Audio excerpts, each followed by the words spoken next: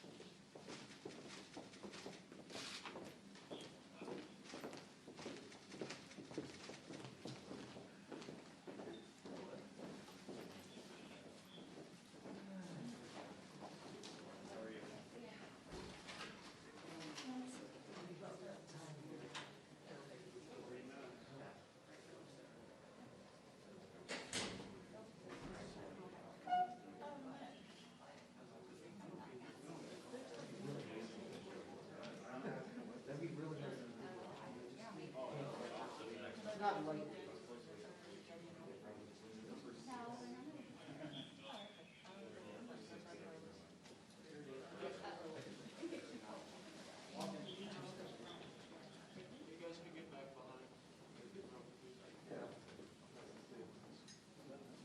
That's him behind all the. He's like shorter behind the cop, like he's like the third person. You know who he is? Yeah. I'll let him know. I'll let him know. I'll let him know. Maybe they got defunded. Yeah, essentially. Maybe they're just tired. I mean, what can they do? Where can they go? Nothing. Everything's shut down. They can't come to hearings. Yeah. Not like they can do anything.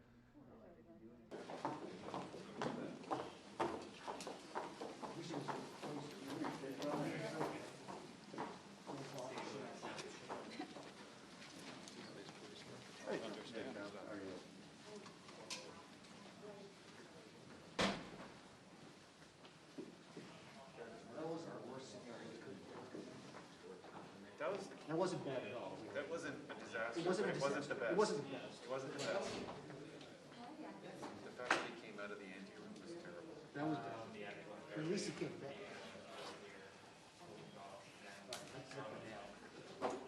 You can't go in there.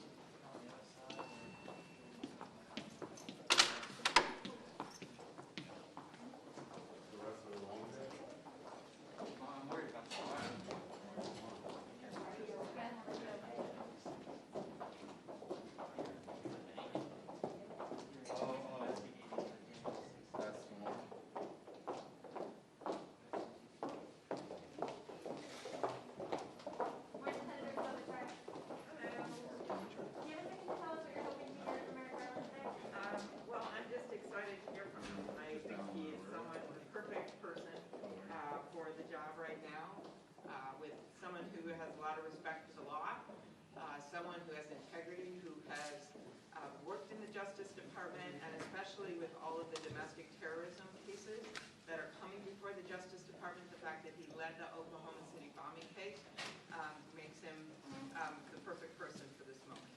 And I better not go in or I'm going to miss it. Thank you. Okay, thank you.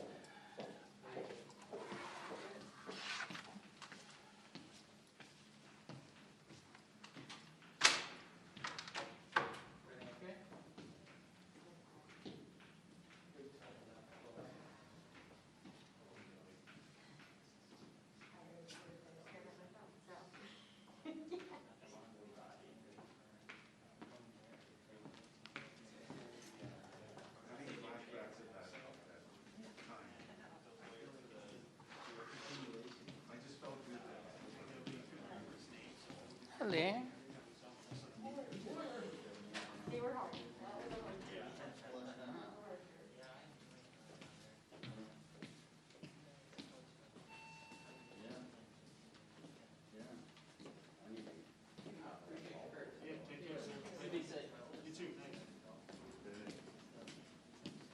Hurry up.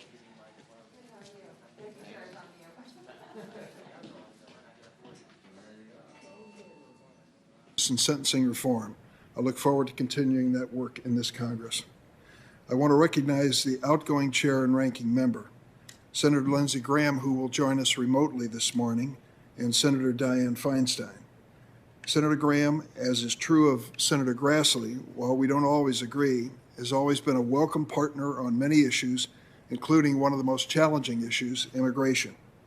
Senator Feinstein, I want to commend for leading the committee Democrats with grace and resolve over the past 4 years.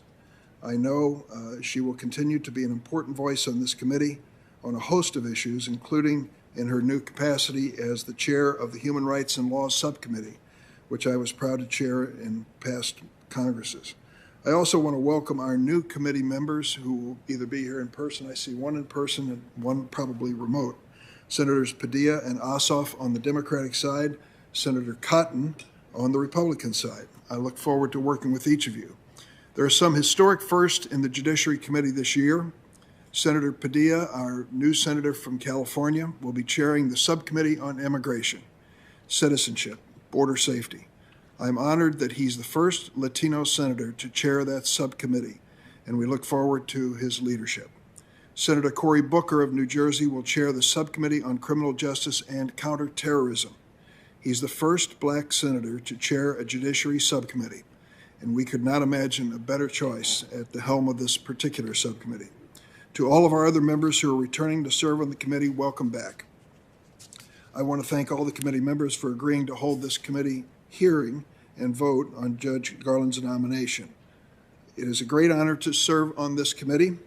The Senate established the Judiciary Committee by resolution on December 10th, 1816, making it among the very first standing committees of the Senate. This committee has seen many consequential debates and approved many important nominations and landmark legislation. In the committee's history, there has only been one prior Illinois senator to serve as chair, Judge Garland, Lyman Trumbull, who led the committee from 1861 to 1872, and during his term of service was a Democrat, a Republican, a radical Republican, and a Democrat again. He was the most bipartisan senator you can imagine. His tenure was also distinguished by passage of historic legislation, the 13th, 14th, and 15th Amendments to the Constitution, the Freedmen's Bureau Acts of 1865 and 1866, the Civil Rights Act of 1866. The last of these was introduced by Trumbull and ultimately became the nation's first civil rights law. As chair, Trumbull saw a nation torn apart by original sin, slavery, and widespread violence and injustice that continued even after the 13th Amendment's passage, as African Americans throughout the nation face racism. Our nation is still dealing with the consequences of these injustices. People of color face systemic racism, and we are still working to rid this nation of the horrific legacy of slavery and Jim Crow. This committee can make a difference. We have the jurisdiction and the opportunity to do it through legislation, oversight, and nominations, including this nomination of Merrick Garland to serve as our nation's next Attorney General. There have been few moments in history where the role of Attorney General and the occupant of that post have mattered more. Judge Garland, should you be confirmed, and I have every confidence you will be, you'll oversee a Justice Department at an existential moment.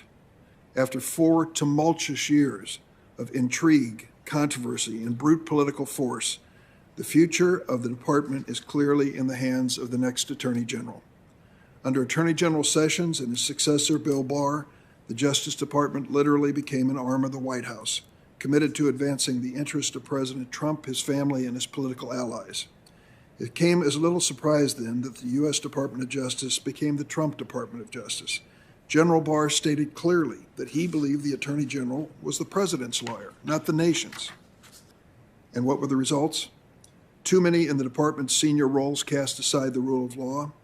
Trump appointees in the department sidelined career public servants, from line attorneys to FBI agents, limited their roles, disregarded their nonpartisan input, overriding their professional judgment, and falsely accusing them of being members of the deep state.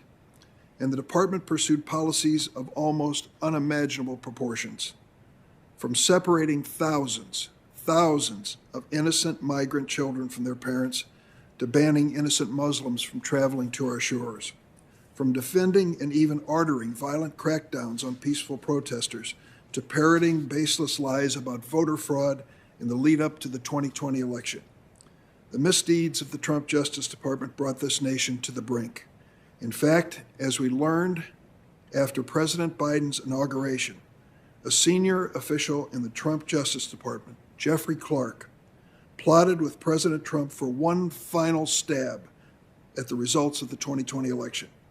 They were thwarted at the last minute by Justice Department attorneys who threatened to resign en masse rather than join their effort. So, Judge Garland, it's no overstatement to say that your nomination is one of the most critical in department history. When I reflect on it, I'm reminded of two previous attorneys general, one a Democrat, the other a Republican, Robert Kennedy, Edward Levy. Kennedy entered office at a time of political turmoil. Although the nation had started down the path towards civil rights, Attorney General Kennedy recognized that equal rights and equal justice under law were still an aspiration for too many people of color in the United States. In June 1863, several years into his tenure as AG, Kennedy testified before the House Judiciary Committee. He said, "The demonstrations of the past few months have only served to point up what thinking Americans have known for years, that this country can no longer abide the moral outrage of racial discrimination." He continued, "If we fail to act promptly and wisely at this crucial point in our history, the ugly forces of disorder and violence will surely rise and multiply throughout the land, and grave doubts will be thrown on the very premise of American democracy." The moral outrage of racial discrimination remains with us today, as do the forces of disorder and violence. And tragically, the Justice Department in the previous administration fanned the flames of discrimination. But a restored Justice Department, a department under new leadership, can and I believe will meet the moment. There are great challenges ahead. The right to vote is under constant assault by those who wish to suppress the voices of communities of color. We have a criminal justice system still in urgent need of reform. And too many Americans, whether because of race, national origin, disability, sexual orientation, or gender identity, face inequality in their daily lives. It is time for the Department of Justice to confront these realities that unfortunately continue to threaten, as Robert Kennedy said, the very premise of American democracy.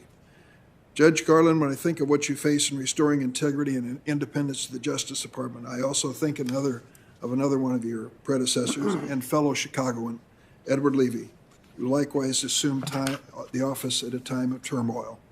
Levi had, of course, been president of the University of Chicago before his nomination to serve as Attorney General for President Ford.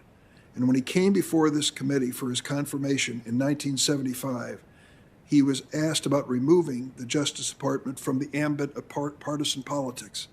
This is what he said: "I do not believe that the administration of justice should be partisan matter in any sense, but I do not think the cases should be brought to reward people or to punish them for partisan reasons." He continues, "I think it would be a bad thing for the country to believe that the administration of justice was not even-handed because it was in some ways tilted by partisan politics." Why was this question asked? Why was Levy's response so important? Just 2 years earlier, President Nixon had attempted to use the Justice Department as his personal law firm, ordering Elliot Richardson to fire Archibald Cox, the special prosecutor overseeing Watergate. Richardson rightly refused to fire Cox, as did his deputy, William Ruckelshaus, and so each of them were fired in what became known as the Saturday Night Massacre. Richardson and Ruckelshaus refused to act in a way contrary to the rule of law. They refused to put partisan politics and the personal interests of President Nixon above fidelity to the Constitution and the principle of equal justice for all, even those who occupy the White House. In the wake of Nixon's action, the Justice Department faced a reckoning. With the department's legacy still tarnished and public confidence shaken, President Gerald Ford turned to Levy to restore honor, integrity, and independence. Well, Judge Garland, the nation now looks to you to do the same. The public's faith in the Department of Justice has been shaken, the result of department leadership consumed with advancing personal and political interest. In fact, had it not been for several Justice Department attorneys I mentioned earlier threatening to resign this January, President Trump might have gone even further than he did to overturn the election results.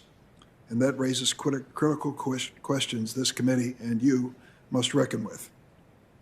Judge Garland, we're confident we can rebuild the department's once hallowed halls, that you can restore the faith of the American people in the rule of law and deliver equal justice. I want to close by returning to the attempt to overturn the 2020 presidential election. You probably noticed when you came to Capitol Hill how it's changed. You lived most of your life, and I've lived a large part of mine, coming to this Capitol Hill to visit, to work, really to honor the traditions of these buildings. We now have established a perimeter around this building. It stretches for blocks in every direction, and a 10-foot high fence that walls off this Capitol building from the rest of America. At the top of the fence, barbed wire. Inside the fence, we have not only our loyal police force, but men and women of the National Guard from all over the United States, thousands of them, still standing guard over this building. What a commentary on the current state of America that we face today. But it's needed. We were here on January 6th. We lived through it. We were lucky, for most of us, we were not in direct contact with the mob. Others were, and sadly paid a heavy price for it. For months, President Trump spread falsehoods about the election and fraudulent voting, and before a single vote had been cast, he claimed that he could only lose as a result of fraud. Far too many Americans gave credence to these unproven, dangerous claims. We know the result. We saw the attempt to subvert democracy, culminating in the events of January 6th, when this armed mob stormed the Capitol, sought to disrupt the counting of Electoral College votes, violently targeted Congress, our colleagues in the House, our families, even the Vice President, staff, ultimately causing the senseless deaths of Capitol Police Officer Brian Sicknick and Howard Liebengood and D.C. Police Officer Jeffrey Smith. When you're confirmed Judge Garland, you, along with the rest of the nation, will continue to grapple with the January 6th attacks, but you'll be in a unique position with a unique responsibility. As the nation's chief law enforcement officer, you'll be tasked with the solemn duty to responsibly investigate the events of that day, to prosecute all of the individuals responsible, and to prevent future attacks driven by hate, inflammatory words, and bizarre conspiracy theories. You know what it's like. You've been there before. You've seen domestic terrorism.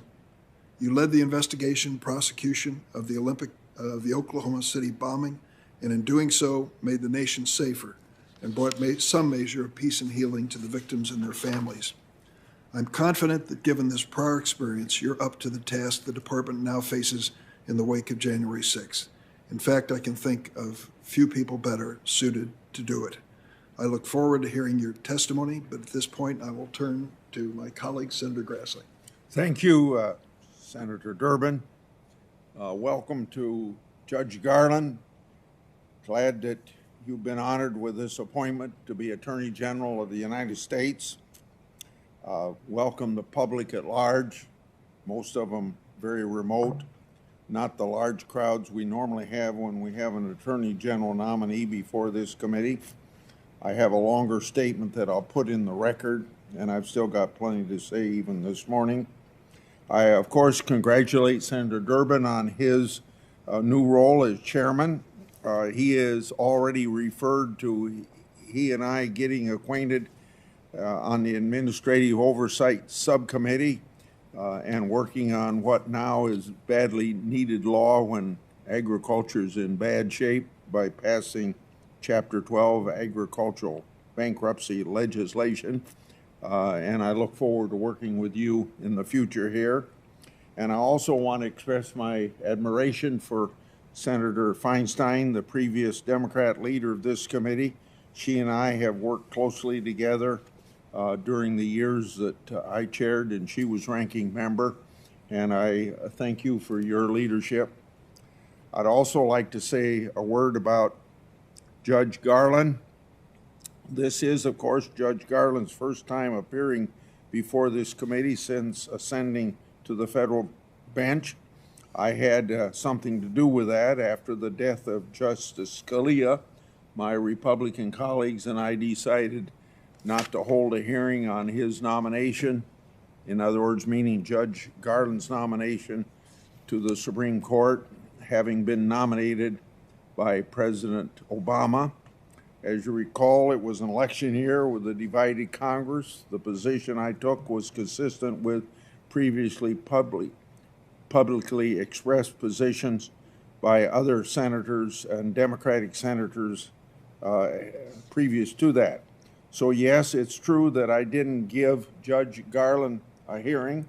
I also didn't mischaracterize his record. I didn't attack his character. I didn't go through his high school yearbook. I didn't make his wife leave the hearing in tears. I took a position on hearings and I stuck to it, and that's it. I admire Judge Garland's public service. Just because I disagreed with anyone being nominated didn't mean that I had to be disagreeable to that nominee.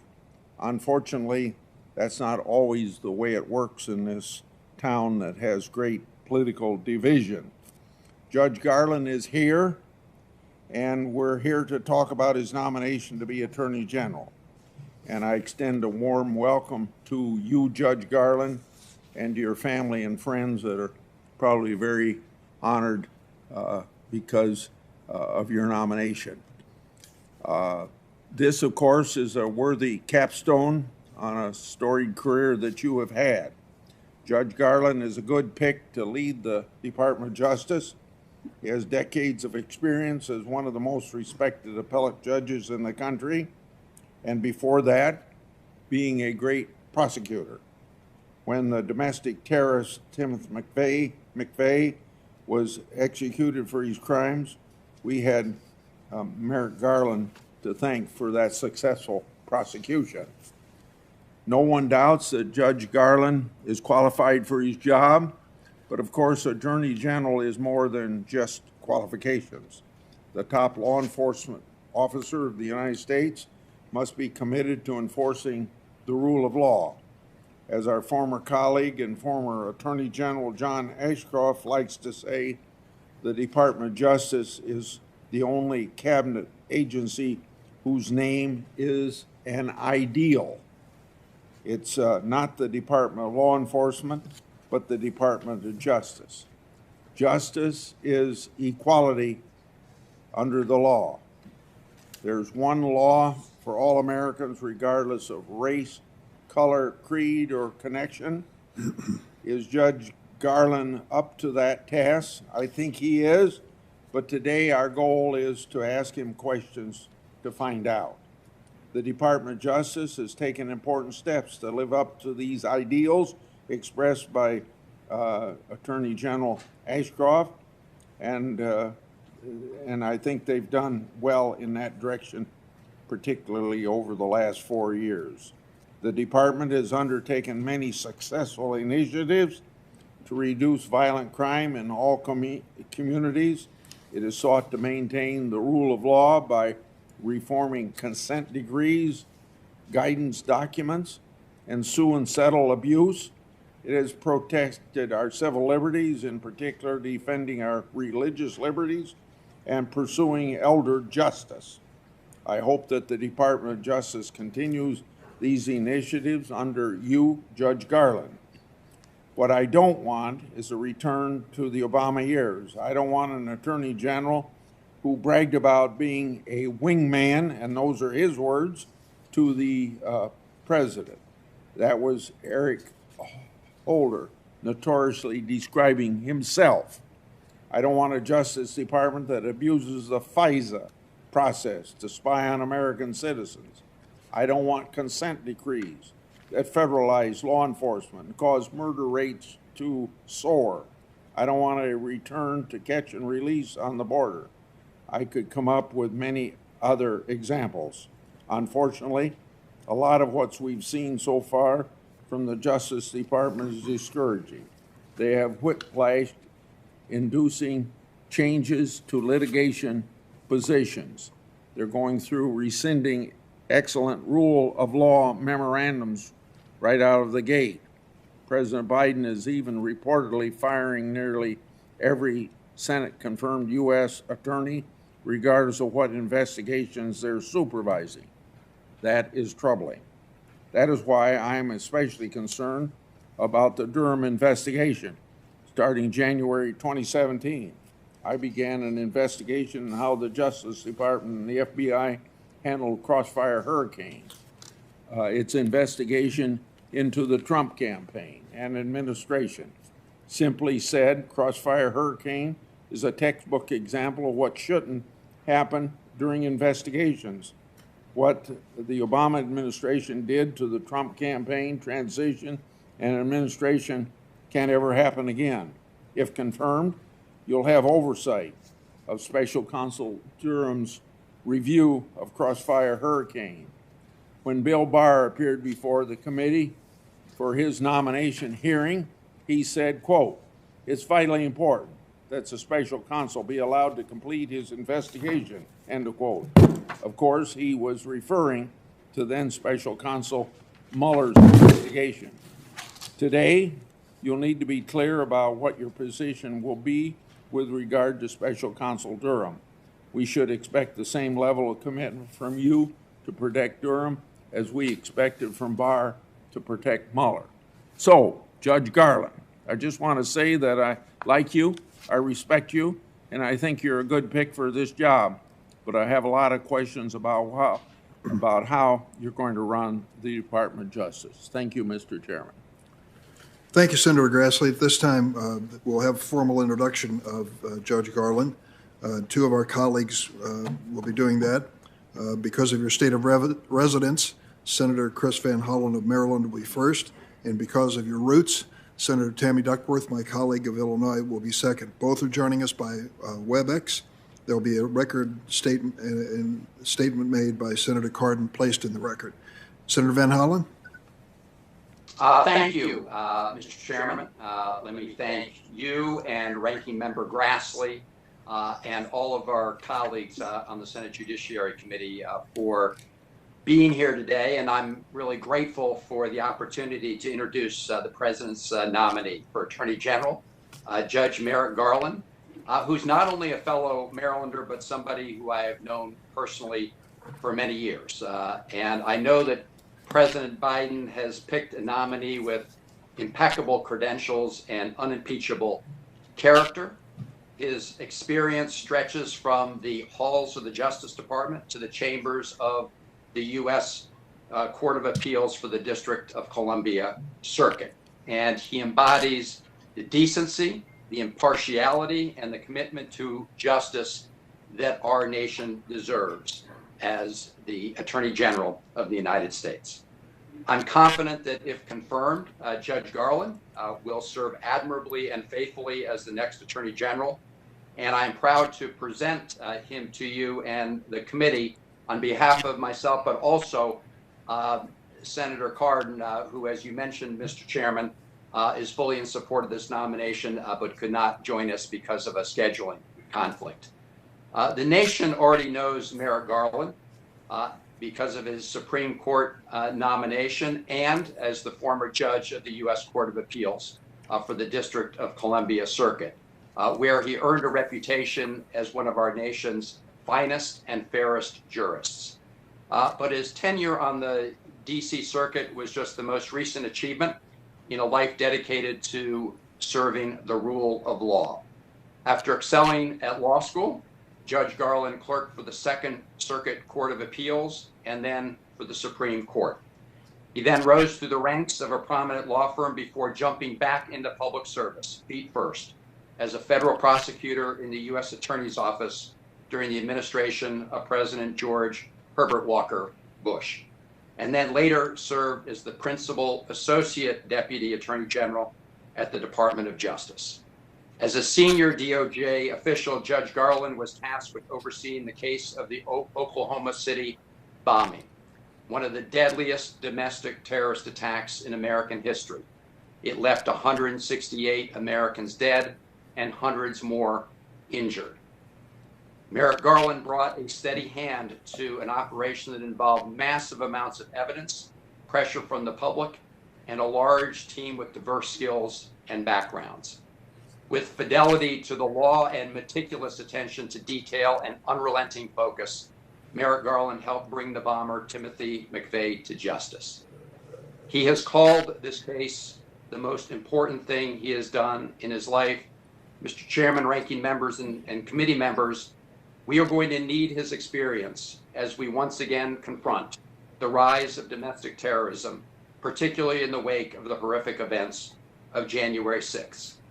And the next Attorney General must not only take on the rise of white supremacist and radical militia groups, but also ensure that justice is rendered equally and fairly. by promoting and ensuring racial equity, rooting out discrimination in our criminal justice system, addressing police reform, and ensuring that we don't see a concerted effort to limit citizens' right to vote in the United States of America. As Justice Garland has himself stated, ensuring the rule of law and making real the promise of equal justice under the law are, quote, the great principles upon which the Department of Justice was founded and for which it must always stand. Judge Garland has spent his career doing both, and I have no doubt he will honor that tradition as Attorney General. While his professional experiences have prepared him for this job, it's its character that makes him right for this moment. Should he be confirmed, Judge Garland will be charged with restoring credibility and independence to the Department of Justice, making it clear that the department is not the political instrument of the White House. I know Merrick Garland is up to the task. The lengthy list of testimonials speaking to his fairness and sound judgment span the political spectrum. He is respected by lawmakers, scholars, and lawyers of every legal persuasion and political philosophy.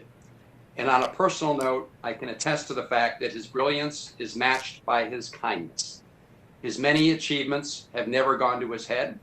He has always stayed humble and treated everyone with respect. Mr. Chairman, Ranking Member, members of the committee, it's for these reasons and many more that I'm honored to present to you the President's nominee to serve as the next Attorney General of the United States, Judge Merrick Garland. Thank you. Thank you, Senator Van Hollen.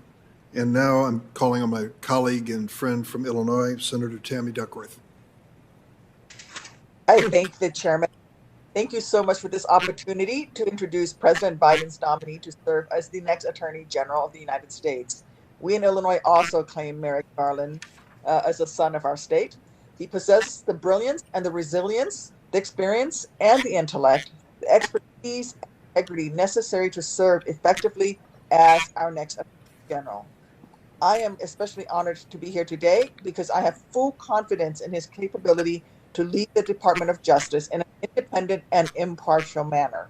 And he will defend the civil and constitutional rights of all Americans, no matter what they look like, who they love, how they pray, or their disability status. Judge Garland hails from our home state of Illinois, Mr. Chairman. His father ran a small business out of his home, and his mother directed volunteer services at the Council for Jewish Elderly in Chicago. After graduating as valedictorian at Niles West High School in Skokie, he won scholarships to attend both college and law school. He then graduated from Harvard University in 1974 and Harvard Law School in 1977. His breadth of experience stems in part from his time in private practice and judicial clerkships. He clerked for Judge Henry Friendly on the Second Circuit and Justice William Brennan on the United States Supreme Court. However, his commitment to public service is perhaps even more clearly demonstrated by his successful tenure at the Department of Justice and his current seat on the United States Court of Appeals for the District of Columbia Circuit. In 1979, Judge Garland joined the DOJ as a special assistant, and then after a brief stint in private legal practice, left the department as a principal associate deputy attorney general in 1997. During his tenure, which spanned both Republicans and Democratic administrations, he led multiple high-profile investigations working on a number of issues, including criminal, civil, antitrust, appellate, espionage, and national security measures. He gained valuable experience as a prosecutor by trying and supervising numerous prosecutions and appeals. Notably, he played a key role in the prosecution of the Oklahoma City bombers, as has been previously noted. Following his career at the DOJ, the United States Senate confirmed his nomination for a lifetime appointment to serve on the D.C. Circuit. Judge Garland authored hundreds of opinions that address disability rights, criminal justice, and voting rights, among other issues that affect Americans in every mile and every corner of this country. As a judge, he joined a unanimous panel decision that upheld a Department of Labor regulation requiring contractors to comply with the Rehabilitation Act of 1973 This decision upheld regulations that sought to protect employment opportunities for individuals living with a disability like myself. It is this legacy of public service that gives me confidence that if confirmed to be our nation's chief law enforcement officer, Judge Garland will not only modernize and strengthen enforcement of the Americans with Disabilities Act, but will restore integrity and lift morale throughout the DOJ. Judge Garland is ready to defend the constitutional and civil rights that our nation so deeply values, and I know he will make all of us Illinoisans proud as our country's next Attorney General. Thank you. Thank you, Senator Duckworth. Judge Garland, will you please stand to be sworn? Do you affirm that the testimony you're about to give before the committee will be the truth, the whole truth, and nothing but the truth, so help you God? Thank you. Before I turn to my questions, I think there's another element in the program here, your testimony. Let me turn to Judge Garland. On here. Thank you, Mr. Chairman, Mr. Ranking Member, and members of the Judiciary Committee. I am honored to appear before you today as the President's nominee to be the Attorney General. I would like first to take this opportunity to introduce you to my wife, Lynn, my daughters, Jessie and Becky, and my son-in-law, Zan. I am grateful to them and to my entire extended family that is watching today on C-SPAN every day of my life.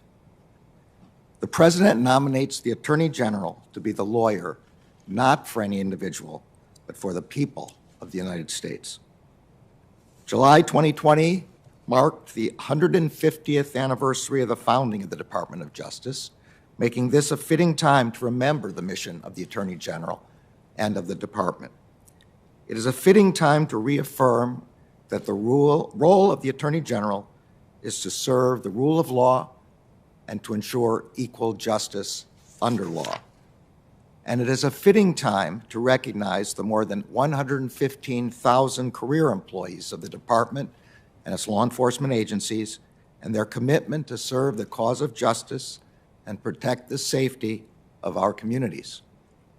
If I am confirmed as Attorney General, it will be the culmination of a career I have dedicated to ensuring that the laws of our country are fairly and faithfully enforced and the rights of all Americans are protected.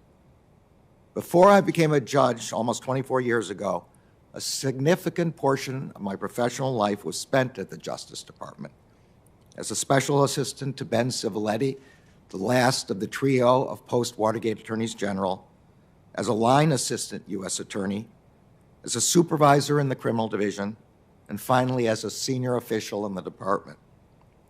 Many of the policies that the Justice Department developed during those years are the foundation for reaffirming the norms that will ensure that the department adheres to the rule of law. These are policies that protect the independence of the department from partisan influence in law enforcement, that strictly regulate communications with the White House, that establish guidelines for FBI domestic operations and foreign intelligence collection, that ensure respectful treatment of the press, that read the Freedom of Information Act generously, that respect the professionalism of DOJ employees, and that set out the principles of federal prosecution to guide the exercise of prosecutorial discretion. In conversations that I have had with many of you before this hearing, you have asked why I would agree to leave a lifetime appointment as a judge. I have told you that I love being a judge, but I have also told you that this is an important moment for me to step forward because of my deep respect for the Department of Justice and for its critical role of ensuring the rule of law. Celebrating DOJ's 150th year reminds us of the origins of the department, which was founded during Reconstruction in the aftermath of the Civil War to secure the civil rights that were promised in the 13th, 14th, and 15th Amendments. The first Attorney General appointed by President Grant to head the new department led it in a concerted battle to protect black voting rights from the violence of white extremists, successfully prosecuting hundreds of cases against white supremacist members of the Ku Klux Klan.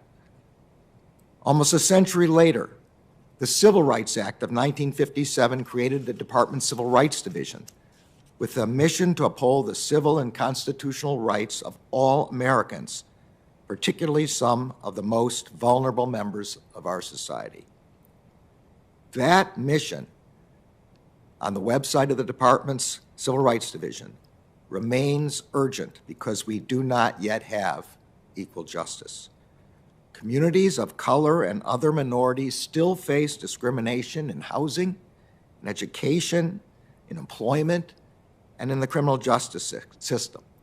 And they bear the brunt of the harm caused by pandemic, pollution, and climate change. 150 years after the department's founding, battling extremist attacks on our democratic institutions also remains central to the department's mission. From 1995 to 1997, I supervised the prosecution of the perpetrators of the bombing of the Oklahoma City Federal Building, who sought to spark a revolution that would topple the federal government. If confirmed, I will supervise the prosecution of white supremacists and others who stormed the Capitol on January 6th, a heinous attack that sought to disrupt a cornerstone of our democracy, the peaceful transfer of power to a newly elected government. And that critical work is but a part of the broad scope of the department's responsibilities. Justice Department protects Americans from environmental degradation and the abuse of market power, from fraud and corruption, from violent crime and cybercrime, and from drug trafficking and child exploitation. And it must do all of this without ever taking its eye off of the risk of another devastating attack by foreign terrorists. The Attorney General takes an oath to support and defend the Constitution of the United States against all enemies, foreign and domestic. I am mindful of the tremendous responsibility that comes with this role. As Attorney General, later Supreme Court Justice Robert Jackson famously said, quote, "The prosecutor has more control over life, liberty, and reputation than any other person in America." While prosecutors at their best are one of the most beneficent forces in our society, when they act from malice or other base motives, they are one of the worst. Jackson then went on to say, "The citizen's safety lies in the prosecutor who tempers zeal with human kindness, who seeks truth and not victims, who serves the law and not factional purposes, and who approaches the task with humility." That was the prosecutor I tried to be during my prior service in the Department of Justice. That is the spirit I tried to bring to my tenure as a federal judge. And if confirmed, I promise to do my best to live up to that ideal as Attorney General. Thank you. Thank you, Judge Garland. Before I turn to my questions, I want to lay out a few mechanics for the hearing. Senators will have 8 minutes in the first round of questions, followed by a 5-minute second round.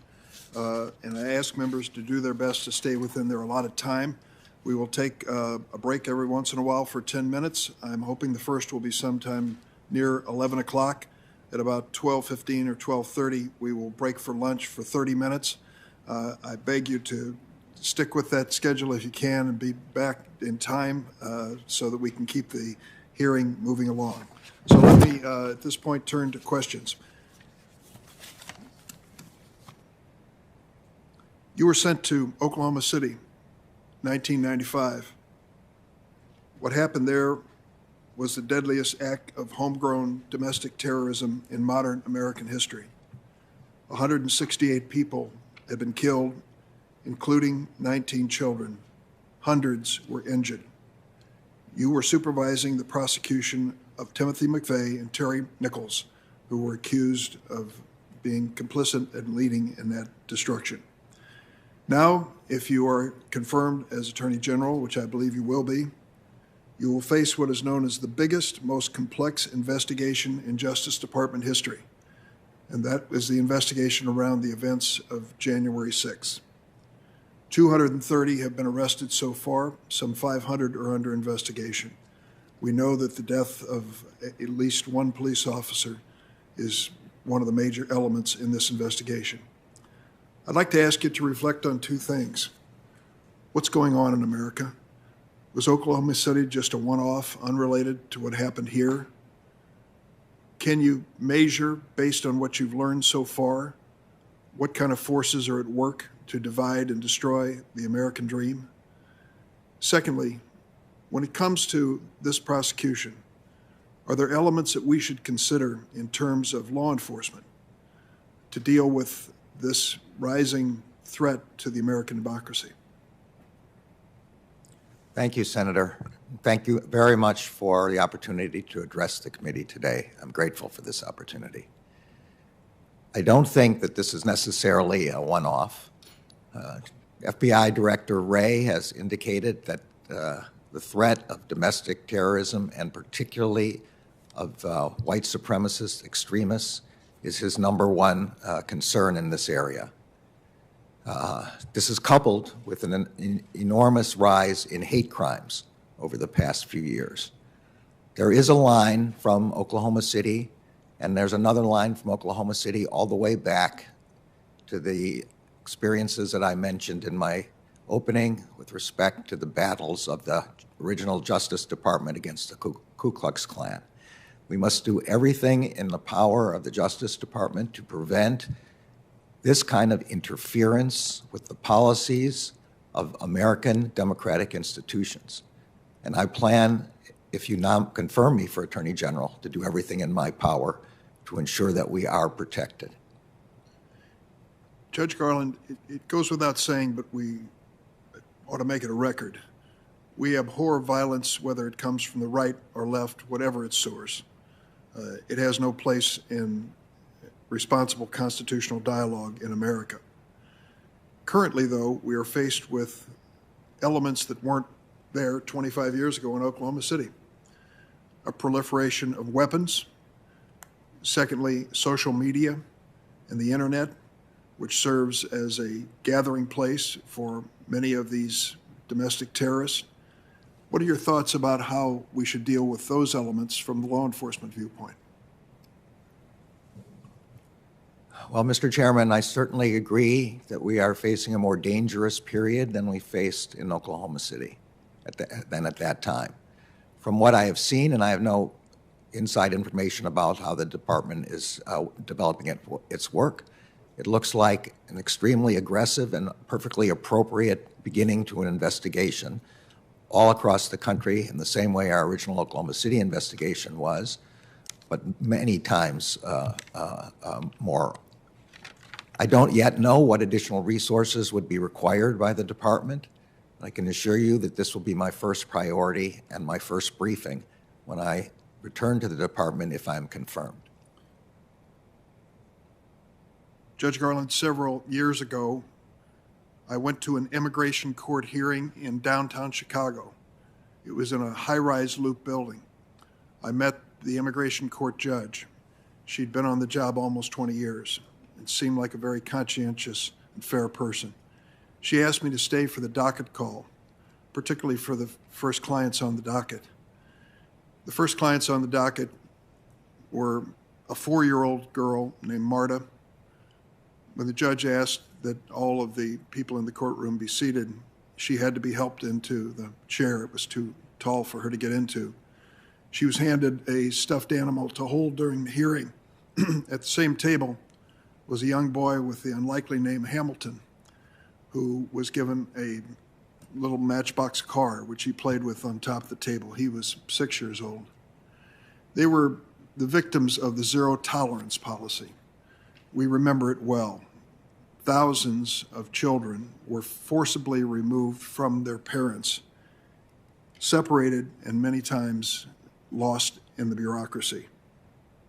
Some have incorrectly stated that that administration policy by the Trump administration was just a continuation of Obama-era policy. That isn't true. The Obama administration did not have policies that resulted in the mass separation of parents and children. And on rare occasions, separations occurred. This was due to suspicion of trafficking or fraud, not because of an intentional, cruel policy to separate children. The Justice Department's Inspector General conducted an investigation of the zero-tolerance policy and noted that the Justice Department was, quote, the driving force, close quote, in that policy. There is still a lot that we do not know about that policy and the accountability for the officials who were responsible for it. So let me ask you this. This committee is going to hold oversight hearings to get to the bottom of it. Will you commit to cooperate with those investigations? Senator, I think the oversight responsibility of this committee is one of its very most important things. It's a duty imposed by the Constitution, and I greatly respect it. I think that the policy was shameful. I can't imagine anything worse than tearing parents from their children. And we will provide all of the cooperation that we possibly can. I thank you for that. When it comes to congressional oversight, this committee has a role in restoring independence and integrity to the Justice Department through oversight hearings. It has a long-standing tradition of holding annual Justice Department oversight hearings, but sadly, it's been 3 years since the Attorney General has been called before this committee. I pledge that as chairman, I'll hold annual DOJ oversight hearings where members from both sides of the aisle can ask important questions of you in that capacity. I don't want to go into detail, but ask you, obviously, would you agree to cooperate in that commitment to oversight hearing? Of course, if I'm confirmed, I will certainly cooperate. And when requests are made for information by members of the committee, I hope that I can also have your commitment to cooperation in providing timely answers. Yes, Mr. Chairman, we will be as responsive as we possibly can. As I said, I have great respect for and belief in the oversight role of this committee. Thank you. Senator Grassley? Yeah. Since you're a currently sitting judge, you're bound by the Code of Conduct of U.S. judges. Nevertheless, I hope that we can get frank answers from you on your views. And when we talked last on the phone, you told me you would get guidance from the administrative office on what you can or can't say. I assume that you sought that guidance. If so, what did they advise you? Yes, Senator Grassley, I did, and they advised me just as you and I thought that they would. Canon 3 bars me from commenting on any pending or impending case that is in any court, but I am free to talk about policy with you. Okay. I'm going to go to the Durham investigation. At Barr's hearing, he stated the following regard to Mueller's investigation, quote, "It's virtually important that the special counsel be allowed to complete his investigation." Also at that same hearing, Senator Feinstein asked, quote, "Will you commit to providing Mr. Mueller with the resources, funds, and time needed to complete his investigation?" End of quote. Attorney General Barr answered Senator Feinstein with a one-word yes. With respect to Special Counsel Durham's investigation, I expect that he will be allowed to complete his investigation. If confirmed, will you commit to providing Special Counsel Durham with the staff, resources, funds, and time needed to thoroughly complete the investigation? So, Senator, I don't have any information about the investigation. As I sit here today, and another one of the very first things I'm going to have to do is speak with Mr. Durham to figure out how his investigation is going. I understand that he has been permitted to remain in his position, and sitting here today, I have no reason to think that that was not the correct decision. Okay, and I suppose that would be an answer that he would only be removed for cause then? Would that be your position? Well, Senator, I really do have to have an opportunity to talk with him. I have not had that opportunity. As I said, I don't have any reason, from what I know now, which is really very little, to make any determination on that ground, but I don't have any reason to think that he should not remain in place. Okay. If confirmed, would you commit to publicly releasing Special Counsel Durham's report, just like Mueller report was made public?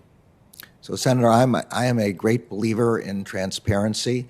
I would, though, have to talk with Mr. Durham and understand the nature of what he's been doing and the nature of the report. But I am very much committed to transparency and to explaining Justice Department decision-making. At this point, I'm not going to take exception to the answers you gave me about Durham, because I think you're an honorable person. They're not quite as explicit as I hope they would be, like we got from Barr for the Mueller investigation. But I think you've come close to satisfying me, but maybe not entirely. We're in the midst of a polydrug crisis. In addition to opioids, methamphetamine, and cocaine, fentanyl and fentanyl analogs are plaguing our country. Increasingly sophisticated drug trafficking organizations, both domestic and internationally, try to skirt the law by changing their molecular structure.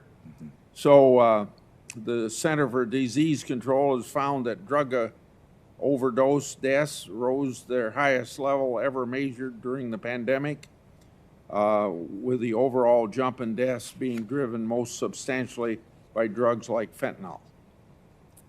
We must stop this fentanyl substance from entering our neighborhoods and killing thousands of Americans.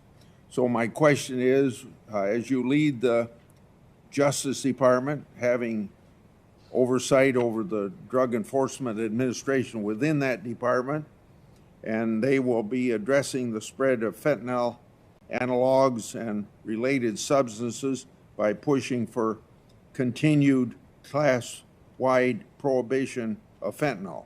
So I didn't quite make my question clear. Would you lead the Justice Department in pushing for continued class-wide prohibition of fentanyl dialogues? Senator, I'm familiar with this problem. One of my roles as the Chief Judge of the D.C. Circuit was to serve on the Pretrial Services Committee for the Committee for the Pretrial Services Agency for the district, and we were constantly advised of the fact that the formula was being slightly changed constantly, and this was a problem both for detection as well as for the problem of enforcement. To be honest, I'm no chemist. This is one of the reasons I ended up being a lawyer instead of a doctor. But I would need to look at what would be proposed. But I do understand the scope of this problem, and I'm in favor of doing something either by scheduling or legislation, if I'm confirmed, that would address the problem that you're talking about, which is an enormous problem for enforcement. Yeah. I want to go to the death penalty because we have some people already prosecuted where the death penalty has been advocated or sought, and one of those is the people that were involved in Boston Marathon. So the question, the Justice Department, again under the Obama administration, sought and received an appropriate sentence of death. That sentence is currently being appealed. Will you commit to defending these sentences on appeal? Well, Senator, now we're rubbing up against exactly the problem that you asked me about in the beginning. These are pending cases, and as a sitting judge, the canons bar me from making comment on pending cases.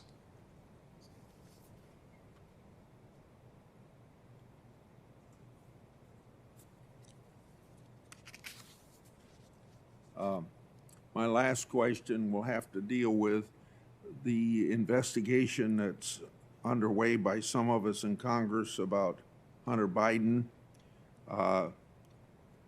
Have you discussed the case with the president or anyone else? And I don't expect you to discuss your private conversation with the president, but members of this committee always ask judges or other people, did you discuss with the president, for instance, your position on abortion?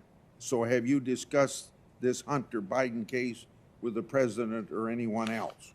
I have not. The president made abundantly clear in every public statement before and after my nomination that decisions about investigations and prosecutions will be left to the Justice Department. That was the reason that I was willing to take on this job. And so the answer to your question is no. Okay. Thank you. Thanks, Senator Grassley. Senator Leahy would be next, but he is outside of the jurisdiction of Zoom at the moment. I guess that's appropriate. And so Senator Feinstein will be recognized. Thank you very much, Mr. Chairman, and welcome. Throughout your career, you have been praised by people on both sides of the aisle. When you were nominated to the Supreme Court, President Obama said you were, quote, someone who would bring a spirit of decency, modesty, integrity, even-handedness, and excellence, end quote. Similarly, Senator Orrin Hatch called you, quote, a fine man who would be a, quote, moderate choice for the court.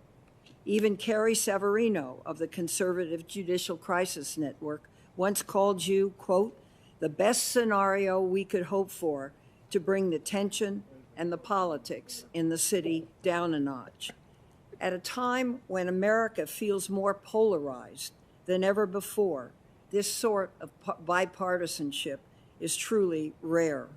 So I ask this question: can all Americans, regardless of their political affiliation, count on you to faithfully and fairly enforce our laws? Yes, Senator, that is my personality.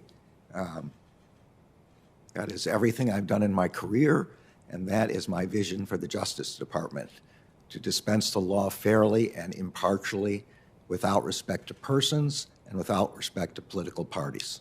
Thank you for that statement.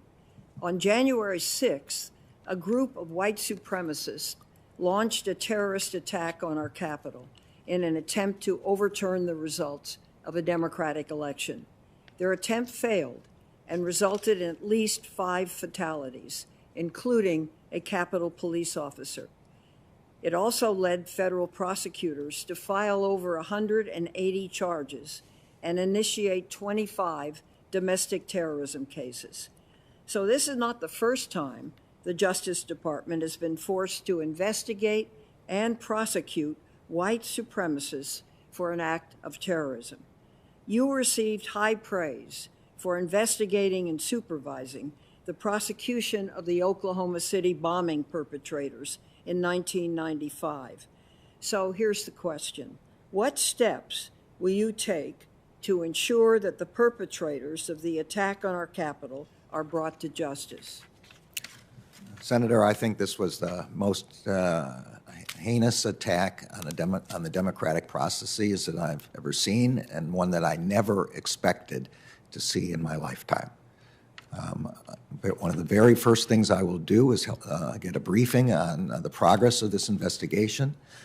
I intend to give the career prosecutors who are working on this matter 24/7 all of the resources they could possibly require to do this.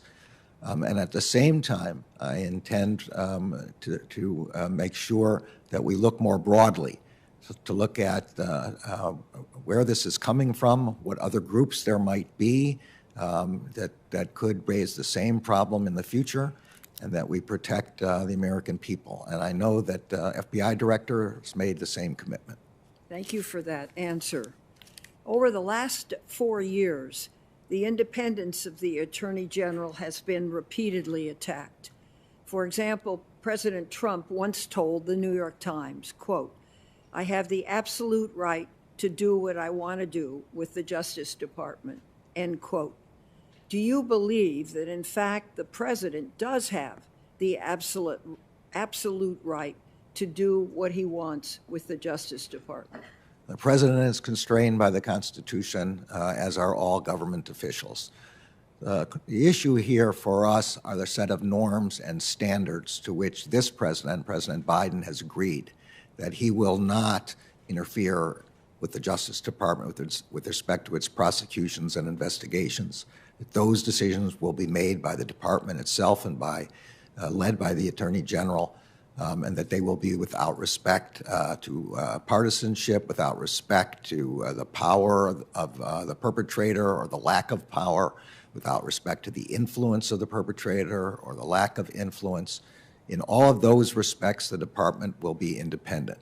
The department is a part of the executive branch, and for that reason, on policy matters, we follow the lead of the president of the administration as long as it is consistent with the law. And the role of the department is to advise the president and the administration and the other agencies about what is consistent with the law. That is our obligation, and we will do so objectively, based only on our reading of the law. Well, thank you for that. I think you've laid it out clearly and directly, and it's very much appreciated. If the president's interest and the public's interest are in conflict, which interests does the Attorney General represent? The Attorney General represents the public interest, particularly and specifically as defined by the Constitution and the statutes of the United States. Do you believe that the president has the authority to order the Attorney General to open or close an investigation or a prosecution? This is a hard question of constitutional law, but I do not expect it to be a question for me. As I just said to you, the president has promised that those decisions will only be made by the Attorney General, and that is what I plan to do. I do not plan to be interfered with by anyone. I expect the Justice Department will make its own decisions in this regard. Well, thank you. I'm going to cease at this time, but I just want to say that I think you've had a remarkable career. You've done very special things, and always in a very reasonable, sober, penetrating way. So I just want to say thank you for that.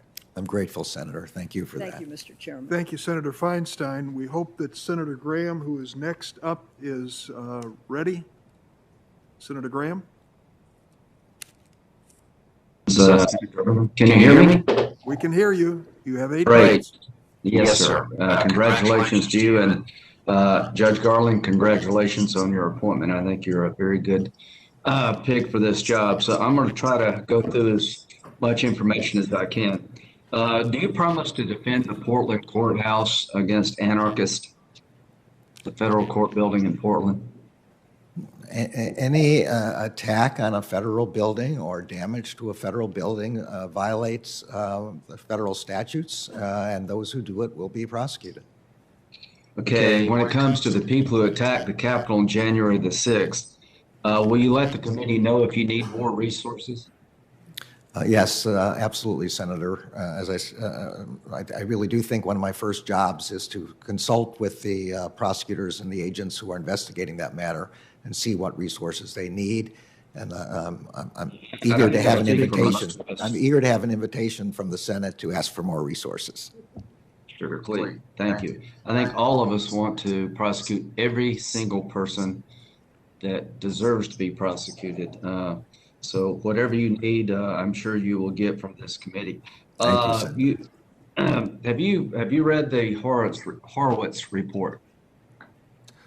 So, Senator, in our conversations, you asked me to read it. It's some 400 pages long, and I asked you for permission to read only the also very long executive summary. Okay. That's good. And I have done that.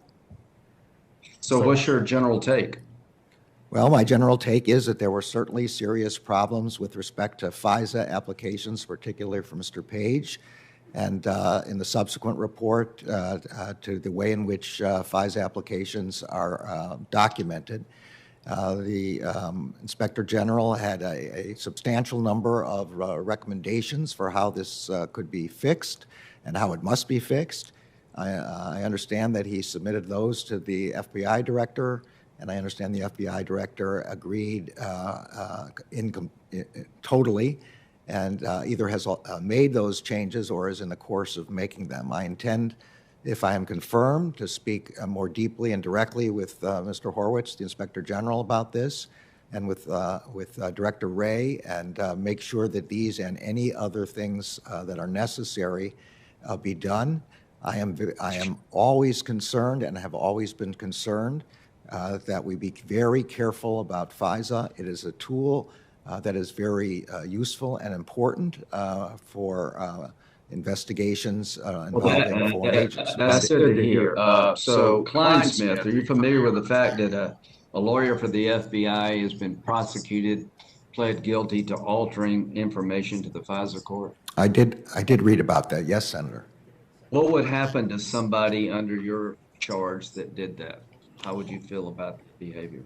Well, somebody who makes a false statement to the FBI or the Inspector General during an investigation has violated 18 U.S.C. 1001, and I've prosecuted those myself. Do you believe the Durham investigation is a legitimate investigation? Senator, I don't know anything really about the investigation. You've read the Horowitz report. Do you think somebody should look at what happened? Well, I do think somebody should look at what happened with respect to those FISAs, absolutely, and I believe the Inspector General has done that. Based on what your review of the Horowitz report, do you think Jim Comey was a good FBI director? Senator, I really don't want to get into analyzing any of the previous directors. You've been very critical, and appropriately so at times. I just find it pretty stunning that you can't say, in my view, that he was a terrible FBI director. But have you ever been to the border? Have you ever been to the U.S.-Mexican border? No, sir, I haven't. So I'd like you to go, because I just got back, because I learned that drug cartels are using our asylum laws against us. They will collect people to sort of rush the border, and once they're apprehended, they'll claim asylum, and most of these claims, 90%, are rejected, and that will take resources away from securing the border and detecting drugs and protecting the nation against terrorism. This is a behavior by the cartels. Will you look into that practice of using asylum claims by drug cartels to weaken border security? I had not known about this, and I will certainly look into this problem. I think the drug cartels are a major menace to our society, and the poison that they put into our streets is damaging communities of every kind. If they have a particular, if they have asked you to visit the border, I think you'll find patriots there, and when they make mistakes, they need to be held accountable. But that's one of the toughest jobs in the country. Senator, I apologize for speaking over you just now, but there's like a little bit of a lag. I'm sorry. It's not your fault. It's a lag in the technology, I think. Okay. Well, I have a Southern accent, so it's not the accent. I'm familiar with Southern accents. We get high-speed internet. This is the 20th anniversary of 9/11. Are you concerned that Al Qaeda and ISIS types are going to try to hit us again? I am very concerned that foreign terrorist organizations will try to hit us again. Yes, I don't know enough at this point about the capabilities of those two, but it really doesn't matter which foreign terrorist. The terrible thing is the attack. And as I said in my opening statement, with all the other things that the Justice Department has to do, it must always keep its eye on the ball with respect to foreign terrorist attack. I was sitting in my office, arriving at my office as the first plane hit the Trade Center, and I was sitting in my office and could see smoke rising over the Pentagon. I can assure you that this is top of mind for me. Well, one of the reasons I am very inclined to support you is I believe what you just said is true. I think you have a very deep understanding of the the threats America faces, and to my colleagues on the committee. Al-Qaeda has been diminished. ISIS footprint has been greatly diminished, but they're out there and they're trying to, they will this year sometime, I hope I'm wrong, let us know they're still there. So it's great to hear the potential future Attorney General understanding that our nation is very much still under threat. So when it comes to interacting with the committee, we're going to be talking about Section 230 reform. What's your impression of Section 230 liability protection for big tech, and is it time to revisit that topic? Senator, I have to be the first to confess when I have relatively limited information about a subject. I have had one case on Section 230. It was a very straightforward application of the law, so of course I know what it is. I also know that many members of this committee have ideas for how it should be amended, and I would have to have an opportunity, if I'm confirmed, to talk with you about that and to understand all the conflicting concerns and the complexities of how to alter it if it's to be altered. The devil in these sort of things is always in the details.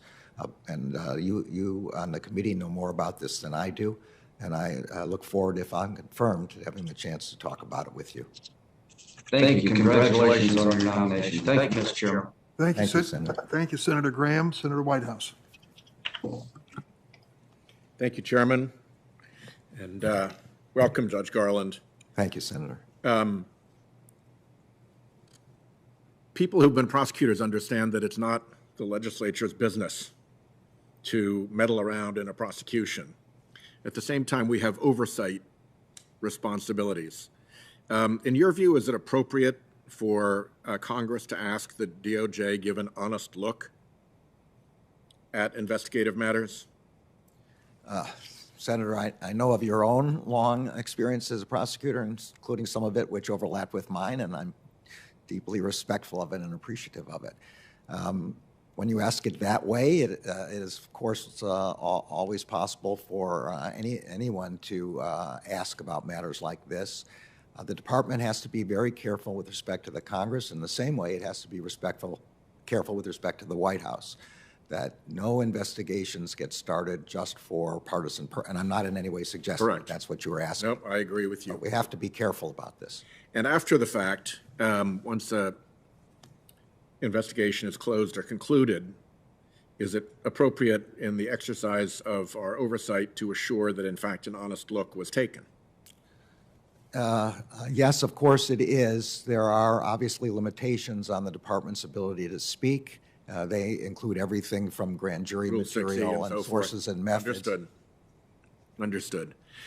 With respect to January 6th, I'd like to make sure that you are willing to look upstream from the actual occupants who assaulted the building in the same way that in a drug case, you would look upstream from the street dealers to try to find the kingpins, and that you will not rule out investigation of funders, organizers, ringleaders, or aiders and abettors who were not present in the Capitol on January 6th. Senator, fair question? Fair question, and again, your law enforcement experience is the same as mine. Investigations, I began as a line assistant U.S. attorney, and I was a supervisor. We begin with the people on the ground, and we work our way up to those who are involved and further involved. And we will pursue these leads wherever they take us. That's the job of a prosecution. As Chairman Durbin mentioned, there have been widely reported problems within the department in the last 4 years. The Judge Gleason's brief for Judge Sullivan is one pretty stunning reproach of the department. Judicial decisions out of the D.C. District Court and the Southern District Court have been pretty damning, and press reports, too many to mention, have raised concerns about problems within the department during that period. How do you plan to assess the damage that the department sustained so that you can go forward with a clear understanding of what needs repair? Senator, I am a strong believer in following the processes of the department. That was my experience and all of my experiences at the department, regardless of whatever level I served. The traditional process is for issues to be raised before either the Inspector General or the Office of Professional Responsibility in the areas that you're talking about, that they conduct investigations, and they certainly seemed extremely capable of conducting thorough investigations. They then make recommendations, and that would be the normal procedures in the department, and I would expect, if I'm confirmed, that those would be the kind of procedures I would want to follow. Well, I would submit to you that you may want to take it on more systematically than that, but we can leave that for a later day.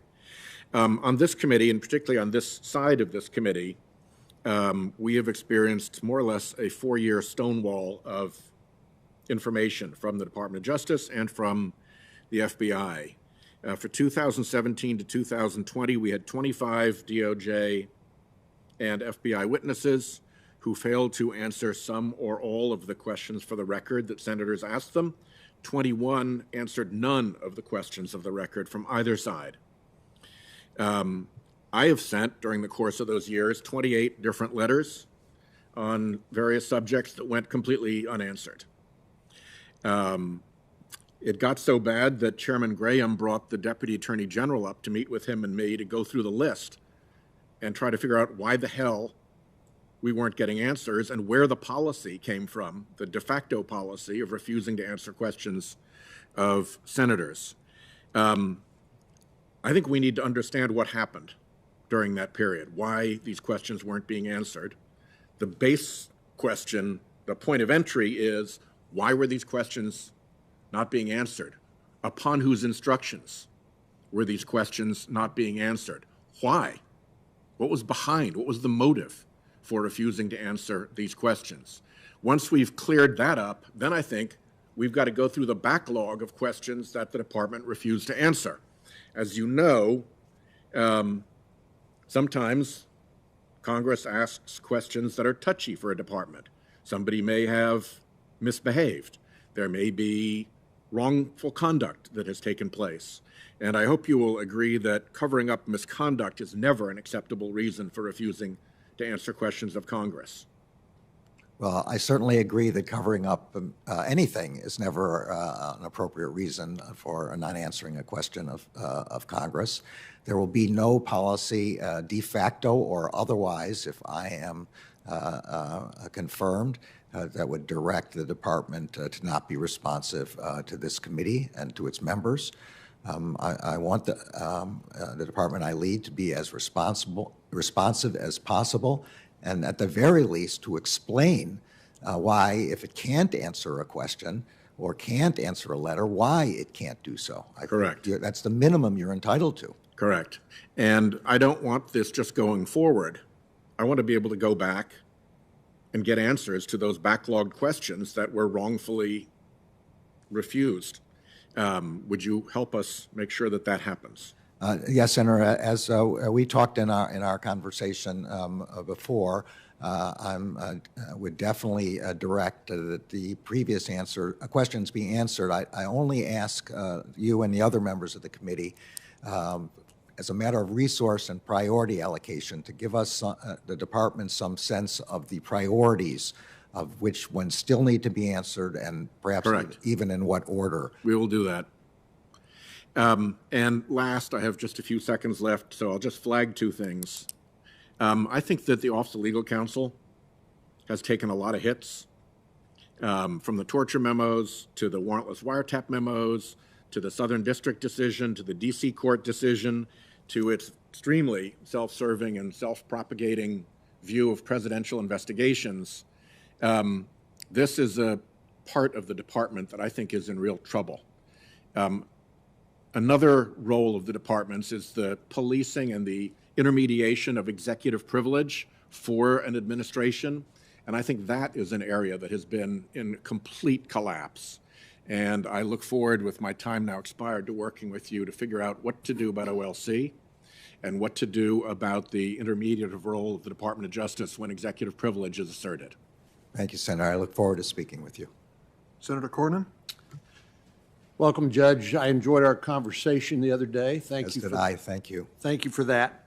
As I told you, my sole criterion for voting for your confirmation is your pledge to make sure that politics does not affect your job as Attorney General. And I believe you told me that you could make that commitment. Is that a commitment you can make here publicly today? Yeah, yes, absolutely. I would not have taken this job if I thought that politics would have any influence over prosecutions and investigations. I do want to just to be clear about, to clarify, so as to not disappoint you, with respect to policies of the administration, which I assume are driven by politics, although as a judge I wouldn't know for sure. It is our obligation to advance the policies of the department as long as they are consistent with the law, and our evaluation of the law has to be based only on the law and not politics. Thank you for that clarification. I think being Attorney General has got to be the toughest job in the United States government because you serve at the pleasure of the President, but you also have, as you appropriately point out, a obligation to equal justice and impartial enforcement of the law. If you were asked to do something that you considered to be in violation of the law or unethical, would you resign? Well, the first thing I would do is to tell the president or whoever else was asking me to do that, that it was unlawful. I do not expect this to happen with this president, who has made it completely clear publicly and in private that he will not do that. But of course, if I am asked to do something and an alternative is not accepted, I would resign, yes. Okay. Judge Garland, I think one of the biggest problems that the administration of justice has had here in the United States for the last, particularly the last couple presidencies, has been the perception that there is a double standard, one that applies to maybe one political party or people of wealth, and another one that applies to the opposing political party or people who don't have the resources in order to defend themselves against the awesome investigative and prosecutorial powers of the Department of Justice. Of course, you're acquainted with the phrase above the Supreme Court, equal justice under the law. Do you agree with me that a double standard, a perception of a double standard of justice can be a cancer that will eat away at public confidence in the administration of justice and that commitment to equal justice? Absolutely, Senator. As I have said to many people, I think probably including yourself, Ed Levy is my model for the Attorney General. His role was to be sure that justice was meted out fairly and impartially without any special favors for anyone. This is the definition, in my view, of the rule of law, that the powerful and the powerless, one party and another party, one community in the United States and another community in the United States, all are treated equally in the administration of justice. The chairman's recitation of things that he perceives as being inappropriate at the Department of Justice ended with the Trump, started and ended with the Trump administration, but let me take you back a little further into the Biden-Obama administration. You're familiar with the press conference that James Comey, the FBI director, had in July of 2016, where he discussed the investigation of Hillary Clinton for inappropriate use of her email server? I remember it, Senator, yes. According to the Justice Department norms and procedures and rules that you're well acquainted with as a result of your experience, is that an appropriate step for an FBI director to take to talk about derogatory information in a case that they say no reasonable prosecutor would pursue? Senator, I don't think it's useful for me to comment on specific matters involving specific former officials, but I have no problem at all telling you that the Justice Department's policies make clear that derogatory comments about subjects, targets, even people who have been indicted, except for what's in the indictment, are not appropriate. And if I am confirmed, I will zealously attempt to reinculcate that spirit. When I was speaking to the press after each court hearing in Oklahoma City, I was assiduous in making sure that I did not say anything about the defendants who had just been before the court and who had done, now we know after conviction, horrible things, that I would not say anything other than what the charges had been brought against them, what the judge reported. And I believe that is an important part of federal prosecution. I know you don't want to comment on Mr. Comey's actions, but what you've just described strikes me as diametrically opposed to what he actually did. Senator Graham asked you if you'd read the Horowitz report on the investigation of Crossfire Hurricane. I understand that your time has been limited up to this point, but would you pledge to read all 404 pages of that report if you're confirmed? I will, Senator. It may take me some time, but I have a head start by reading the executive summary, so I think I should be able to get through it. Well, I think it's really important that you do so because of the abuse, not only of the FISA process, where that FBI lawyer lied to the FISA court in order to get a warrant to spy on an American citizen, but the use of counterintelligence investigation against a presidential candidate and in the run-up to the election. Are you familiar with the Steele dossier? Only what I've read in the newspapers, and I have to admit that I've read only conflicting reports about it in the papers. Well, it's been revealed that the sources for the Steele dossier, which was used in part in order to get FISA warrants, that the subsources could well be Russian intelligence officers using that in order to get as part of a Russian active measures campaign. Are you familiar with the practice of the Soviet Union and now the Russian Federation to use active measures as part of their intelligence service attacks against the United States? So not from my experience either as a judge or as a prosecutor, but again from reading media reports. I know what the words mean, and I have a general idea of what you're speaking about, yes.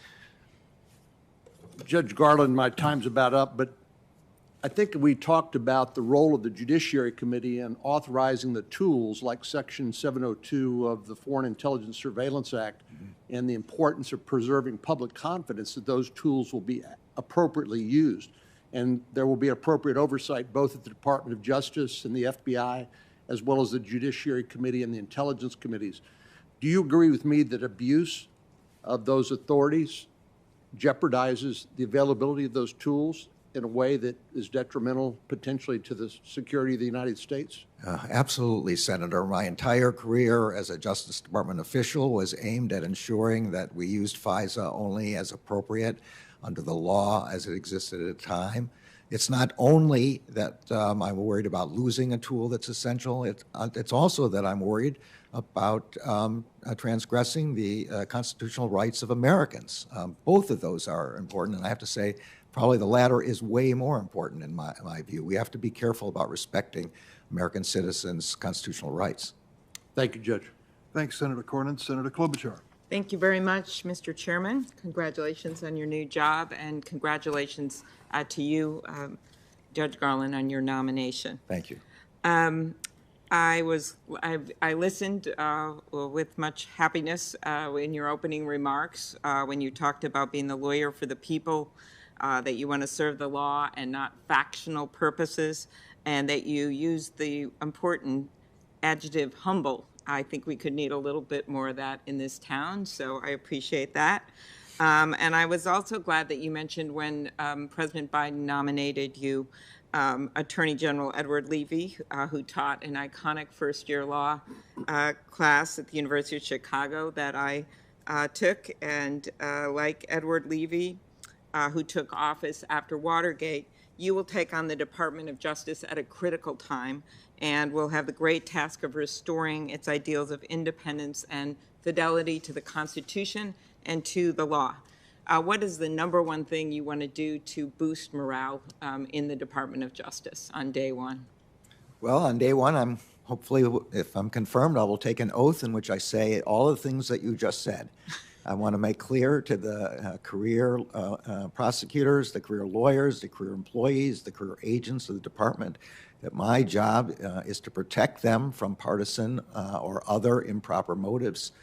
I then hope to have an opportunity over the next few months to visit with as many members of the Justice Department as possible.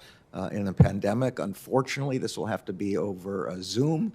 I would much prefer to be able to go down to the Great Hall or the cafeteria and mingle with folks and let them hear what's in my heart about this. But I'm afraid that technology is the only way I'm going to be able to do it now. Okay, very good.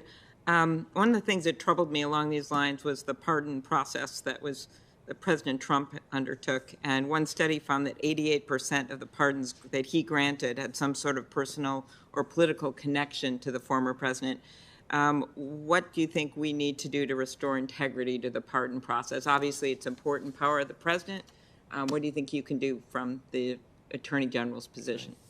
Well, Senator, you're right. This is a power granted by the Constitution to the president. I think the role of the Justice Department through its pardon attorney is to provide a careful, individualized examination of the people who are asking to be pardoned. The office has a set of very detailed regulations which describe when people are appropriate for pardons and when they are not. It provides an important screen that not only yields who maybe should be pardoned, but also protects the president from improper influence. Okay. Just a few things I want to ask quickly because I want to also get to antitrust. You talked to Senator Graham about resources for domestic terrorism and that you want to take a look. Do you think you will need additional authorities, or you want to look at that when you get in there? I'm going to be chairing a hearing tomorrow with the Rules Committee on what happened at the Capitol and what we need to do to improve security. Obviously, part of it is prosecuting the perpetrators. Yeah. Well, I thank you for that question. The department is probably always looking for new tools, but the first thing we have to do before we look for new tools is figure out whether the tools we have are sufficient, and that will be part of this briefing that I want to have to determine whether the laws, which are quite capable and which were capable of the charges against McVeigh and Nichols and many other terrorists over the years, whether they are sufficient. And then I'd be interested in speaking with you and other members of the committee about what other additions might be made, but I first have to know whether anything more is necessary. Very good. Will you commit to reinstating Attorney General Holder's 2015 guidelines requiring the AG to sign off on subpoenas to journalists? Something I care a lot about as the daughter of a journalist. Yes, so these guidelines came out originally when I was working for Ben Civiletti, and I had the great pleasure of working on them. These are things. This is something that I'm deeply committed to. They've improved, I would say, over the years as more concerns have arisen. But I would expect to re-up those guidelines. I don't believe that they have been rescinded in any way, though. I believe they're still there. No, but I couldn't really get a straight answer from Attorney General Sessions or Barr, so right. Well, I hope we can talk about this more. For you. I know you support reforms to police practices. That's correct. Yes. Okay, very good. We obviously have a major bill on that. Conviction integrity units, something that I think is very important. You support federal grants for that?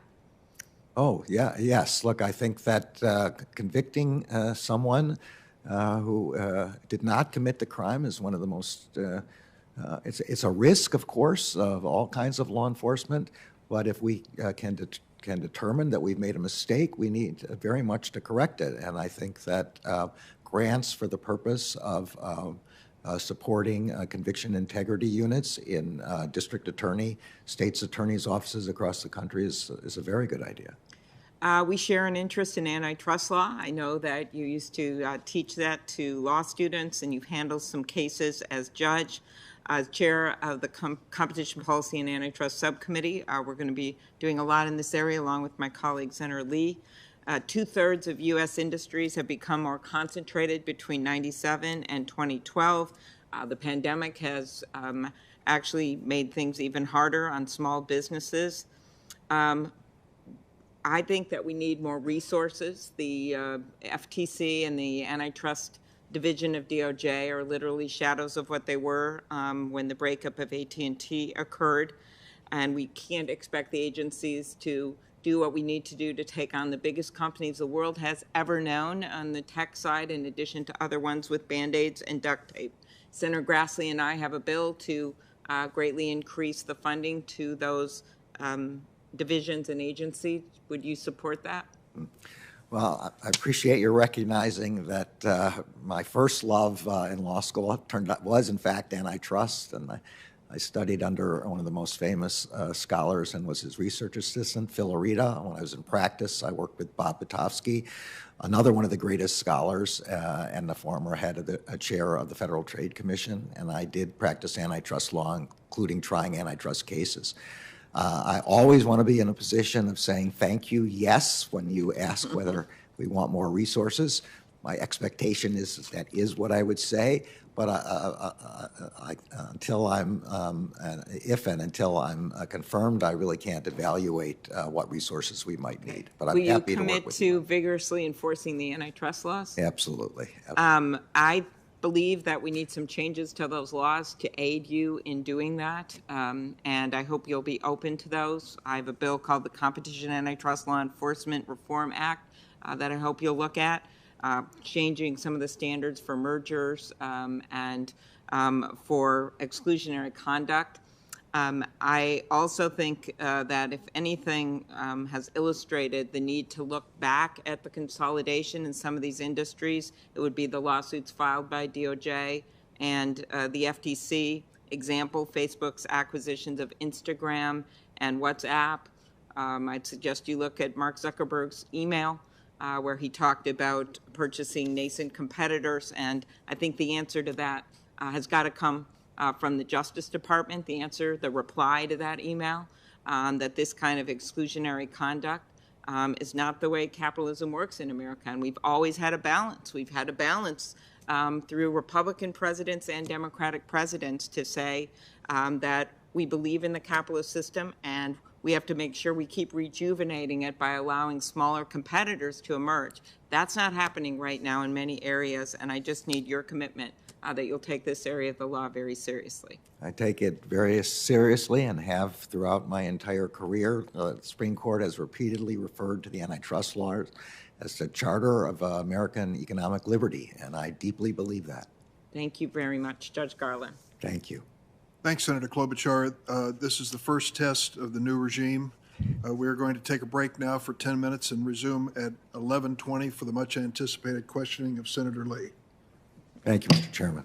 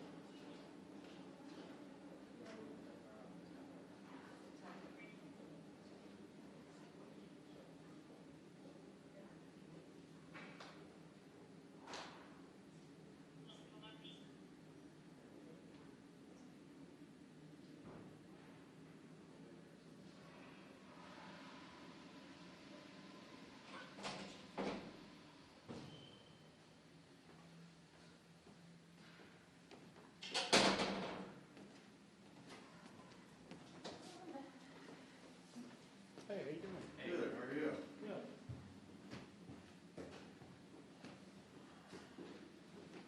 Anybody stop? Oh, yeah? Not on the way out, huh?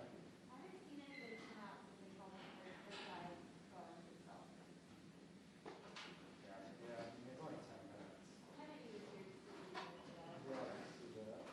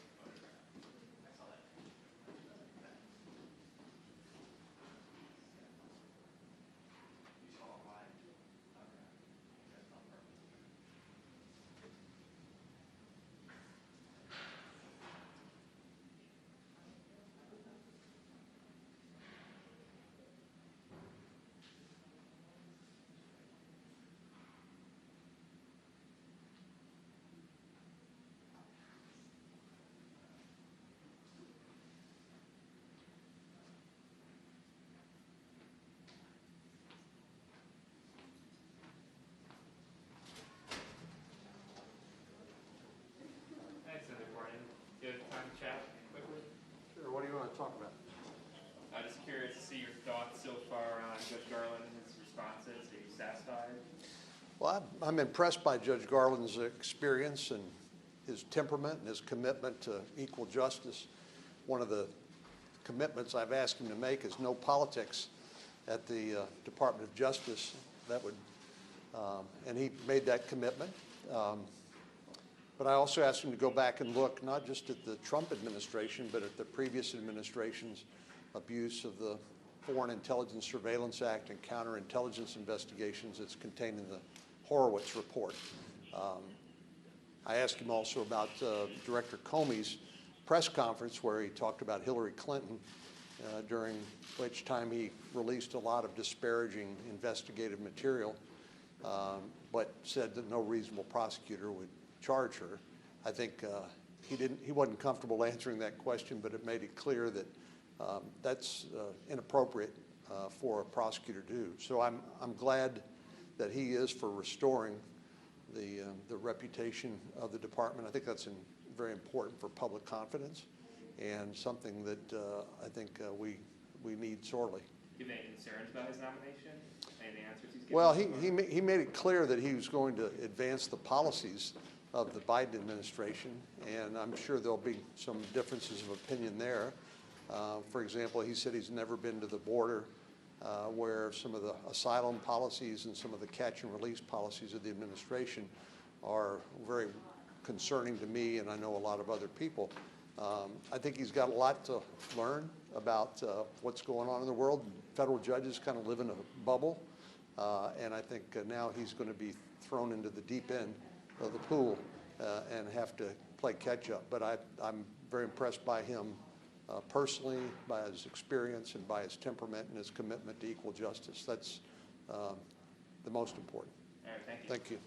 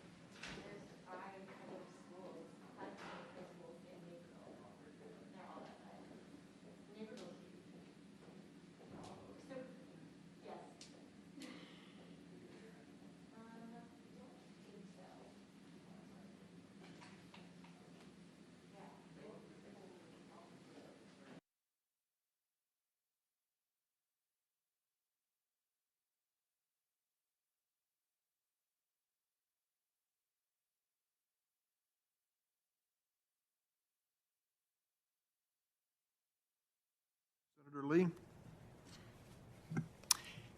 Thank you very much, Mr. Chairman, and thank you, Judge Garland, for being here today. I appreciated also your kind words about former Attorney General Ed Levy. I've been a lifelong admirer of his. He truly is an Attorney General in the grand tradition of that office, and he's someone my family has known in one way or another for a long time. My late father worked for him while he was running the civil division during Ed Levy's time as Attorney General, and I've had close personal and professional interactions with both his son, David Levy, former judge and later law school dean, and with Ed Levy's grandson, David's son, Will, who served with me as my chief counsel, worked on this committee for several years, and later served as chief of staff to Attorney General Barr. So a big fan of that family, and I'm glad that he's someone that you look up to. I want to talk about a few issues today. Let's talk first for a moment about the Second Amendment and the right to bear arms. This is going back 15 years or so, but in a case called Parker versus District of Columbia, a case that later became known as District of Columbia versus Heller.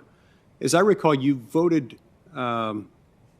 for rehearing en banc with respect to an opinion striking down that same ban on handguns within the District of Columbia. And of course, later in the same proceedings of the same case, the Supreme Court struck down the ban. Can you tell us why you voted the way that you did, and why you voted to give D.C. another chance to defend its ban on handguns in that case? Yes, Senator. As I know you know, because you were a law clerk yourself, you know that rehearing en banc is a vote to hear a case. It's not a vote on the merits of the case. And in my case, for myself, it's never a vote on the merits. It's a vote to rehear the case. The panel decision was the first time, I think ever, a court of appeals had held the individual right to keep and bear arms, which you are exactly right, the Supreme Court did uphold in the end. Every court of appeals had decided to the contrary, and the issue was plainly one that would require looking at a deep historical record as to the meaning of the Second Amendment and as to the way that it had been applied.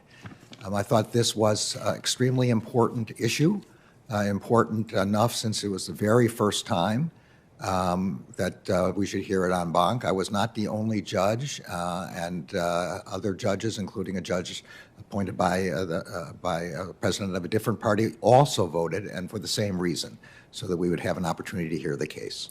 Thank you. I appreciate that. Let's talk a little bit about the meaning of the Second Amendment. How do you view it? And do you agree with Justice Thomas's analysis in his dissent in the Rogers case that the Second Amendment right to bear arms certainly includes the right to carry operable firearms in public for self-defense? So my view is totally controlled by the Heller opinion. And in that case, Justice Scalia held that there was an individual right to keep and bear arms for self-defense. In the subsequent McDonald case, the court said that was a fundamental right, which applied to the states as well. It is a right, as Justice Scalia said in the opinion, like all rights, that is subject to some limitations. The court has not given us much more to work with at this point. And I do think, as I said with respect to my vote en banc, this is a matter that requires careful historical examination, which I have never done, and I certainly can't do sitting here for you. So I don't have an opinion on that question. Okay.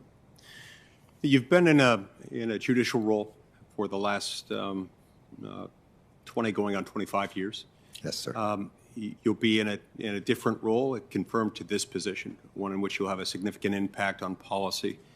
So let's talk about policy as it relates to the Second Amendment briefly. Do you support universal background checks? Well, I do think that it's very important that we be careful that people who are entitled to have guns get the background check that allows them to have them, and that those who are not entitled and we are concerned about because they're threats, because they're felons, or for whatever reason barred by the law, that there is an opportunity to determine that they not be given a gun. Do you support banning specific types of guns? I'm sorry. Do you support banning of certain types of firearms? Well, as I'm sure you know, the president is a strong supporter of gun control and has been an advocate all of his life, his professional life, on this question. The role of the Justice Department is to advance the policy program of the administration as long as it is consistent with the law. And as I said, so far we have a little indication from the Supreme Court as to what this means, but we don't have a complete indication. And where there is room under the law for the president's policies to be pursued, then I think the president is entitled to pursue them. What about policies that would support holding firearms manufacturers liable for damage caused by people using firearms they produced to commit a crime? I don't have I believe that the president may have a position on this question. I have not thought myself deeply about this. I don't think it raises a Second Amendment issue itself, the question of liability protection. But I have not addressed this in any way, and I need to think about this considerably more. The other questions I raised potentially implicate the Second Amendment. That one raises other policy concerns. I understand that. Let's talk about FISA briefly. Yes. Senator Leahy and I have offered an amendment to reform the FISA process by strengthening the amicus curiae provisions that are already in there in existing law, that have been put in there by, among other provisions, the USA Freedom Act, which Senator Leahy and I got passed through Congress and signed into law by President Obama in 2015. And our amendments would also require the government to disclose relevant exculpatory evidence, both to the FISA court and to the amici. This is an amendment that ended up passing the Senate last year by a bipartisan supermajority of 77 to 19. Do you support reforms to FISA, like those I just described in the Leahy amendment? So I think FISA is an extremely important tool for the Justice Department and the intelligence community in general to protect the country from foreign agents and foreign terrorists. On the other hand, it is extremely important that everything we do with respect to FISA, and I have felt this way my entire professional life also, that we do so in accordance with the law and with respect for the constitutional rights of citizens. I don't know very much specifically about your two proposals. I do know the current rules with respect to amicus, and I have had the opportunity to discuss those with judges on the Foreign Intelligence Surveillance Court, and everyone seems quite happy with the way that process is going. I don't know what more might be needed. I would have to study that. Mr. Chairman, I see my time's expired. I've got one very brief follow-up. Can I just finish that question? Thank you. On this topic of questions related to FISA, I also wanted to ask you, do you think that the federal government ought to be able to collect American citizens' web browsing or internet search history without a search warrant supported by probable cause? I know this is a big issue. I don't, my experience with FISA comes from a slightly different era. I had a lot of experience, but it was very different era, and I followed this a little bit. I obviously haven't had any cases on it myself. I'd have to look at it. I believe in judicial review, and I'm a strong supporter of and respectful of judicial review of orders, but I don't know what the practicalities of going for a probable cause warrant in those circumstances would be, if there would be an emergency, et cetera. And I'd be eager to engage with you and other members of the committee who are concerned about this so that I can understand this problem more fully. Thank you very much, Mr. Chairman. Senator Coons? Thank you, Chairman Durbin, Ranking Member Grassley. Judge Garland, welcome. Thank you. Congratulations on your nomination. And please convey my thanks to Lynn, to Jake, to Becky, to your family for supporting what has been a decades-long career at the bench and bar as someone dedicated to public service, to law enforcement, and to upholding the balance between justice and liberty. I cannot think of a more urgent task before us than restoring the people's faith in our institutions and in the rule of law. And your opening statement, which in part was dedicated to clarifying your view that the Attorney General represents the public interest, and your enthusiasm for ensuring that the 115,000 career employees of the Department of Justice are appropriately sheltered from partisan or political influence, is very encouraging to me after what I think were some harrowing moments in the last few years. As I'm sure you know, there are quite a few admirers of yours who work here in this committee, some former clerks of yours who work closely with me, and many who've reassured me not just of your professional skill and great insights, but also of your personal decency, kindness, and thoughtfulness. I was struck in reading through your background that you've spent 20 years quietly as a tutor at an elementary school here in the District of Columbia, something I think not enough elected or appointed officials on either the bench or in Congress do. So thank you for your willingness to continue your service. I'm from a small town in Delaware, which, like many other cities in America, was torn apart by concerns about racial justice and inequality, a city that has also struggled with long-standing challenges with gun violence and with insecurity and instability in our community. Our mayor, Mike Przicki, our governor, John Carney, are doing a great job and working hard to try and address this and striking the right balance between protecting our citizens from gun violence, but also developing an environment where law enforcement is more transparent and accountable is going to be one of the core challenges which you and the Department of Justice will be involved in partnership with state and local law enforcement and with other elected officials.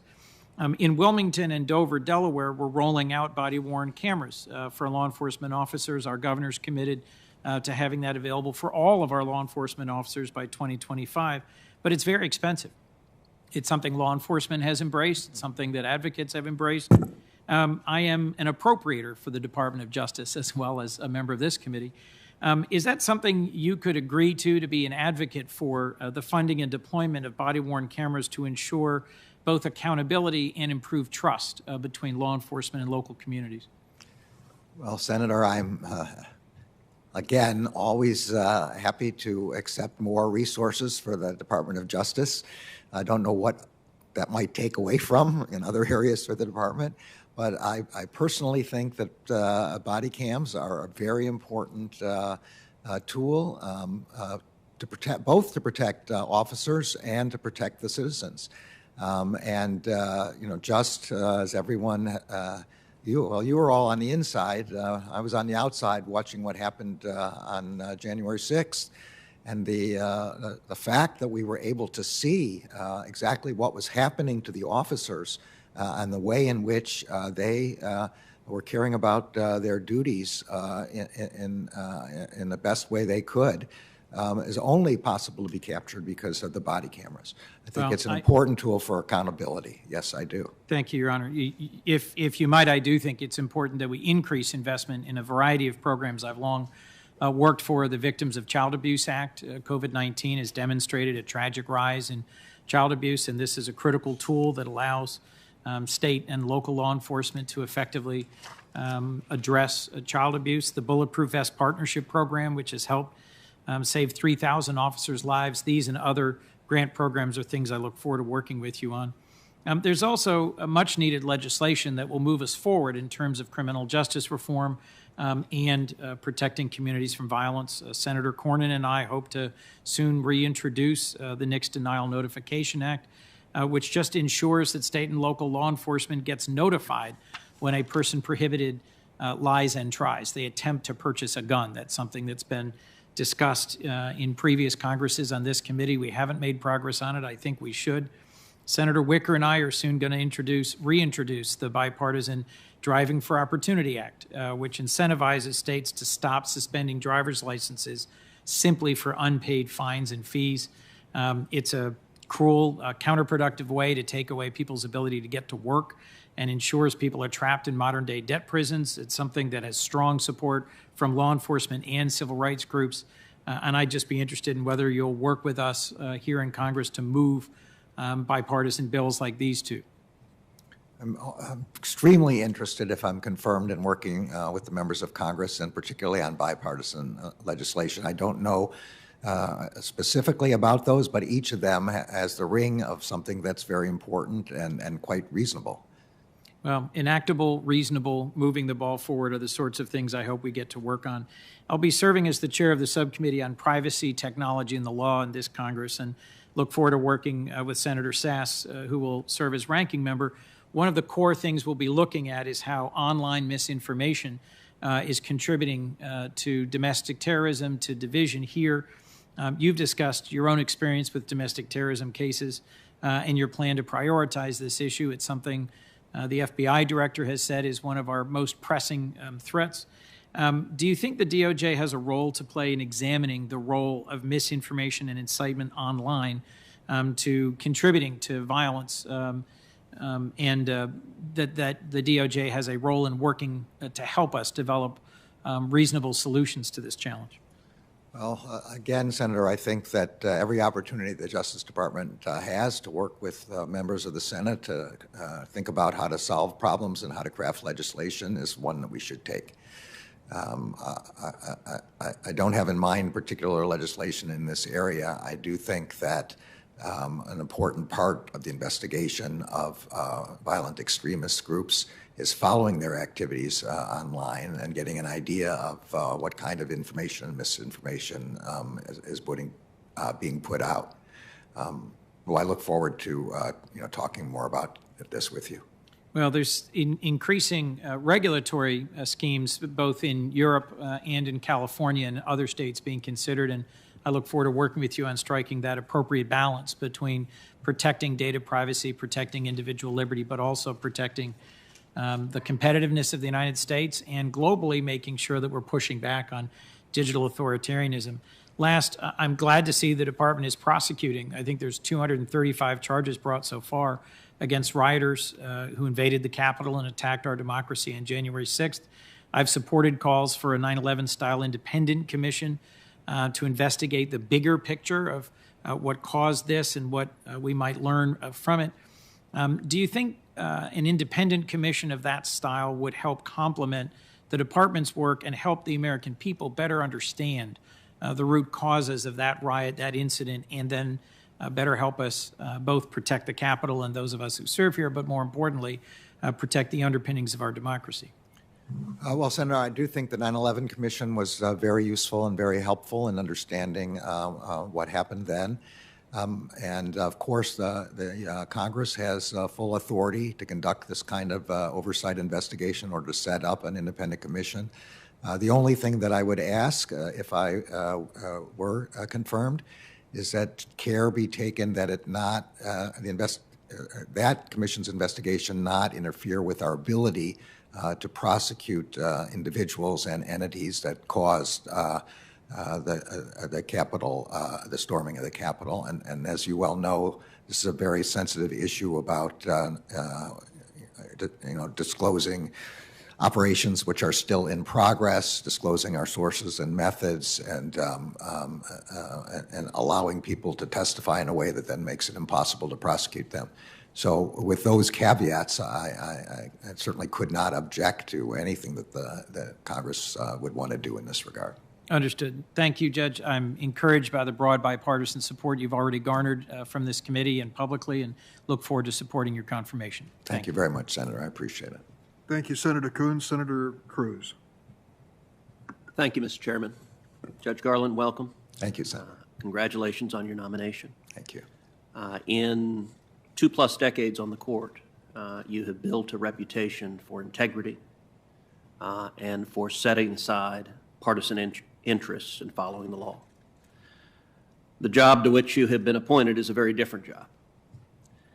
And as I look back over the 8 years of the Obama-Biden Justice Department, in my view, the most problematic aspect of that tenure was that the Department of Justice was politicized and weaponized in a way that was directly contrary to over a century of tradition of the Department of Justice of being apolitical and not a partisan tool to target your opponents. So it is very much my hope, if you're confirmed as Attorney General, that you will bring that reputation for integrity to the Department of Justice and demonstrate a willingness to stand up for what will be inevitable political pressure to once again politicize the Department of Justice and use it as a tool to attack the political opponents of the current administration. Eric Holder, before he was nominated as Attorney General, had likewise built a reputation as being relatively nonpartisan and a prosecutor with integrity. And unfortunately, his tenure as Attorney General did enormous damage to that reputation. As was previously discussed, Eric Holder described his role as Attorney General as being the wingman for President Obama. Am I right in assuming you do not view your role as Attorney General as being Joe Biden's wingman? Yeah, Senator, as I said, I don't want to comment on any individual's conduct as any of my predecessors or FBI directors' conduct in any way. But I can assure you I do not regard myself as anything other than the lawyer for the people of the United States. And I am not the president's lawyer. I am the United States lawyer. And I will do everything in my power, which I believe is considerable, to fend off any effort by anyone to make prosecutions or investigations partisan or political in any way. My job is to protect the Department of Justice and its employees in going about their job and doing the right thing according to the facts and the law.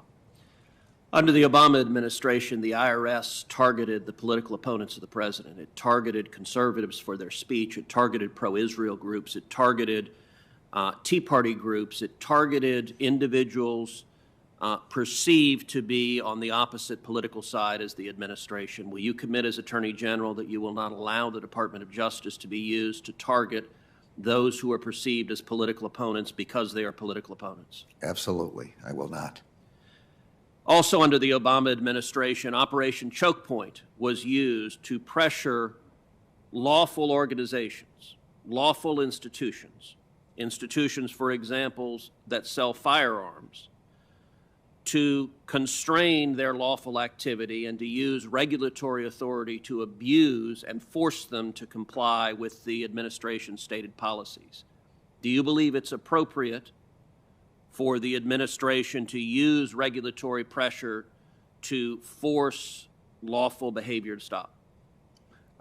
Senator, I'm not aware of the specific that you're giving, and I expect you don't expect that I would have been aware of it. But of course, I do not believe, as a general matter, that regulations should be used to stop people from doing what they're lawfully entitled to do, unless the regulation is pursuant to a statute, obviously, in which Congress is given authority to change the rules.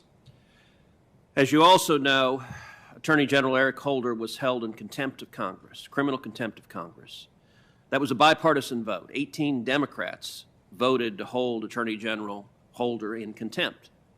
They did so because he refused to produce documents to Congress for Congress's investigation of the Fast and Furious scandal, a major scandal that resulted in the death of 2 federal law enforcement officers. You've previously committed to senators on this panel that under your leadership, the Department of Justice will comply to the extent possible with requests from this committee. And I want to, in the course of this question, associate myself with Senator Whitehouse's comments and questions. He and I disagree on a great many issues. But on this particular issue, we are emphatically in agreement that senators from this committee should get answers, should get candid answers, should get substantive answers, should get real answers from the Department of Justice, regardless of the party of the senator asking that question, that is a level of oversight that the American people have a right to expect. Do you agree with that? I do think that this is a level of oversight the American people have a right to expect. I want the department, if I'm confirmed, to be responsive to the extent it's possible with respect to the Justice Department's appropriate equities to be responsive to the requests for information. So you've had, previously you said you've read the executive summary of the Horowitz report. What was your reaction to the Horowitz report? Well, I thought, as Mr. Horowitz explained, and I believe Director Wray agreed, there were problems with respect to the applications for several FISAs, that those were not consistent with the internal regulations of the department, and that those problems had to be corrected. I think deeply that we have to be careful about how we use FISA, and that's the reason we have pretty strict regulations internally and policies, and we need to find out why they aren't followed and to be sure that they are followed. I understand that was the purpose of his report and his recommendations to Director Wray.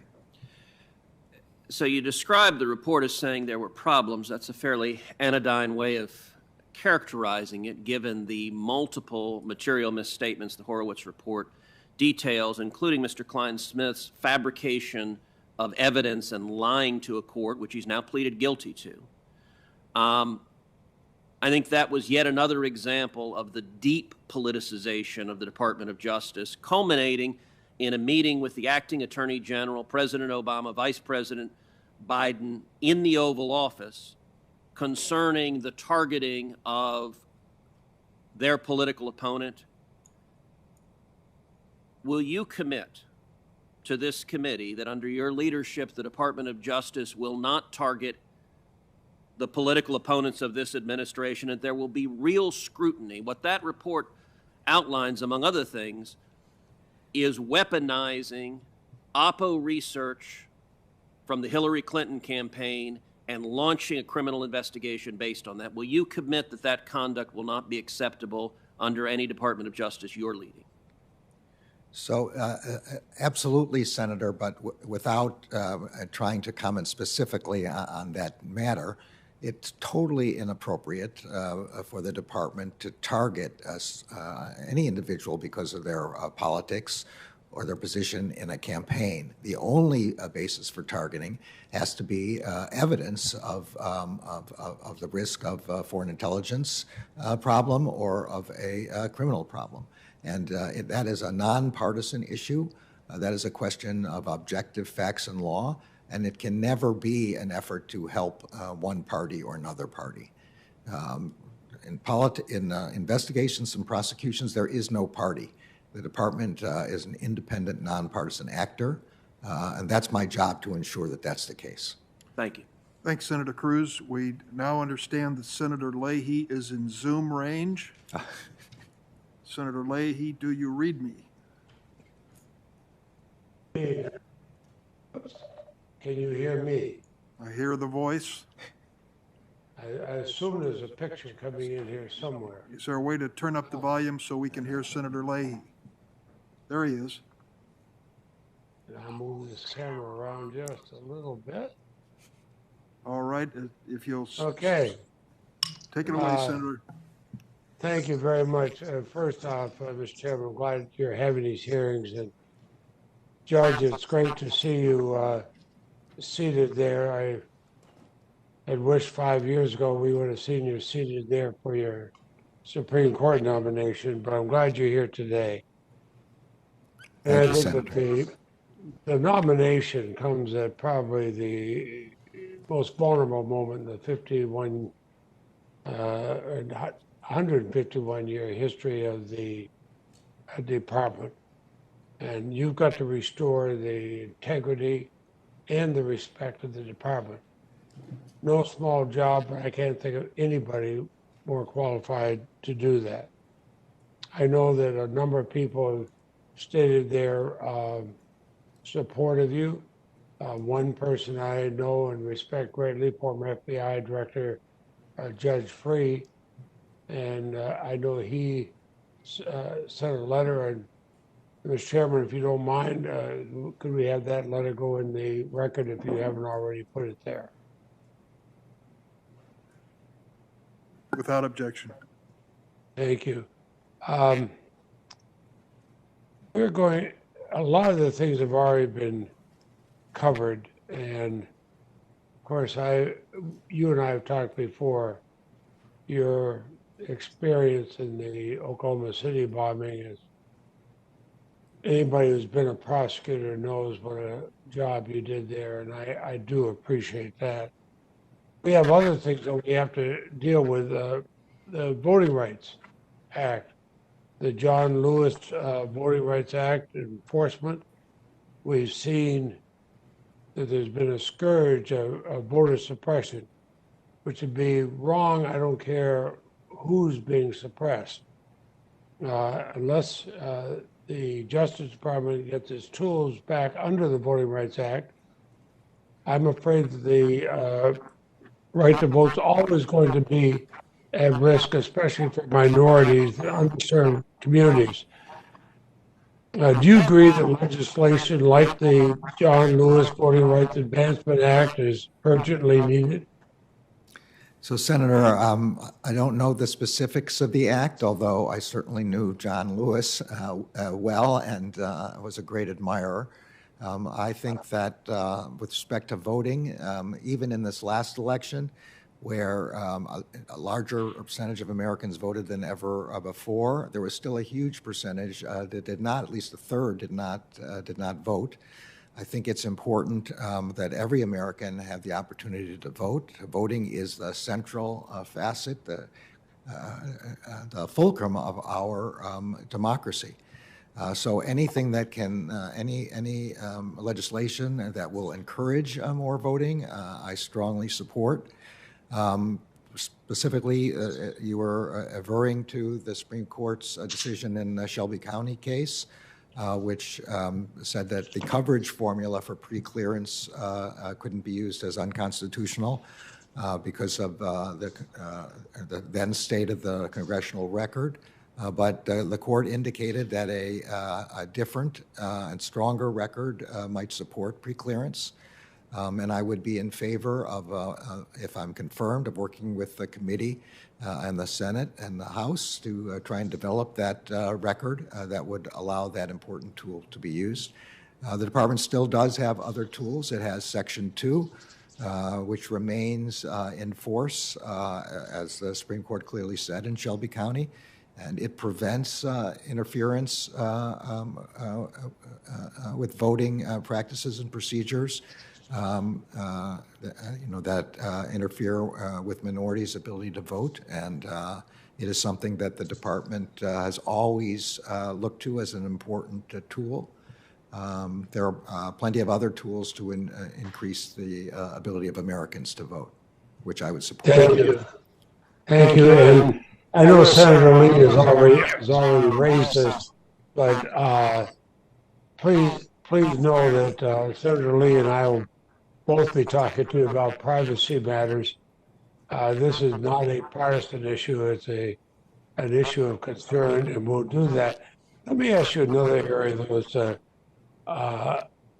issue of concern to me. In the Bush administration, the last Bush administration, they put a moratorium on death penalty. In federal cases, they gave solid reasons for that. And that moratorium has lasted, or did last, from 2003 during the Bush administration. And then suddenly, in the last 6 months, the Justice Department, under the last president, rushed to execute more people. And this is what's stunning. In 6 months, had been executed in the past 60 years. That's a matter, many of us feel that was nothing short of being a killing spree. And what worries me, we all know the death penalty is used disproportionately against minorities and the poor. I was a prosecutor. I prosecuted many murder cases. I always opposed the death penalty, and Vermont has gotten rid of theirs. I'd much rather have somebody serve their time for years in a prison cell thinking of what they did wrong. Now, I'm joining Senator Durbin and Senator Booker in reintroducing the Federal Death Penalty Act, which would end the federal death penalty. So I'd ask you this, would you go back to what President Bush did and reinstate the federal moratorium, which was lifted just in the last few months by the last administration, reinstate it while Senator Durbin, Senator Booker, myself, and others work on the legislation eliminating the death penalty? Well, as you know, Senator, President Biden is an opponent of the death penalty. I have to say that over those almost 20 years in which the federal death penalty had been paused, I have had a great pause about the death penalty. I am very concerned about the large number of exonerations that have occurred through DNA evidence and otherwise, not only in death penalty convictions, but also in other convictions. I think a terrible thing occurs when somebody is convicted of a crime that they did not commit, and the most terrible thing happens if someone is executed for a crime they did not commit. It's also the case that during this pause, we've seen fewer and fewer death penalty applications anywhere in the country, not only in the federal government, but among the states. And as a consequence, I'm concerned about the increasing almost randomness or arbitrariness of its application when you have so few number of cases. And finally, very importantly, is the other matter that you raised, which is its disparate impact. The data is clear that it has an enormously disparate impact on Black Americans and members of communities of color. And exonerations also, that something like half of the exonerations had to do with Black men. So all of this has given me pause. And I expect that the president will be given direction in this area. If so, I expect it not at all unlikely that we will return to the previous policy. Thank you. I think my time is probably just about up, but I would also add, as chairman of the Appropriations Committee, I'm going to be talking to you about the Department of Justice and the grants they had on Violence Against Women Act, the VOCA grant, other such things. The money has had bipartisan support. Again, we got to make sure they are done. Frankly, Judge, I am very happy you're here, but I have a feeling we're going to have a lot of conversations in the next few years. Well, I hope that's the case, Senator. I'd be happy to have conversations even if I'm not confirmed, but I certainly prefer them if I am confirmed. You're going to be confirmed. I'll bet my farm in Vermont on that. Never ask anybody to bet that, Senator. Thank you, Senator Leahy. Senator Sass. Thank you, Chairman.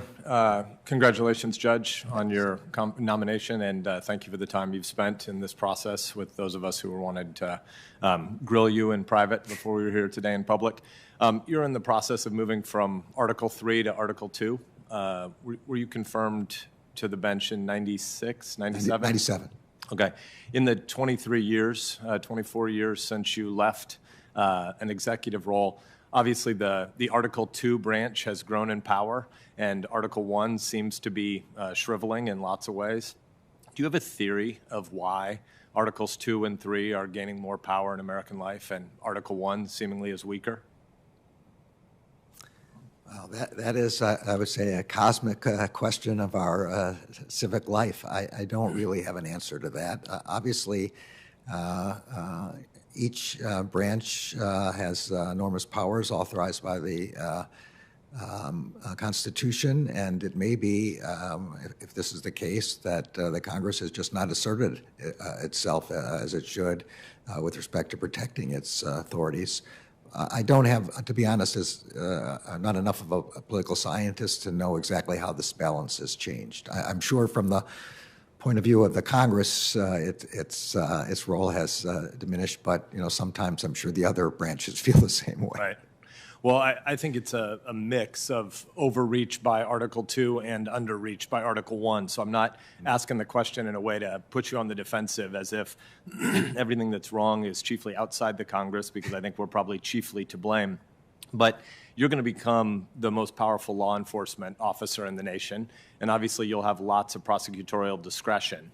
But could you help us understand what the line is between prosecutorial discretion, which is understandable in any complex organization, and executive unilateralism, which I hope we can agree, at least at the definitional level, is a massive constitutional problem? What's the line? Yeah. So it's not the most easy line to outline. The Supreme Court's Cheney case is the best overall description.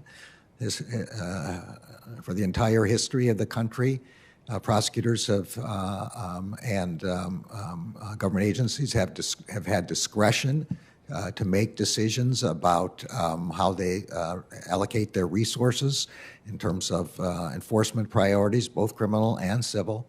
This has either generally been non-reviewable or deferentially reviewable in the courts. The opposite side of the line is that the executive branch can't simply decide we're not going to enforce this law at all. Now, where a particular piece of conduct falls between those two is a difficult thing to say, except in an individual case. Well, I mean, obviously, in our tribal politics, it's easy for each party when they're out of power to say that the Article 2 branch is overreaching. But when you're in power, it turns out those mostly look like discretion. How do you think, not just the Supreme Court line of cases, but at the level of you being the boss of the AAG for OLC, for instance, how will you determine what actions are beyond the pale? Well, I do think that when the department makes determinations based on resources, on its views about which are the most important matters that it should go forward with, when it thinks that state and local governments are in a better position to handle those matters, any of those kind of factors are all perfectly appropriate for deciding to exercise prosecutorial discretion. But mere disagreement with a law passed by Congress or a decision that the department will simply not enforce regardless of resources or other things would be impermissible. But again, I think no matter how hard I try, I can't put this in perfect words, and I'm sure maybe we'll disagree in the future if I do get this position, but it will be out of a good faith effort on my part to be sure that the executive is only doing what it's supposed to do. I want to move on to another topic, but one more finer point on it. Is congressional inaction a legitimate basis for Article 2 to decide it just must act because it wishes policy were different and legislation doesn't move, therefore you have a pen and a phone? Can you just act because Congress didn't? Also, you're asking really tough questions of our basic constitutional structure. Doing so simply out of upset that Congress hasn't done what you want, obviously not okay. But in the formulation that Justice Jackson, who I quoted in my opening, famously gave in the Youngstown Steel case, the president does have authorities when he acts consonant with Congress. He's at his highest power. When Congress has not acted at all, he's left with only his own power, which is clearly available under the Constitution, depending on the circumstance that we're talking about. And when he acts in contravention of Congress, he has only the authorities the Constitution gives him, minus the authorities that the Congress has. And this is what Jackson famously referred to as the lowest ebb of the executive's authority.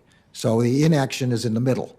You can't do this just because Congress didn't act, but you can, the president can act if it's within his authority and he believes it's something in the public interest.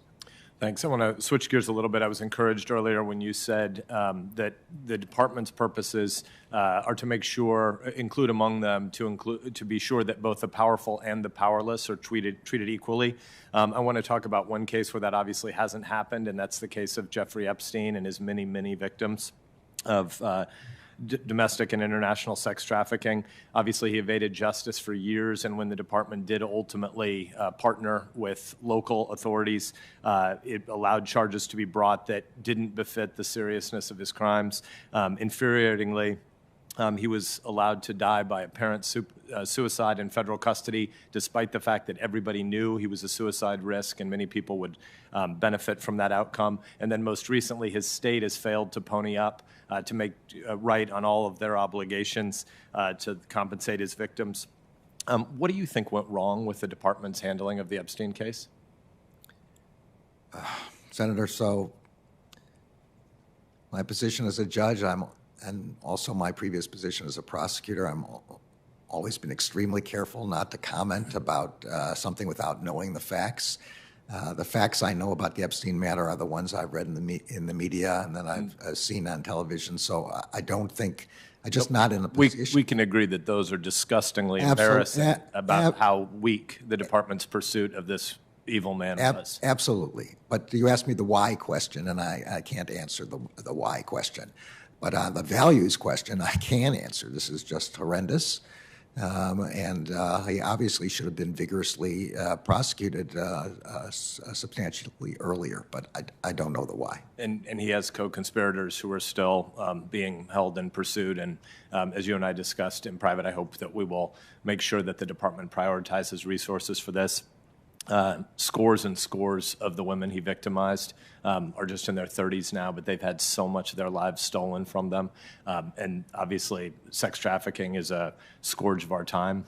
And I really would hope that the department continues to do an after-action review on why we've underinvested there. I've got more questions on the department's China initiative, but my time has expired, so I'll follow up with that separately. I look forward to it. Thank you. Senator Blumenthal. Thanks, Mr. Chairman. I want to welcome you to the committee, thank you, Your Honor, and welcome your family as well, a very supportive and accomplished family, and say that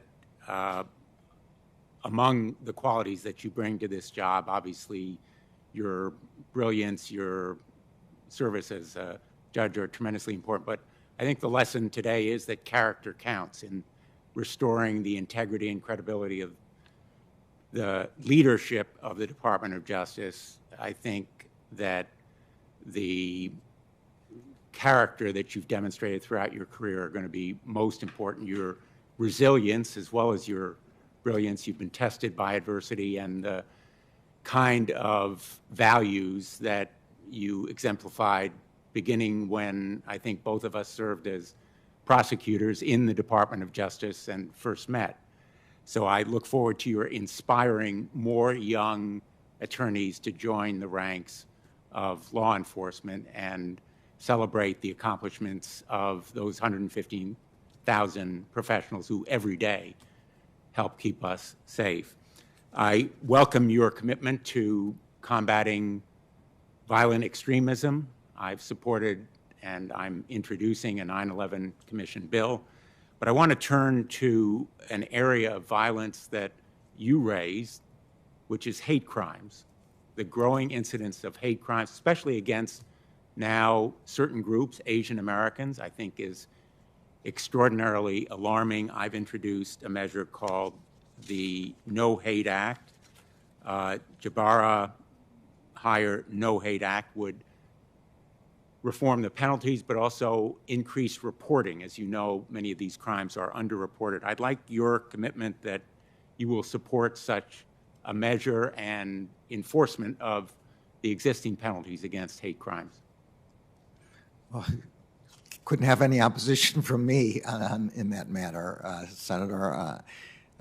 hate crimes tear at the fabric of our society, make our citizens worried about walking on the street and exercising even their most normal rights.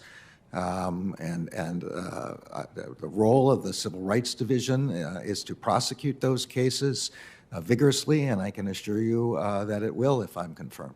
Thank you. On gun violence, you've been asked a few questions by Senator Lee.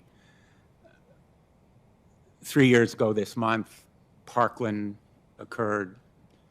Parkland, Sandy Hook, other places like Las Vegas have become shorthand for massacres that are true tragedies and also preventable by common sense steps such as President Biden has supported and I have helped to lead in the Congress. Universal background checks, safe storage measures, Ethan's Law, closing the Charleston loophole, and of course, emergency risk protection orders. Senator Graham and I have worked together on a measure that I'm hoping we will reintroduce. One of your predecessors, William Barr, said about emergency risk protection orders, quote, "This is the single most important thing I think we can do in gun control area to stop these massacres from happening in the first place," end quote. William Barr and I didn't agree on a lot, but I think I'm of the opinion that it is an important step to take. Would you support these kinds of common sense steps? Yeah, I don't know the specifics of all of them. Certainly, with respect to emergency risk orders, when somebody is acting out in a way that suggests that they're going to use violence against another human being, we have to be very careful that they don't get a weapon in their hands. I don't know the specifics of how the legislation would do that, but I do think that, yes. Well, I welcome your support to that extent. I don't mean to be non-supportive, but unless I know the specifics, it's very hard for me to make a calculation. I understand, and you're doing an excellent job of navigating your way through the requests for specific commitments. And by the way, I understand sometimes a non-answer is the right way for you to go in this position. Thank you, sir. Let me say, also, I hope you'll consider executive orders. I understand that President Biden may have some under consideration, for example, closing the Charleston loophole, redefining the nature of a firearm to prevent ghost guns from populating the world, and other steps. And I hope you will consider using the existing authority through ATF and other agencies to take such action. I want to ask you about two areas that are of importance, I think, although they may not have reached a lot of public visibility. As you may be aware, the survivors of the 9/11 tragedy have filed a lawsuit pursuant to the Justice Against Sponsors of Terror Act, JASTA. Senator Cornyn and I were strong advocates of JASTA. They have asked for information from the FBI in connection with that lawsuit. They've been denied that information under the state secrets privilege. In my view, there is no justification for failing to provide that information. I hope that you will consider taking prompt action to release it. I know that you can't necessarily address it now, but I wrote to the Department of Justice last week, not to yourself, but to your predecessor, and I hope that you will take that letter as a matter of priority. If I'm lucky enough to be confirmed, I will certainly get the letter, and I will give it my attention. Yes, I will. And similarly, the Department of Justice Inspector General reportedly opened an investigation in September 2018 of the FBI's potential mishandling of the investigation into Larry Nassar's sexual abuse. I'm sure you recall his prosecution. There was an Inspector General report that goes into the FBI's possible delay and malfeasance. That report is finished, we're told.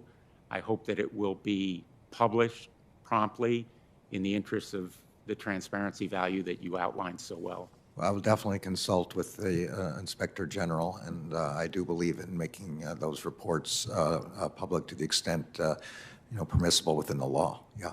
Thank you. And finally, you may be aware that a number of my former colleagues, attorneys general, have taken action against Exxon and other oil companies to hold them accountable for misleading and defrauding the public about climate change for decades. Nothing could be so important as the United States Department of Justice similarly taking action against gas and oil companies for lying to the American public about the devastating effects of these products on climate change. I hope you'll consider taking action in that regard. Well, I guess from the way you began, it feels like there's probably pending litigation on this matter already, so it's something I really should not be commenting on. Thank you very much, Judge. Thank you, Senator. Thank you, Senator Blumenthal. Senator Hawley. Thank you, Mr. Chairman. Judge Garland, thank you for being here. Congratulations on your nomination. Thank you, Senator. Since June of last year, the city of St. Louis, in my home state of Missouri, homicide rate is at its highest level since 1970. 11 police officers have been shot, including former police officer David Dorn, who was murdered in cold blood during rioting in the city this past summer. In Chicago, homicides are up 50%, in New York 40%, in LA 30%. Clearly, our criminal justice system is under renewed and fairly extreme strain. Can you tell me, if you are confirmed as Attorney General, what's the first thing you'll do to confront this growing crisis? I'm sorry, at the end, did you ask me what I would do or will I? What will you do? I assume you'll do something. What will you do? Yeah. So, look, I am obviously, I've read the statistics myself, and I know that there's an upswing in violent crime. I'm very concerned about it. When I was an assistant U.S. attorney, the number of murders in the district, I joined at a time when the number of murders in the District of Columbia were more than twice the number of murders that they are now. I spent much of my early career on this problem of violent crime, searching for the best possible ways to suppress it.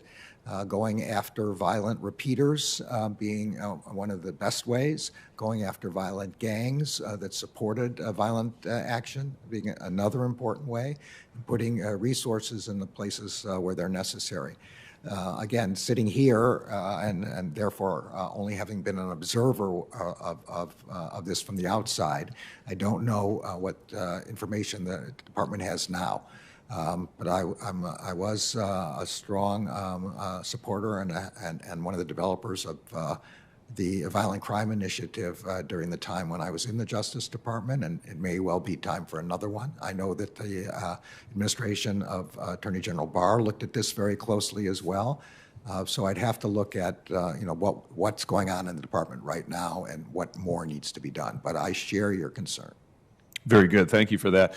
In the midst of this mounting crime wave, there has been increasing calls by some activists, including members of the United States Congress, to defund the police. I have to tell you, I think this sends exactly the wrong message to law enforcement who feel very much overburdened, underpaid, under siege, and also sends the wrong message to folks who are suffering from this violent crime wave, especially working class communities.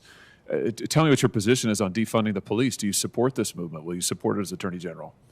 Well, as you no doubt know, President Biden has said he does not support defunding the police, and neither do I.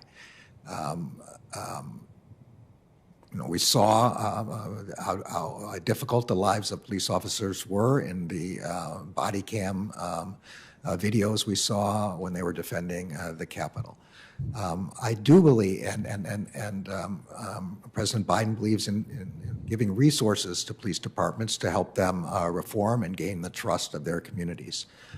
I do believe, and I believe he does as well, that we do need to put resources into alternative ways of confronting some actors, particularly those who are mentally ill and those who are suicidal, so that police officers don't have to do a job that they're not trained for and that, from what I understand, they do not want to do. And so those resources need to go to mental health professionals and other other professionals in the community, so that the police can do the job that they've trained for, and so that confrontations, if possible, do not lead to deaths and violence. Let me ask you about assaults on federal property in places other than Washington, D.C., Portland, for instance, Seattle. Do you regard assaults on federal courthouses or other federal property as acts of domestic extremism, domestic terrorism? Well, Senator, my own definition, which is about the same as the statutory definition, is the use of violence or threats of violence in an attempt to disrupt democratic processes. So an attack on a courthouse while in operation, trying to prevent judges from actually deciding cases, that plainly is domestic extremism, domestic terrorism. An attack simply on a government property at night or any other kind of circumstances is a clear crime and a serious one and should be punished. I don't know enough about the facts of the example you're talking about, but that's where I draw the line. One is both are criminal, but one is a core attack on our democratic institutions. Let me ask you about something that some progressive groups have recently been saying with regard to you. The Progressive Change Campaign Committee, which is a left-wing activist group that does fundraising for Democrat Party causes, is circulating a petition addressed to you that states, and I quote now, "Trump and his criminal network of associates must be investigated and prosecuted for lawbreaking," end quote.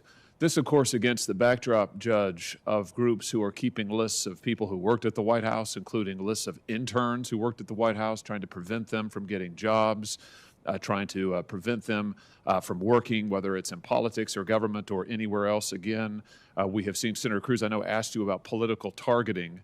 I have to say I'm very concerned about the specter of political targeting because it's happened before. It happened in the Obama-Biden administration.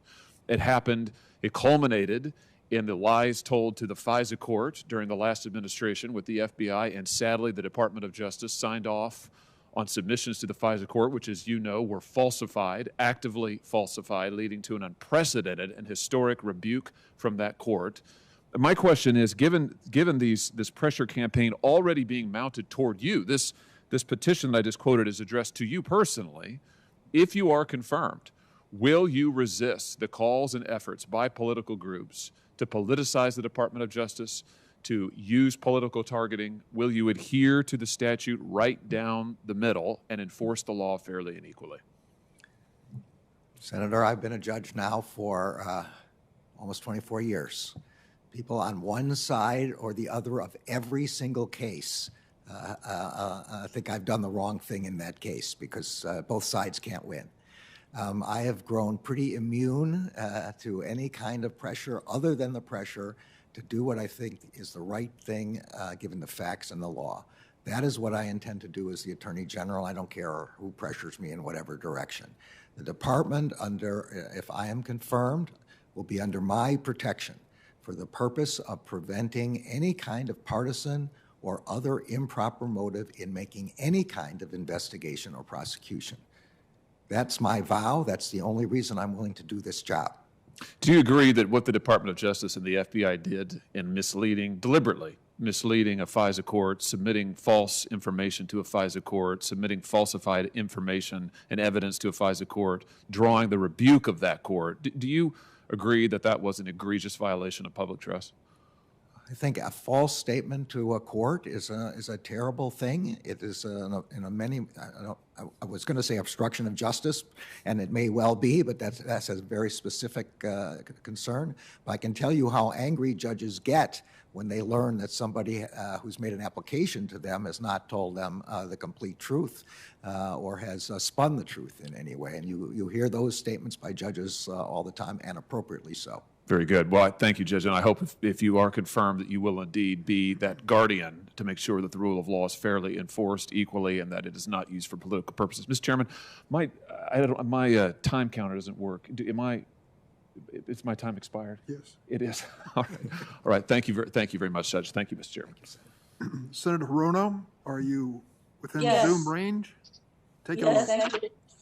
Thank you, Mr. Chairman. Welcome, Judge Garland. It's nice to see you again. Thank you. I will start with two preliminary questions that I ask every nominee who comes before any of the committees on which I sit. And these two questions are, since you became a legal adult, have you ever made unwanted requests for sexual favors or committed any verbal or physical harassment or assault of a sexual nature? No. Have you ever faced discipline or entered into a settlement related to this kind of conduct? No.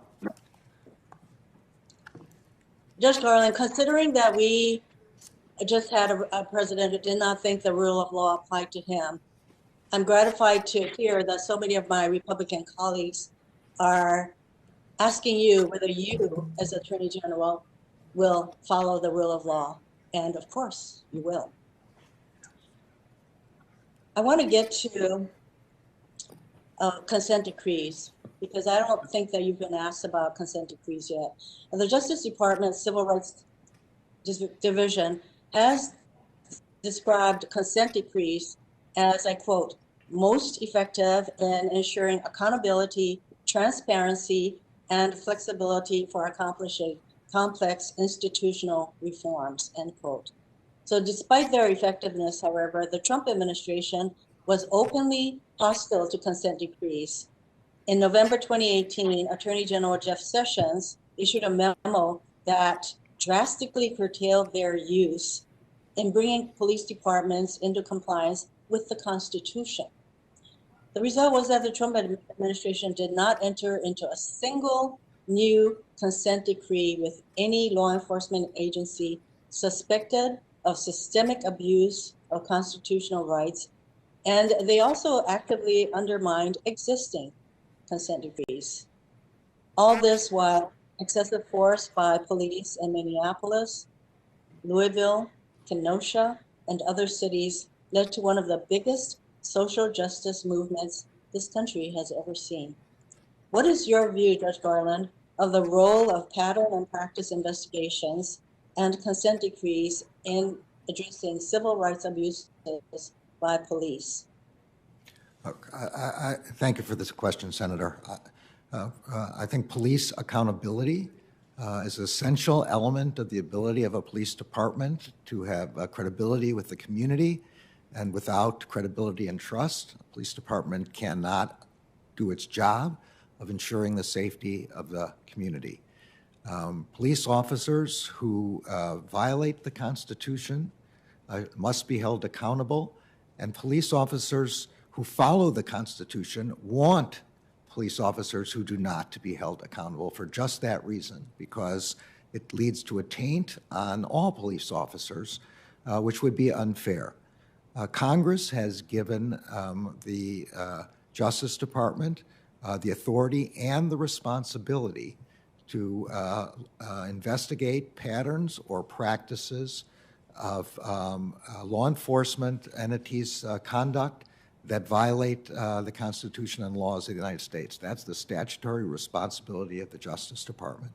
And so it is an important tool the department has for ensuring accountability.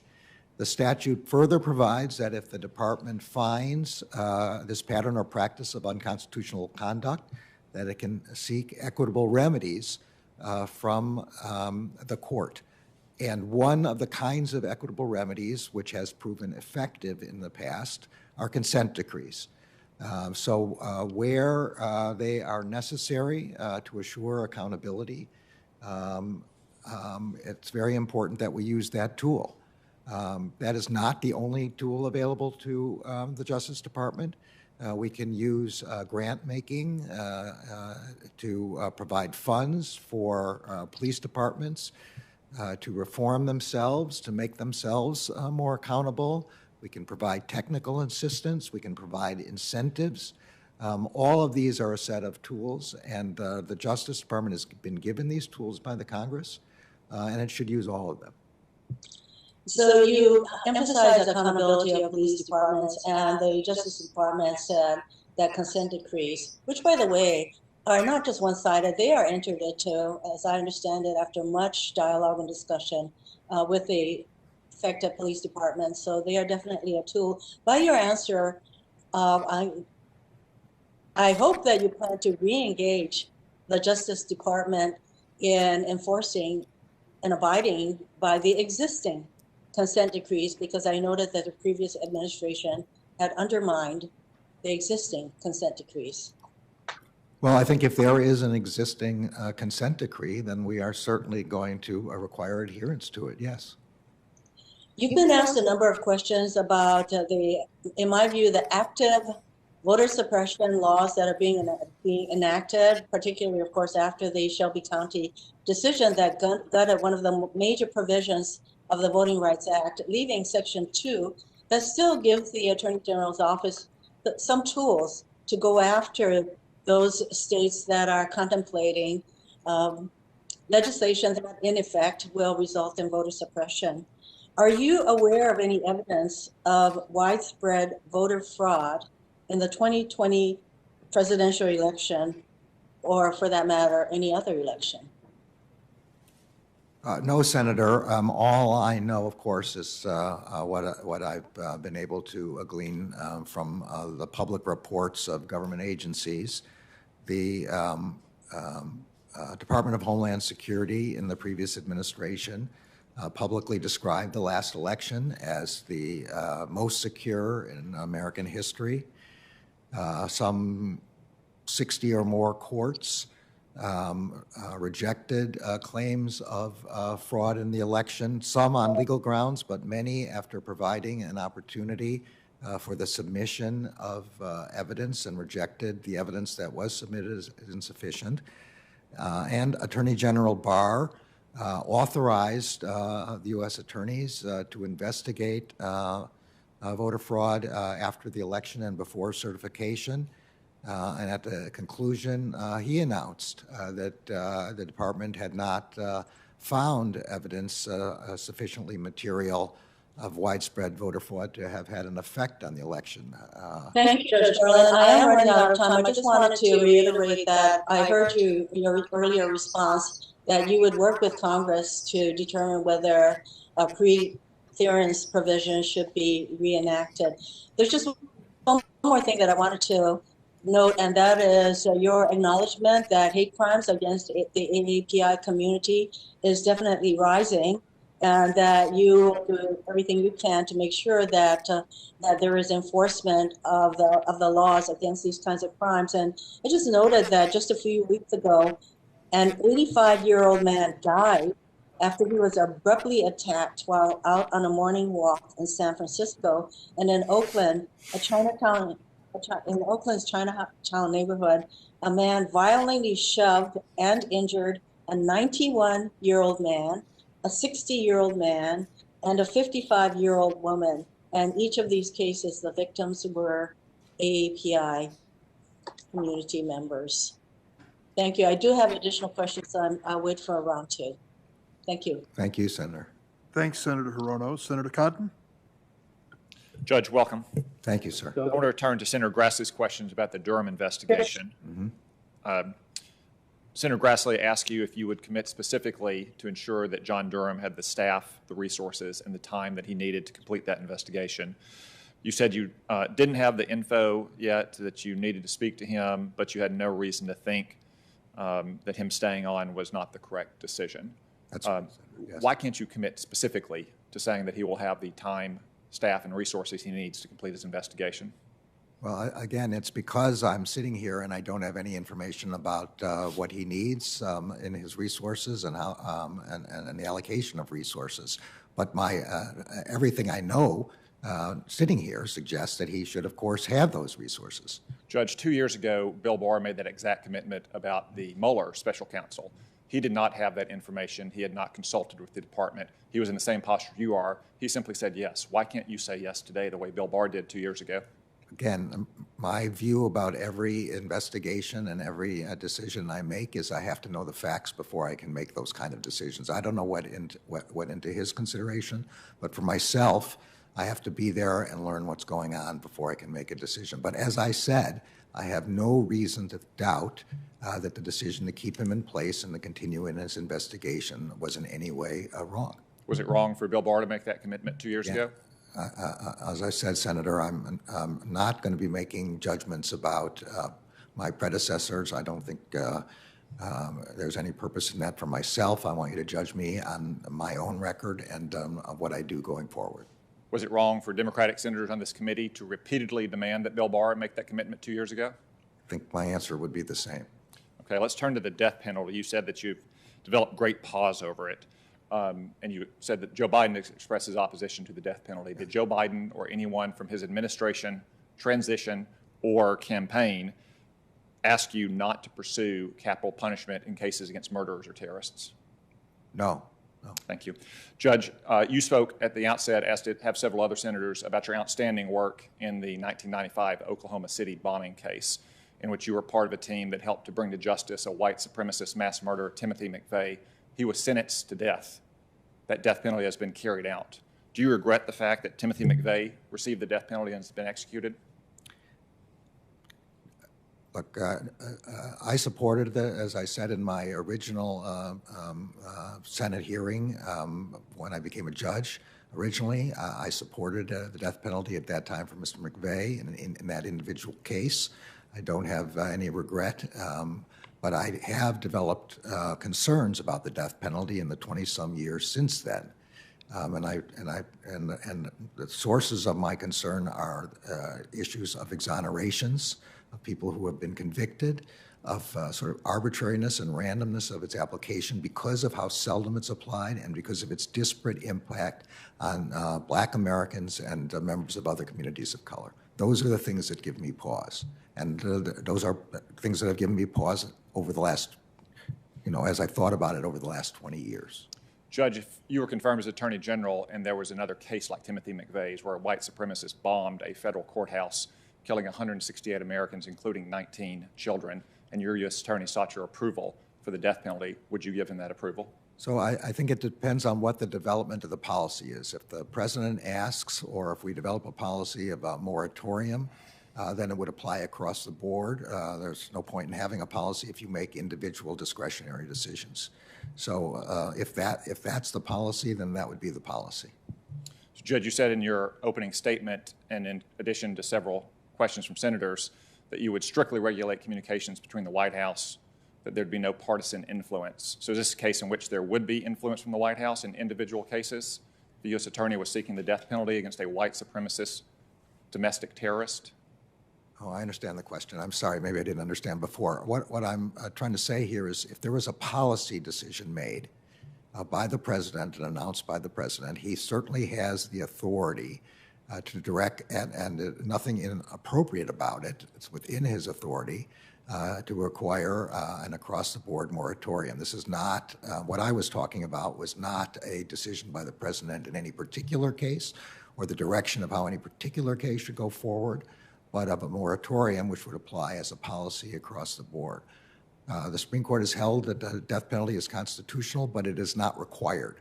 And that's within the discretion of the president. Before we move on from the Oklahoma City case, let me just commend you again for your work on it and say that I believe Timothy McVeigh deserved the death penalty. Thank you, Senator. Another case involves Dylan Roof, a white supremacist from South Carolina who went into an African-American church and killed 9 African-Americans in a racially motivated terrorist attack. The Obama Department of Justice sought the death penalty against him and received it. Do you believe that was a mistake? I'm sorry. Do you believe it was a mistake to seek the death penalty against Dylan Roof for murdering 9 African-Americans as they worshiped in church? I know I'm not supposed to be asking you the questions, but I have a feeling that this is still a pending matter. And if it is, I can't talk about a particular case. In that case, let me ask you the hypothetical I did about... I apologize for asking you because I know that's not my role. Let's suppose that another white supremacist walks into another African-American church and murders African-Americans worshiping Christ in cold blood. The U.S. Attorney seeks the death penalty against that white supremacist. Would you approve it? Again, Senator, I think it does depend on what policy is adopted going forward. I would not oppose a policy of the president because it is within his authority to put a moratorium on the death penalty in all cases, and instead to seek mandatory life without possibility of parole, without any consideration of the facts of any particular case. Some on the left are calling for President Biden to grant a across-the-board commutation to all federal death row inmates to reduce their sentence to life in prison. Would you recommend to President Biden that he make such an across-the-board commutation? This is one of the ones that I would have to think about, and which I have not thought about, and I'd have to, consult with the administration on such an across-the-board policy. I haven't thought about that. Thank you. I want to turn to racial equity. Do you agree that a core concept, Judge, of American law is that the government can't discriminate against a citizen on the basis of their race? Absolutely. Equal justice under the law, written right there on the steps of the pediment above the Supreme Court. And not only is it unlawful, it's morally wrong as well. Yes, I think discrimination is morally wrong. Absolutely. You're aware that President Biden has signed an executive order stating that his administration will affirmatively advance racial equity, not racial equality, but racial equity. Yes, and I read the opening of that executive order, which defines equity as the fair and impartial treatment of every person without regard to their status, and including the individuals who have been in underserved communities where they were not accorded that before. But I don't see any distinction between in that regard. That's the definition that was included in that executive order that you're talking about. So to you, racial equity and racial equality are the same thing? I don't know. This is a word that is defined in the executive order as I just said it.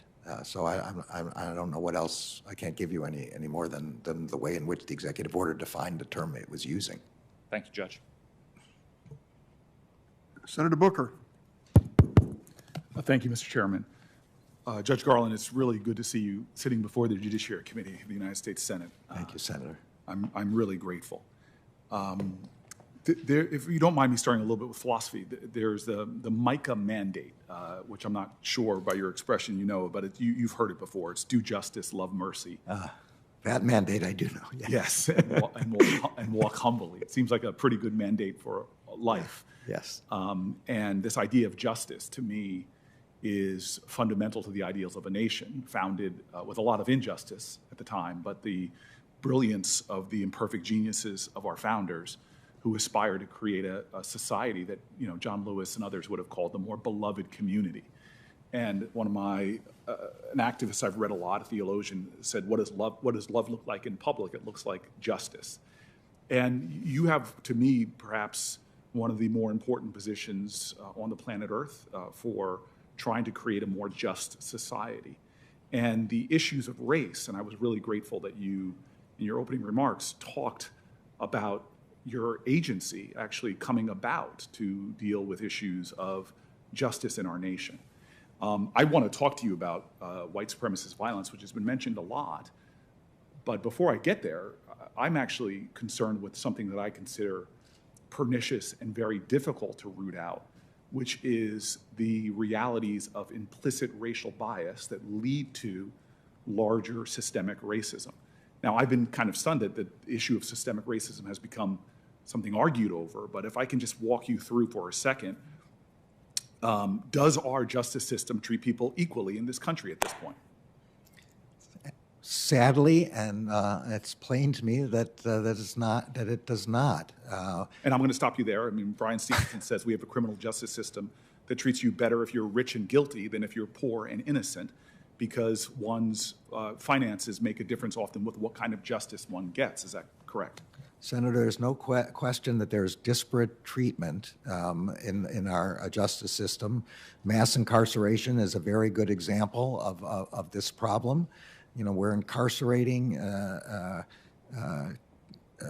25%, almost 25% of the world's population, and we have something like 5% of the world's population. I don't think that is because Americans are worse. But what underlies that is the disparate treatment of blacks and communities of color. Well, let's drill down on that for a second. Yeah. So one of the big things driving arrests in our country, stunningly to me, even that it's still the case, is marijuana arrests. We had in 2019 more marijuana arrests for possession than all violent crime arrests combined.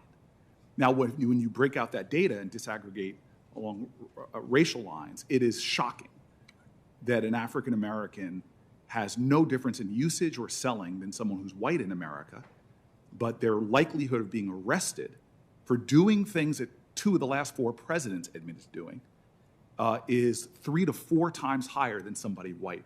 Is that evidence that within the system there is implicit racial bias? Yes or no, sir? Well, it's definitely evidence of a disparate treatment in the system, which I think does arise out of implicit bias. Unconscious bias, maybe, sometimes conscious bias. And I think that's the fair point. Unconscious or conscious, nonetheless, it results in a system.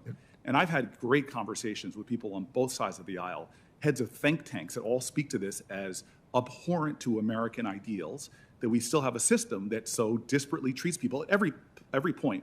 The station house adjustment, which I know you know what that is, which I've seen happen as a mayor, that people get called in for, arrested for possession of marijuana, and the police make a decision like just leave and your parents come or whatever, and it's dismissed with. We see from station house adjustments to charging, to bail, to sentencing, every objective analysis has shown that race right now in our country is still playing a specific influence in the justice that someone gets. You're aware of all of this, yes? I am, and this is a particular part of the reason why at this moment I think I wanted to be the Attorney General. Right. I want to do the best I can to stop this. I want to get to that. To the point that a lot of my folks are making, you just made, it does not mean that the people who are engaged in this are racist overtly. It means that they have an implicit racial bias that often leads them to make different decisions about different people. That's correct.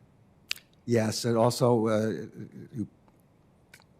for example, the marijuana example is a perfect example that you've given here. Here's a nonviolent crime that, with respect to usage, that does not require us to incarcerate people, and we're incarcerating at different rates, significantly different rates compare of the different communities, and that is wrong. And it's the kind of problem that will then follow a person for the rest of their lives. It will make it impossible to get a job. It will lead to a downward economic spiral for their family. Right. And so to that point, and now to your point that I cut you off on before, now I would like to give you a chance to answer to that.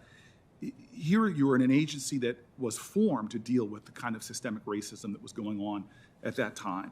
When you have disparate use of the law, where you see African Americans being churned into the criminal justice system, where it is concentrated in certain communities and not in others, where it has, as the American Bar Association says, 40,000 collateral consequences on the lives of those African Americans, where they can't get loans from banks, they can't get jobs, they can't get certain business licenses, where it is so dramatic that there are estimates that it costs literally to African Americans in the persistence of a wealth gap in our country, where black families have 1/10 the wealth of white families.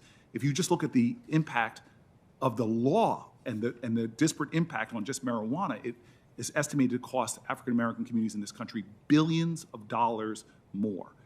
My question to you now is, assuming this position where you are called upon for that MICA mandate, what are you going to do about this outrageous injustice that persists and infects our society with such a toll on black and brown communities?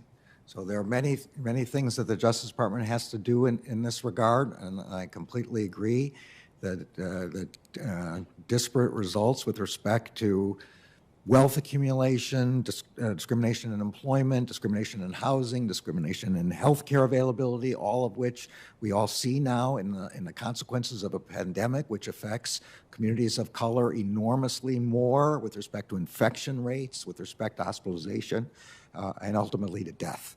So one set of things we can do is the mass incarceration example that I began with. We can focus our attention on violent crimes and other crimes that put great danger in our society and not allocate our resources to something like marijuana possession. We can look at our charging policies and go and stop charging the highest possible offense with the highest possible sentence. I was taught in law school never to interrupt a judge of your I don't think it so applies forgive here. me. I would like to end with this question, and then my time is up. Yeah. You've talked to me a lot about your thoughts about this, and I've been really inspired. But it gets back to your conviction in this issue and your determination to go down at a time when our nation needs this, to go down as one of the great leaders when it comes to dealing with the daily unconscionable injustices faced by some Americans and not others at the hands of law enforcement. And I think that one thing you said to me privately particularly motivated me to believe you when you talk about your aspirations. And I'm wondering if you could just conclude by answering the question about your motivation and maybe some of your own family history in confronting hate and discrimination in American history. Yes, Senator. So, I come from a family where my grandparents fled anti-Semitism and persecution.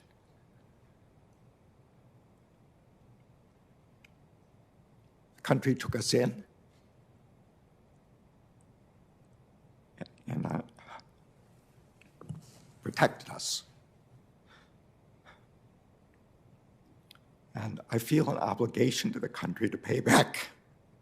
And this is the highest, best use of my own set of skills to pay back. And so I want very much to be the kind of Attorney General that you're saying I could become. And I'll do my best to try to be that kind of Attorney General. I believe your heart, and I'm grateful that you are living that MICA mandate. Thank you, Senator Booker. I'm going to make a motion to introduce into the record letters of support for Judge Garland's nomination. There are 25 different categories of letters of support. I'm struck immediately by the diversity of support that you have. 150 former attorneys general and top Department of Justice officials: Alberto Gonzalez, Michael Mukasey, Eric Holder, Loretta Lynch. The list goes on and on. Dozens of former federal judges, former state attorneys general. For you to have both the National Sheriff's Association, the Fraternal Order of Police, and the Leadership Conference on Civil and Human Rights is an amazing political achievement. And the list goes on. Advocates for crime victims and survivors, former FBI Director Louis Freeh. Senator Lee mentioned the Levy children and Green children. They both have written letters of support for you. I wanted to take a moment in light of your closing statement from this round to tell you that your work and your life has been recognized across the board. This array of letters of support speaks to fairness and honesty in the way that you've dealt with your legal profession and your public service.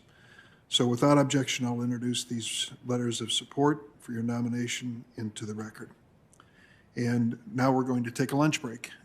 And I'm going to declare, I guess I have the power to do that now, that we will return at 1:40, and the first person up will be from the sovereign state of Louisiana, John Kennedy. And we'll all anxiously await his contribution. So let's stand in recess. Thank you.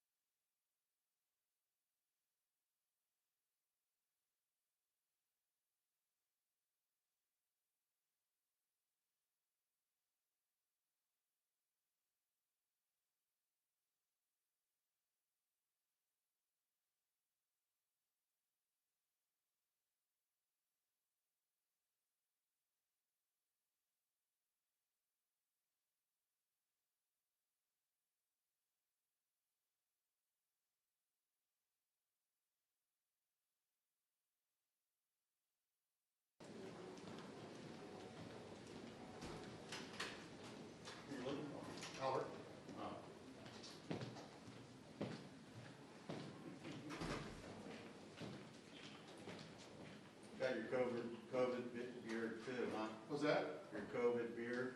Oh, yeah.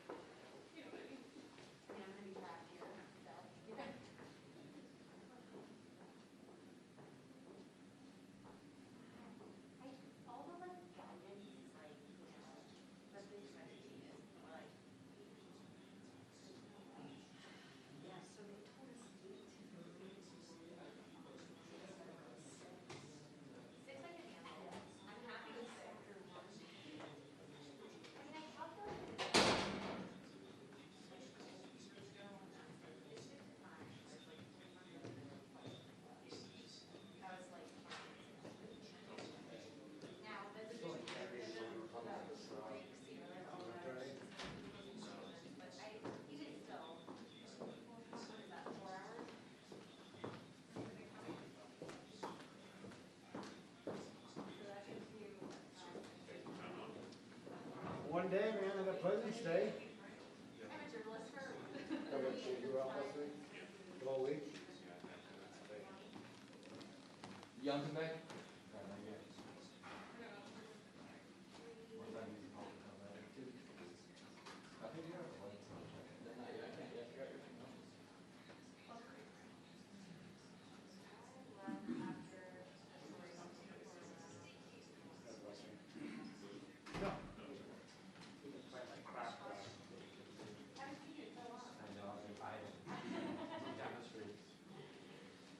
Wow, he's back. How you doing, man? Yeah. Wow. How's things? Good. Yeah? Doing well. Yeah. You gonna be here for a minute? I think so. I'll be back. All right.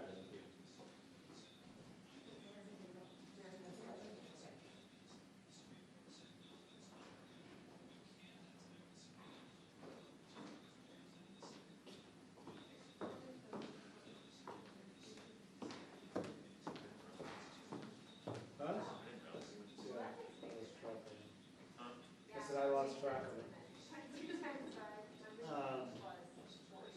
we've been playing. I mean, I just cannot.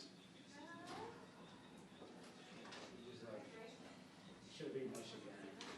They're so good. Yeah. We were winning before.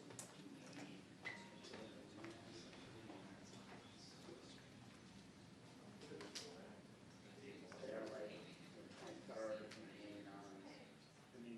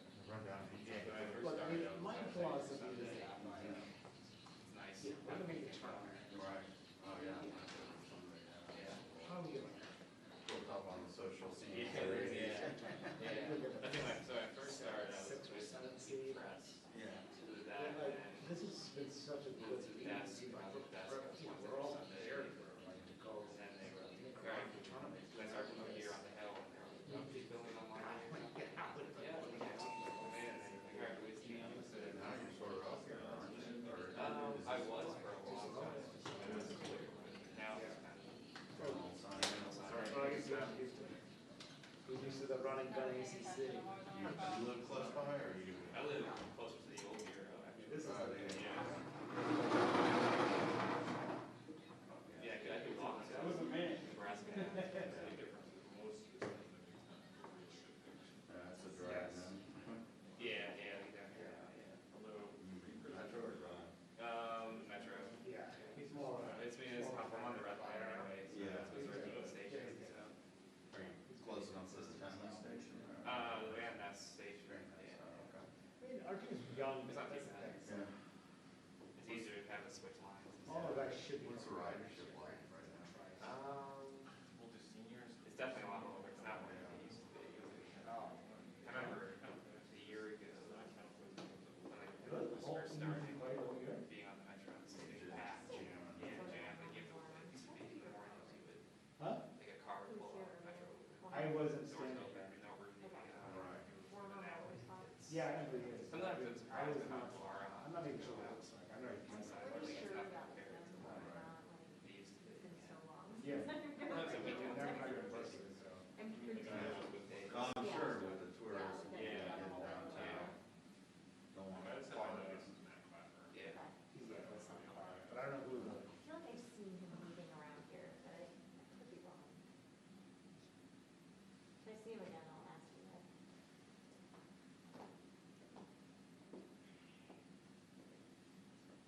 You actually have a workstation on the desk, did you? Not that now. I'm sure there isn't that square. It'll be there for me.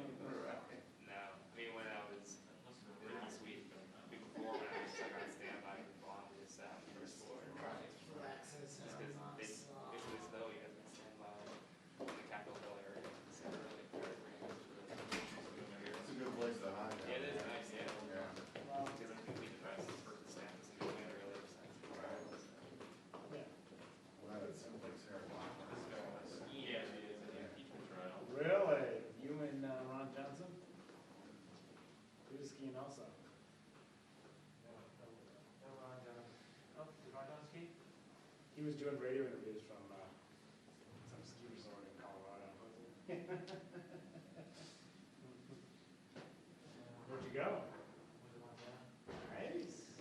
I'm going to lose a couple $1,000 just because the idiots can't get back together. Yeah, I totally agree. You did mess with the place. It was like a pretty stupid moment on the witnesses. Oh my gosh, that was so sweet. That was such a hectic day. And it was like, well, the TV knows. There's witnesses. We still call. They're like, the senator's like, it's up to the House managers, it's up to the House managers. The mayor's like, what witnesses? I'm like, no. Screw that. How would we be still here? You have to depose them, you have to do discovery, then you have to debate on whether it's admissible. The real story is the Senate's too lazy.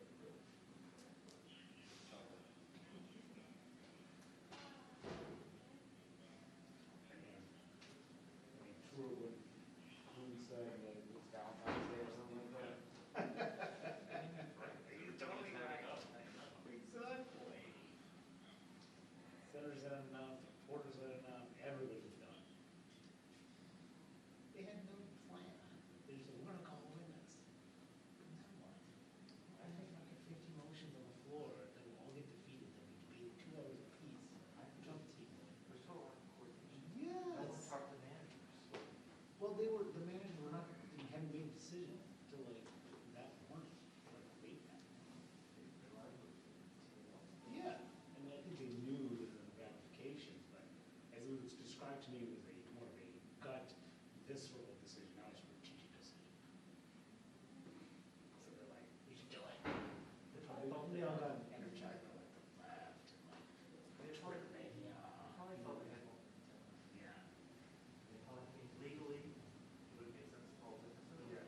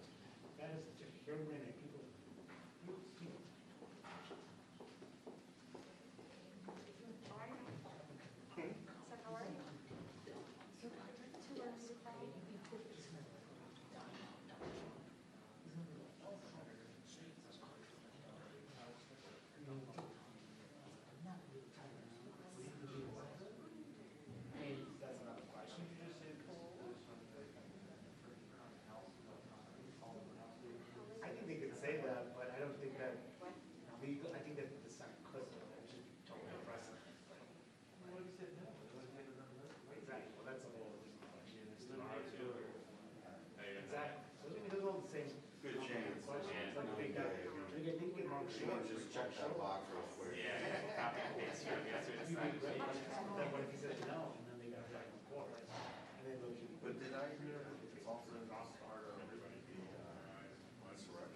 or what's that? Oh, yeah, okay. You're right, you're looking at that. Yeah, no thanks. Tomorrow. I don't know if I overheard someone saying something about that. I should say just. Yeah, they are doing that here tomorrow. I thought you were joking. Really? So it was a break.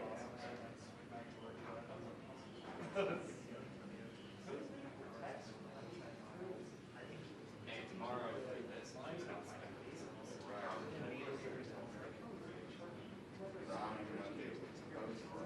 yeah, yeah. I don't think I was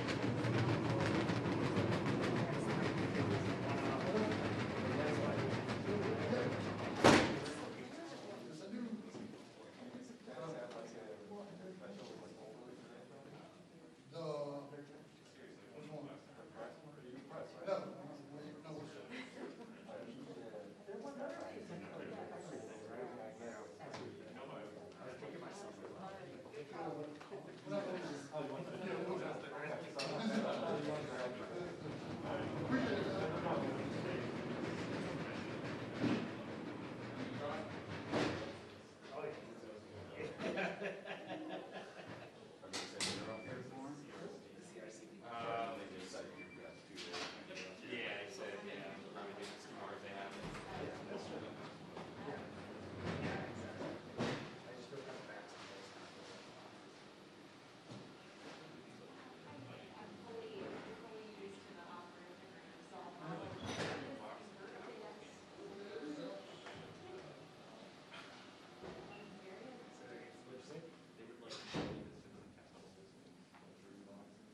Oh, yeah.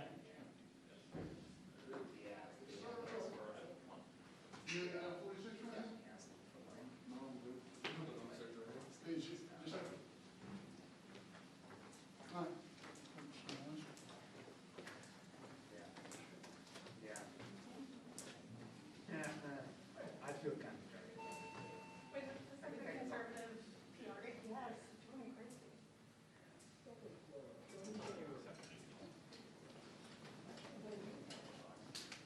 I got invited to make the argument that we should just let noise system on colleagues. Yeah, I was like, no. Yeah.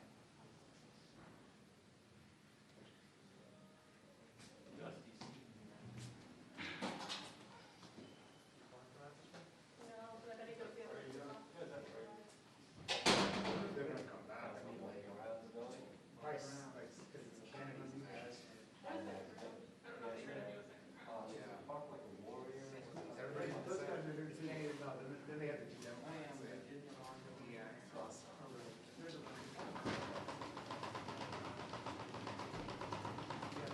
That's it, huh? I'm out of here. Half day for me. What time are you done? Were you AM? You were here this morning, weren't you? Yeah, but I was on the clock at 6. Okay. Later, bud.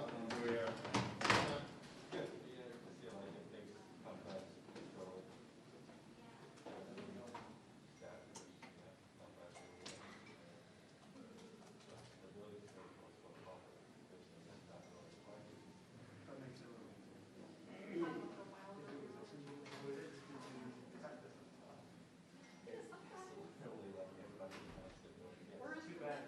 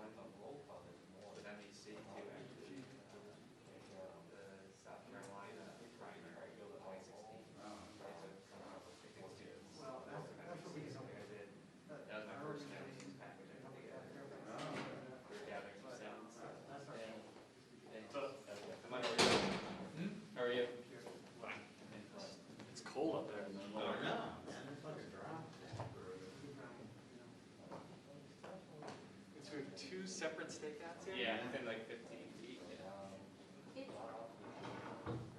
It's divvied up, though. No, it works, it works. Everyone's getting paid for this. Tons of cameramen out of G.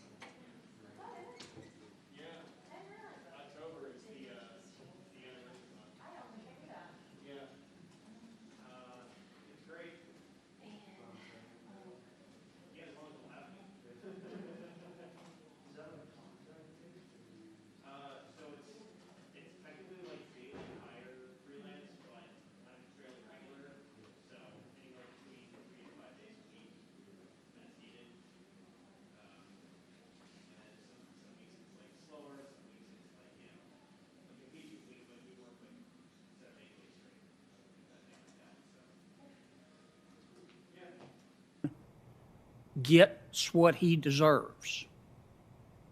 Would you agree or disagree with that?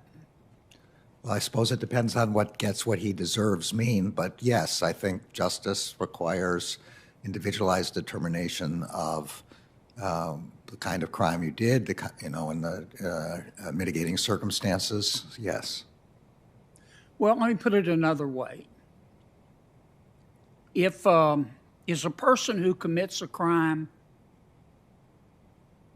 a sinner in the moral sense, or a sick person? Well, this is again probably beyond my competence. I think with justice comes mercy, and so I think we have to take into consideration all different kinds of things. I also think that the kind of crime that we're talking about is relevant to the question of what kind of person it is. So I'm not sure exactly what you're asking me. I'm not trying to be evasive. I just don't know exactly what you're asking me. Okay. Let me shift gears here. Yeah. Were you chief judge when the coronavirus hit us? Unfortunately for my successor, my term ran out just before coronavirus hit us. Well, if you had been chief judge, yes, would you have adopted a rule that said if one of our employees in the court gets coronavirus and goes to the hospital and is treated and is released and wants to come back to work at the court, it would be discriminatory to ask them to take a coronavirus test? No. Okay. Isn't that what happened with a lot of our nursing homes throughout the country? You know, I honestly don't know what happened with the nursing homes. I don't know what they were doing with respect to I'm sorry. I'm not trying to be evasive. Sure. I really don't know the facts here. I mean, I think in an example you gave me, there's nothing discriminatory about asking people who might be infected from a public health point of view to be sure they don't infect other people. And if a determination is made they're not infected, then of course that's the end of it. Equal treatment doesn't mean we don't take into consideration the possibilities of different degrees of health in a particular circumstance. And I honestly don't know what happened with the nursing home. I know that it was terrible that many people got COVID in the nursing homes, and it was a major vector of the spread of the infection. But I don't know why that was, except that there are people cooped up in one place, and it's easy to spread that way. All right. I think science tells us that keeping our schools closed has a disproportionate impact on poor people and children from poor families, and on families, including but not limited to children of color. At what point do you think our refusal of some of our leadership in our schools to reopen becomes a civil rights violation? So, Senator, I completely agree with your description of the consequences of the school closing. I tutor two children in a neighborhood of Washington, D.C., where most of the people, students in the school are people of color, and I've been able to tutor them by Zoom every week, but they have, and they're taking classes by Zoom, and it's much more difficult, obviously, for them, although they've done terrifically, not because of me, but they have, than it would be with people with other resources. I'm sorry. That's all right. I think that, public officials have to weigh very serious competing concerns with respect to how to deal with COVID. There's just no doubt about it. On the one hand, we have to be very worried about sending kids back in their schooling. And on the other hand, we have to be very worried about not spreading the disease in a way that kills them, or more importantly, not more likely, their parents or their grandparents. And Judge God, I don't want to be the person who makes that judgment. I understand. I get it. Sorry to interrupt. I hate. No, I'm sorry I interrupted you. We just have limited time. You have written in one of your opinions, I'm going to read, I know you haven't memorized all of your opinions. You said the Constitution, quote, does not contemplate that the District of Columbia, may serve as a state for purposes of the apportionment of congressional representatives. That textual evidence is supported by historical evidence concerning the general understanding at the time of the district's creation. Is that still your considered opinion? Yes, and I would say that is a case, one of my earliest cases, which taught me what it means to be a judge, which is to do something the opposite of what you would do if you had public policy concern. I think that citizens of the District of Columbia should be able to vote, but I didn't think that the Constitution gave me authority on my own to give it to them. And it made me sad, but it reaffirmed my role as a judge. Okay. In my last 20 seconds, I'm going to ask you if you agree with this statement. Allowing, and I'm not suggesting the answer one way or the other, I just want to know what you believe. Allowing biological males to compete in an all-female sport deprives women of the opportunity to participate fully and fairly in sports and is fundamentally unfair to female athletes. This is a very difficult societal question that you're asking here. I know what underlies it. I know, but you're going to be Attorney General. But I may not be the one who has to make policy decisions like that, but it's not that I'm adverse to it. Look, I think every human being should be treated with dignity and respect. That's an overriding sense of my own character, but an overriding sense of what the law requires. The particular question of how Title IX applies in schools is one, and in light of the Bostic case, which I know you're very familiar with, is something that I would have to look at when I have a chance to do that. I've not had the chance to consider these kinds of issues in my career so far. But I agree that this is a difficult question. Thank you, Judge. For his first question as a member of the Senate Judiciary Committee, Senator Alex Padilla. Thank you, Mr. Chairman. Thank you, Mr. Chairman. Judge Garland, and to your family, just thank you for your many, many years of public service, and should you be fortunate enough to be confirmed in this next chapter. I've spent a little bit more than 20 years in public service myself in different capacities, including the prior 6 years prior to my appointment to the Senate as California's Secretary of State and Chief Elections Officer. My mission in that role was to increase voter participation and ensure free and fair elections. As the country has become more diverse, not just states like California and New York, but throughout the nation, it's no coincidence that we have seen a resurgence of white supremacy and violent extremism. And history is clear. Voter suppression is rooted in white supremacy.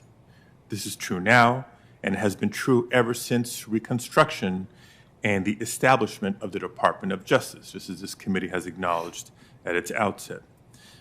It should not be lost on any of us that after the 2013 Shelby v. Holder decision by the Supreme Court, we've seen a wave of legislation in states across the nation which have the effect of making it harder for eligible citizens to register to vote, to stay registered to vote, or to simply cast their ballot.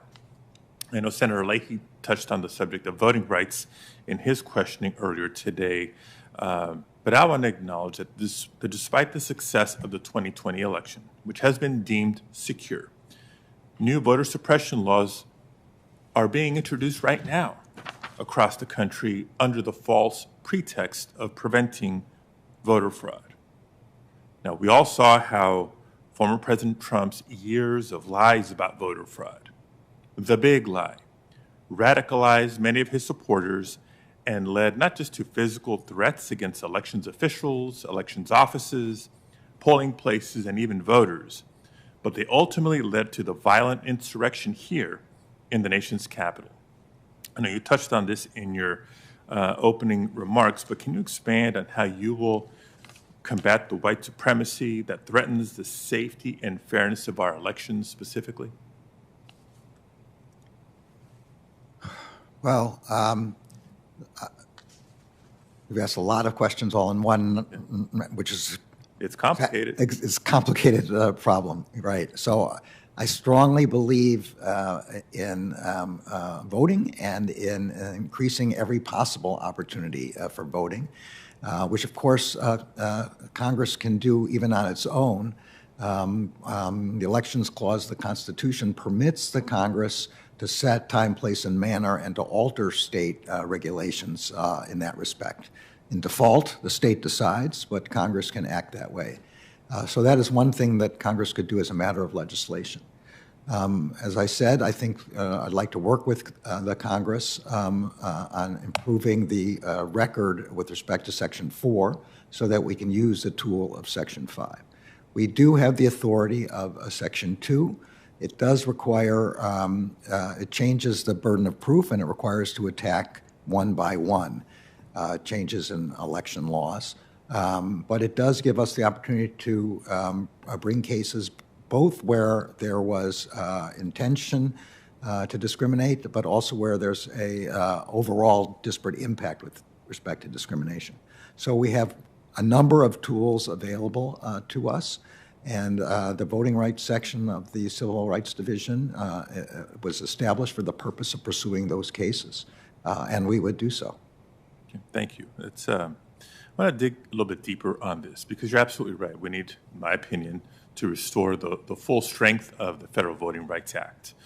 There's a lot that can and should be done, not just in terms of elections administration with respect to voting rights, but the protection of voters themselves. You know, people should be able to vote free of any harassment, intimidation, obstacles, et cetera. And part of what works against that is, again, rooted in white supremacy, this big lie.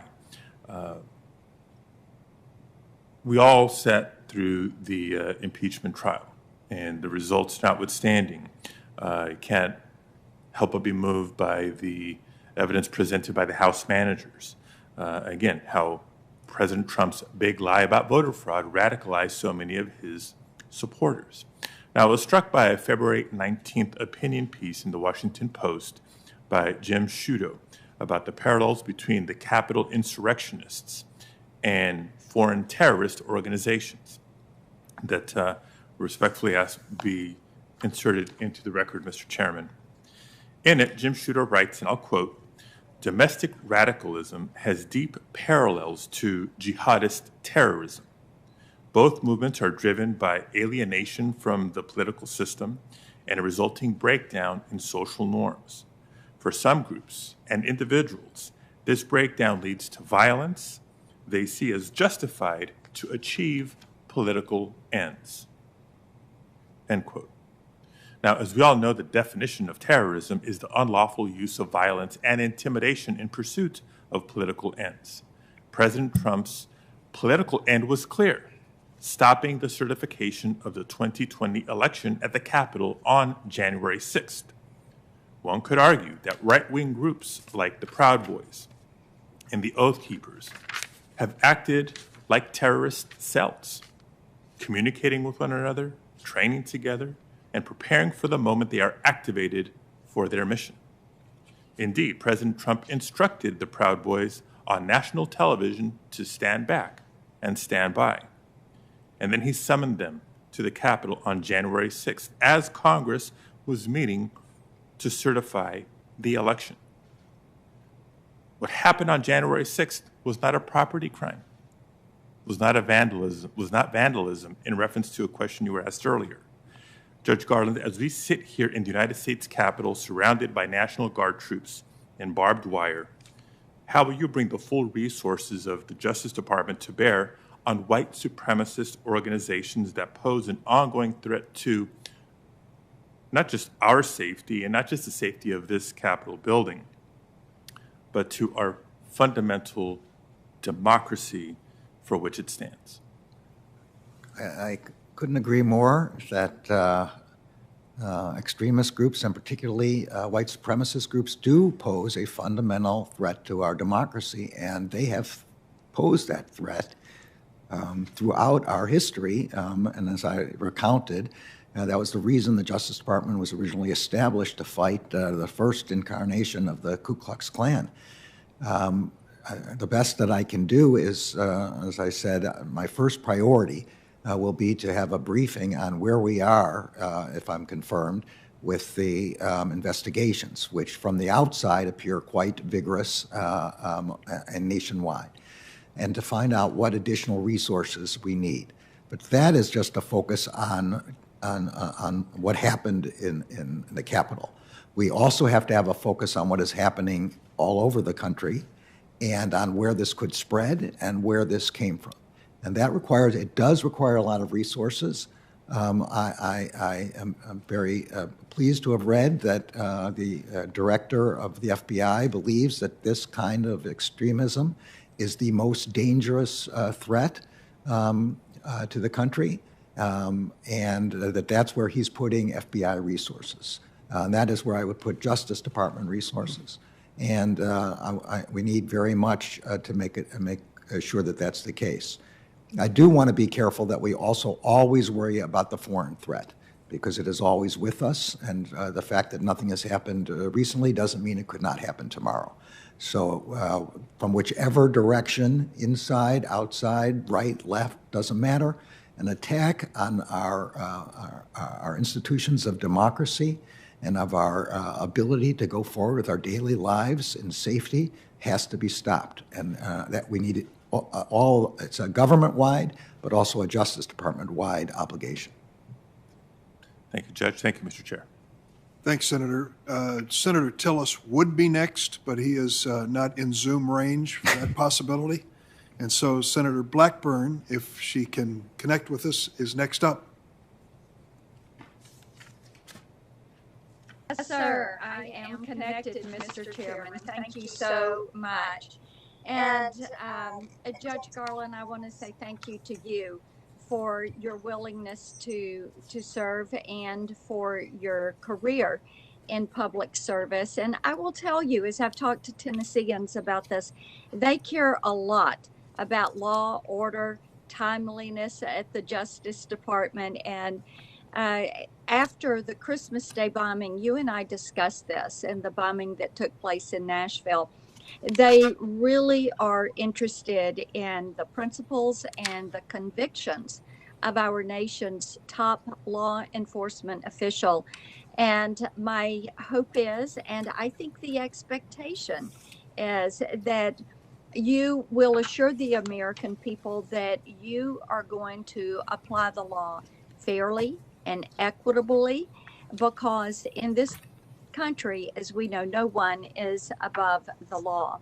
Now, I know you've been asked about the Durham investigation, and I will tell you that this is important to Tennesseans, and making certain that that investigation is going to be completed, and that you are going to work to be certain that it is not impeded and is completed, and that you're committed to seeing this through to completion. Well, thank you, Senator. I appreciate it, and I appreciate the opportunity we had to discuss these matters earlier as well. As I said, with respect to the Durham investigation, I don't know anything about it other than what has appeared in the media. The investigation has been discreet as appropriate with respect to expressions of its status. I understand that Mr. Durham has been permitted to remain in his position, and I know of nothing that would give me any doubt that that was the correct decision. And I appreciate that. And likewise, we had discussed the investigation into Hunter Biden's business dealings.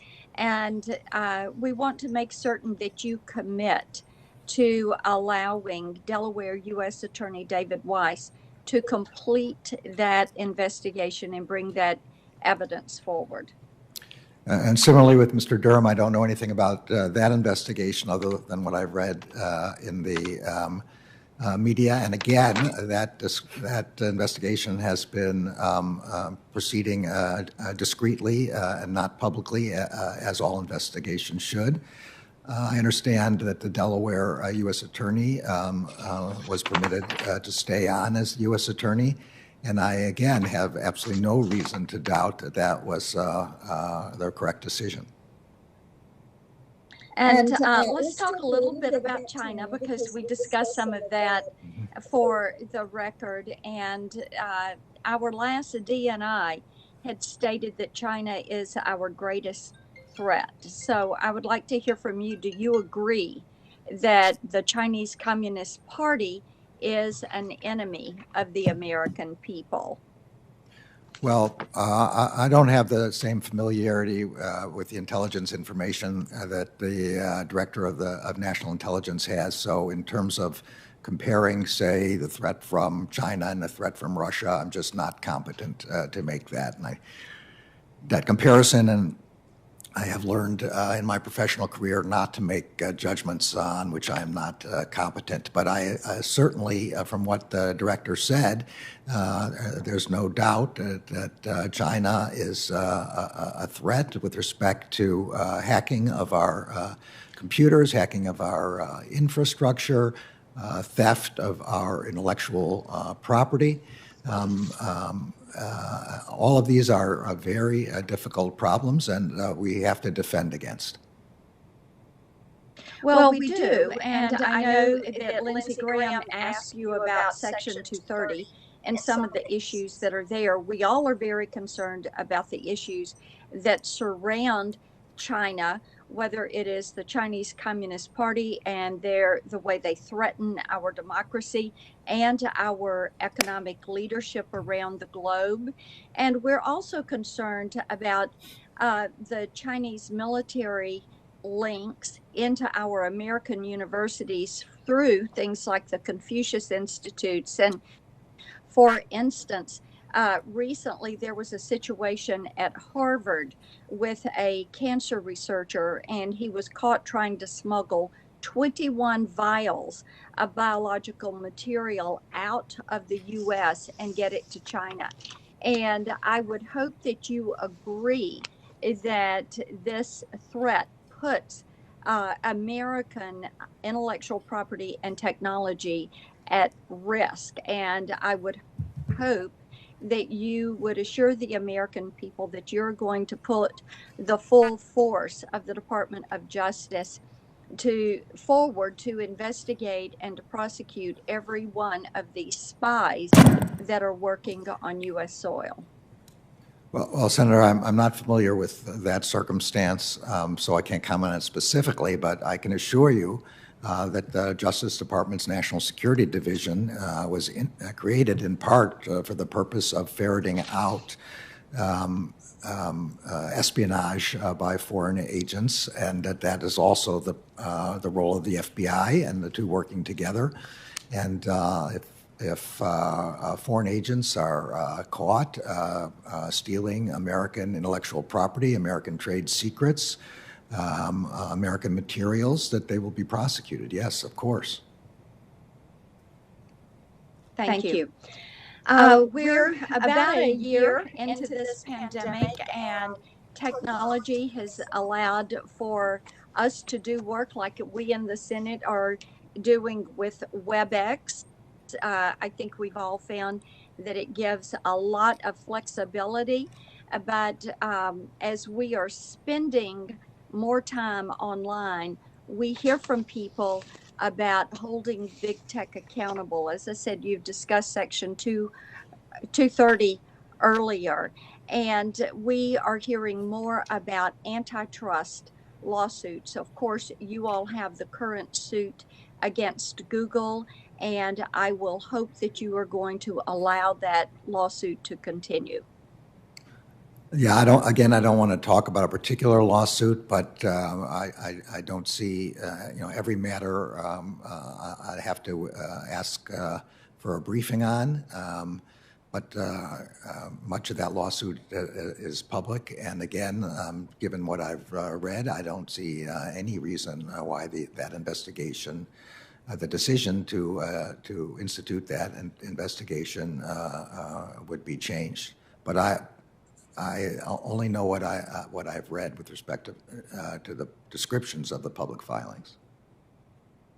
Let me ask you one more question, and then I'm going to have a series of questions to come to you as QFRs. The President Biden has talked about reinstating the Obama administration practice of paying settlement money from winning lawsuits to third-party interest groups like La Raza, the National Community Reinvestment Coalition, and the Urban League. And it's just, I find it really interesting that they would choose to have that money go to these outside groups instead of to victims or to the U.S. Treasury. So do you plan on reinstating that policy, and how would you justify reinstating that policy? I don't have any plan one way or the other. I know you raised that policy when we were talking before, and I understand your concern about it. Obviously, damages recoveries should first go to help victims. I don't know very much at all about the policy, and it would be something I would have to consider if I'm confirmed. I have to hear the arguments on both sides of why the policy obviously started and also why it was rescinded. Thank you so much. I appreciate your time, Mr. Chairman. Thank you. Thanks, Senator Blackburn. Senator Ossoff, welcome to the committee. Your turn to question.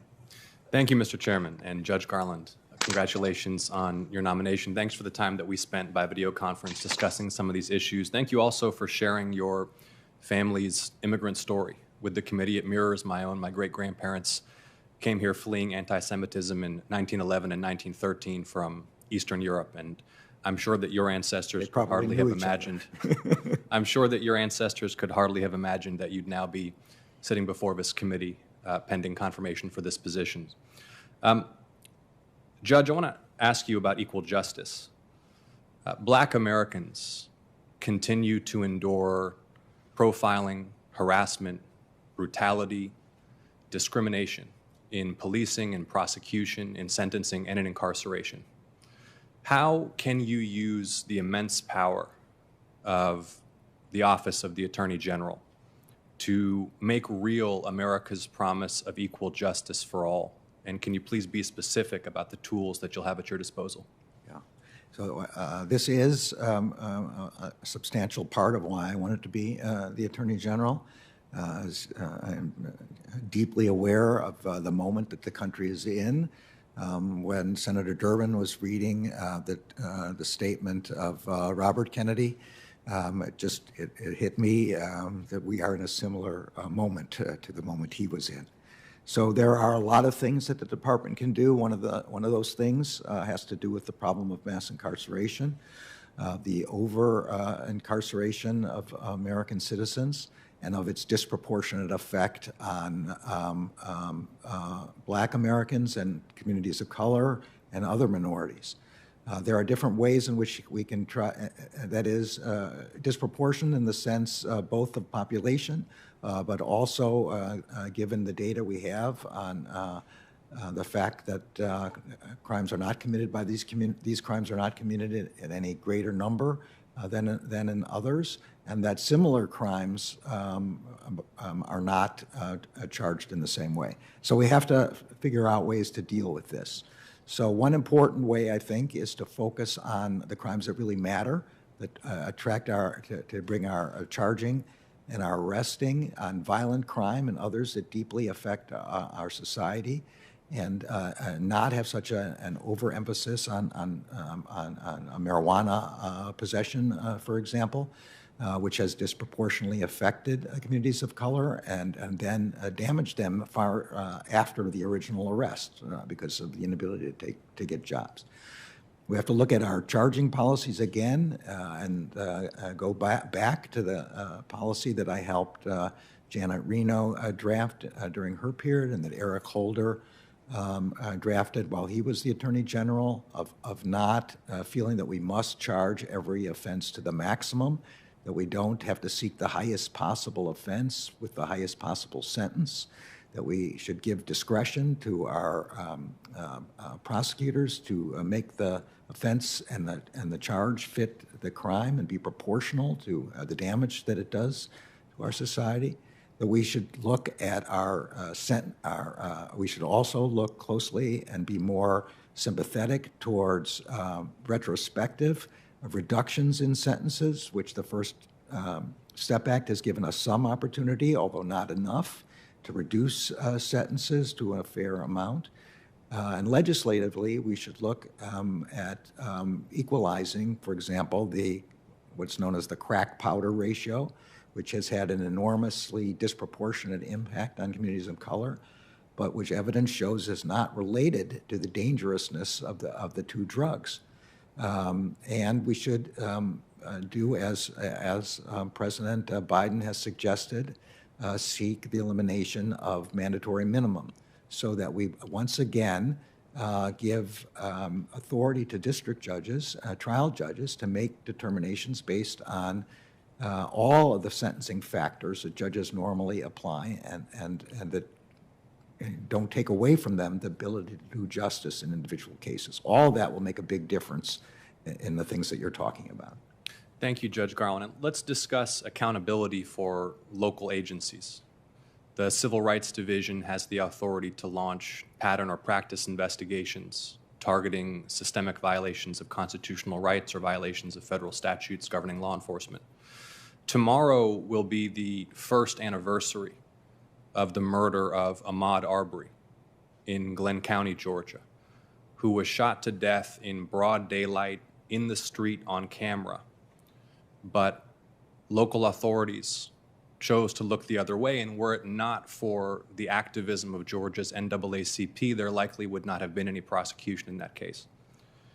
How can Congress equip DOJ's Civil Rights Division to launch more and more effective pattern or practice investigations without asking you to comment on the details of the Arbery case? And how else can the Department of Justice use its authority to ensure that where local agencies violate constitutional rights or fail to uphold the guarantee of equal protection, there's accountability? Well, I appreciate it. You're not asking me to talk about a pending case. What I will say is that, like many, many Americans, I was shocked by what I saw in videos of Black Americans being killed over this last summer. That's, I do think, created a moment in the national life that brought attention from people who had not seen what Black Americans and other members of communities of color had known for decades. But it did bring everything to the fore and created a moment in which we have an opportunity to make dramatic changes and really bring forth equal justice under the law, which is our commitment of the Justice Department. So the Civil Rights Division is the place where we focus these operations. You're exactly right that pattern or practice investigations are the core of our ability to bring actions here. That these lead to all different kinds of remedies, sometimes consent decrees as a potential remedy. We also can criminally prosecute violations of constitutional rights. We can also provide funding for police departments to reform themselves. I do believe that officers who follow the law and the Constitution want that accountability. They want officers who do not to become accountable, because if that doesn't happen, their law enforcement agency is tainted, they lose the credibility in the community, and without the community's trust, they can't bring safety. So we have this number of tools. Whether we need additional tools in this particular area, I don't know. Obviously, the resources are necessary. I'm probably going to be like a broken record in every one of these areas for us to do our job. And Judge Garland, with my time so short, will you commit to working with my office and with this committee to determine what additional authorities the department may need and what resources you may require in order to be able to bring more and more effective pattern or practice investigations where appropriate? Absolutely, Senator. I'm sorry to have gone on. No problem. Thank you, Judge Garland. Mr. Chairman, I yield back. Thank you, Judge, and thank you, Senator Ossoff. And so only in the Senate would we characterize a 5-minute round of questioning as a lightning round. But that's what we're going to shift to at this moment. And those senators who wish to ask a second question will have 5 minutes to do so. And I'm going to kick it off if I can. I want to address an issue which doesn't come up very often in this type of hearing, but should, and that is the state of America's federal prisons. We talk a lot about justice under the law, sentencing, enforcement. We know the outcome in many, many cases is that a person is incarcerated for sometimes a very lengthy period of time. How long that period of time is and how that person is treated in prison should be our concern as well. It's a reflection on our values as a nation, just as many other things are. So the first thing I would say is that I made a serious mistake, along with many others, including the current president, in supporting a bill more than 25 years ago, which established a standard for sentencing crack cocaine 100 to 1 compared to powder cocaine. The net result of it was a failure of policy. It did not reduce addiction. It did not raise the price of crack cocaine. Just the opposite occurred. We ended up arresting thousands of Americans and sentencing them to lengthy sentences, primarily African Americans. And so I introduced a bill several years ago, the Fair Sentencing Act, which was signed into law by President Obama. And then I worked with Senator Grassley, Senator Lee, who's here today, as well as Senator Booker and others, to pass the First Step Act. The idea was to reconcile some of the injustice in our sentencing under that earlier law. President Trump, much to our surprise, signed it into law and even spoke positively about it at the State of the Union. Unfortunately, it has not been implemented, and the provisions in there to prepare people for release from prison as well as to reduce sentences have not been effectively enforced. So point number one, I hope you will put that on your agenda because I'll be back in touch with you to ask. Second point, the United States has 5% of the population of the world and 20% of the COVID infections and deaths. It's a terrible commentary on our failure to deal with this public health crisis. But to make matters even worse, the infection rate in federal prison populations is 4 times what it is in the surrounding community. And more than 230 federal prisoners have died. We need to have a sensible and humane response to compassionate release in this time of pandemic. Senator Grassley and I have introduced legislation along those lines, and I'm going to ask you to look at that carefully as well. And the third is, last item that I'll bring up for your response, was an article written several years ago in the New Yorker magazine, and I think I may have mentioned this to you, by Dr. Atul Gawande, who is a surgeon in the Boston metropolitan area, a prolific writer and a very insightful man. And he wrote an article about the impact of solitary confinement on the human mind, and went further to talk about how people in a perilous situation can be reduced to an inhuman level just by isolation, 23 hours a day sitting in the cell by yourself. It just has that impact. And I looked into it to see what was happening at the federal level. I'm happy to report to you that things are marginally better, but only marginally. I think that isolation is cruel and unusual, and has to be used in some circumstances for an extremely dangerous inmate, but unfortunately is used in too many circumstances now Many states are way ahead of the federal prison system in looking at this issue. I only have a minute left, and it's all yours to react.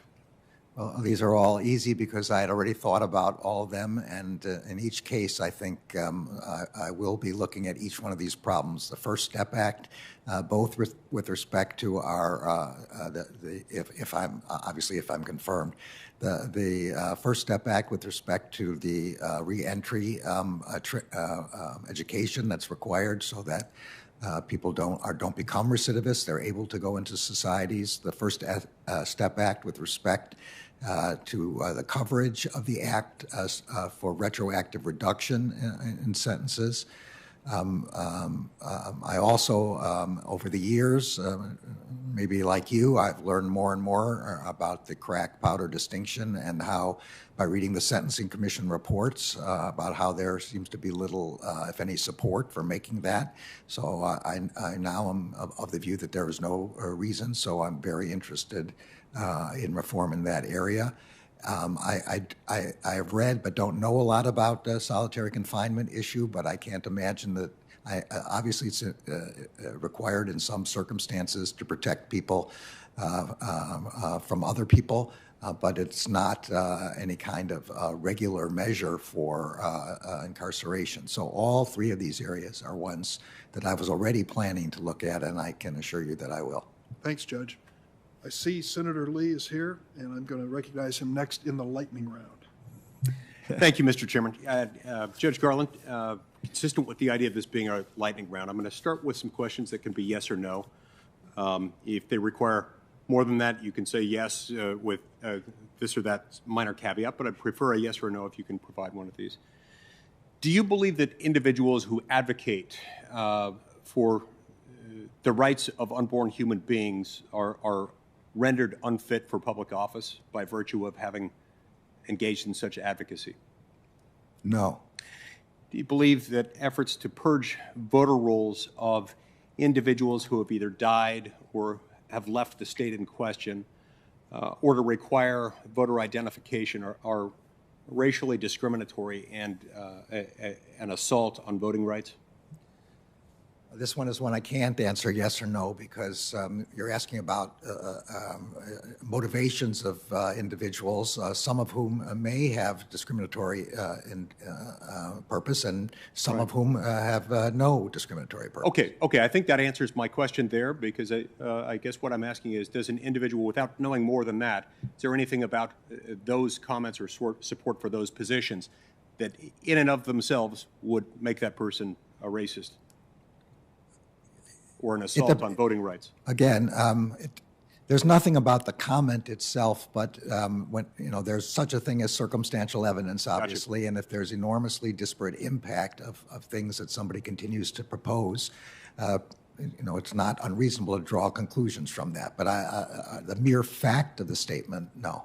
Do you believe that Republicans in the United States, and by Republicans I mean as a whole, are determined to, quote, leave our communities to the mercy of people and institutions driven by hate, bigotry, and fear of any threat to the status quo, close quote?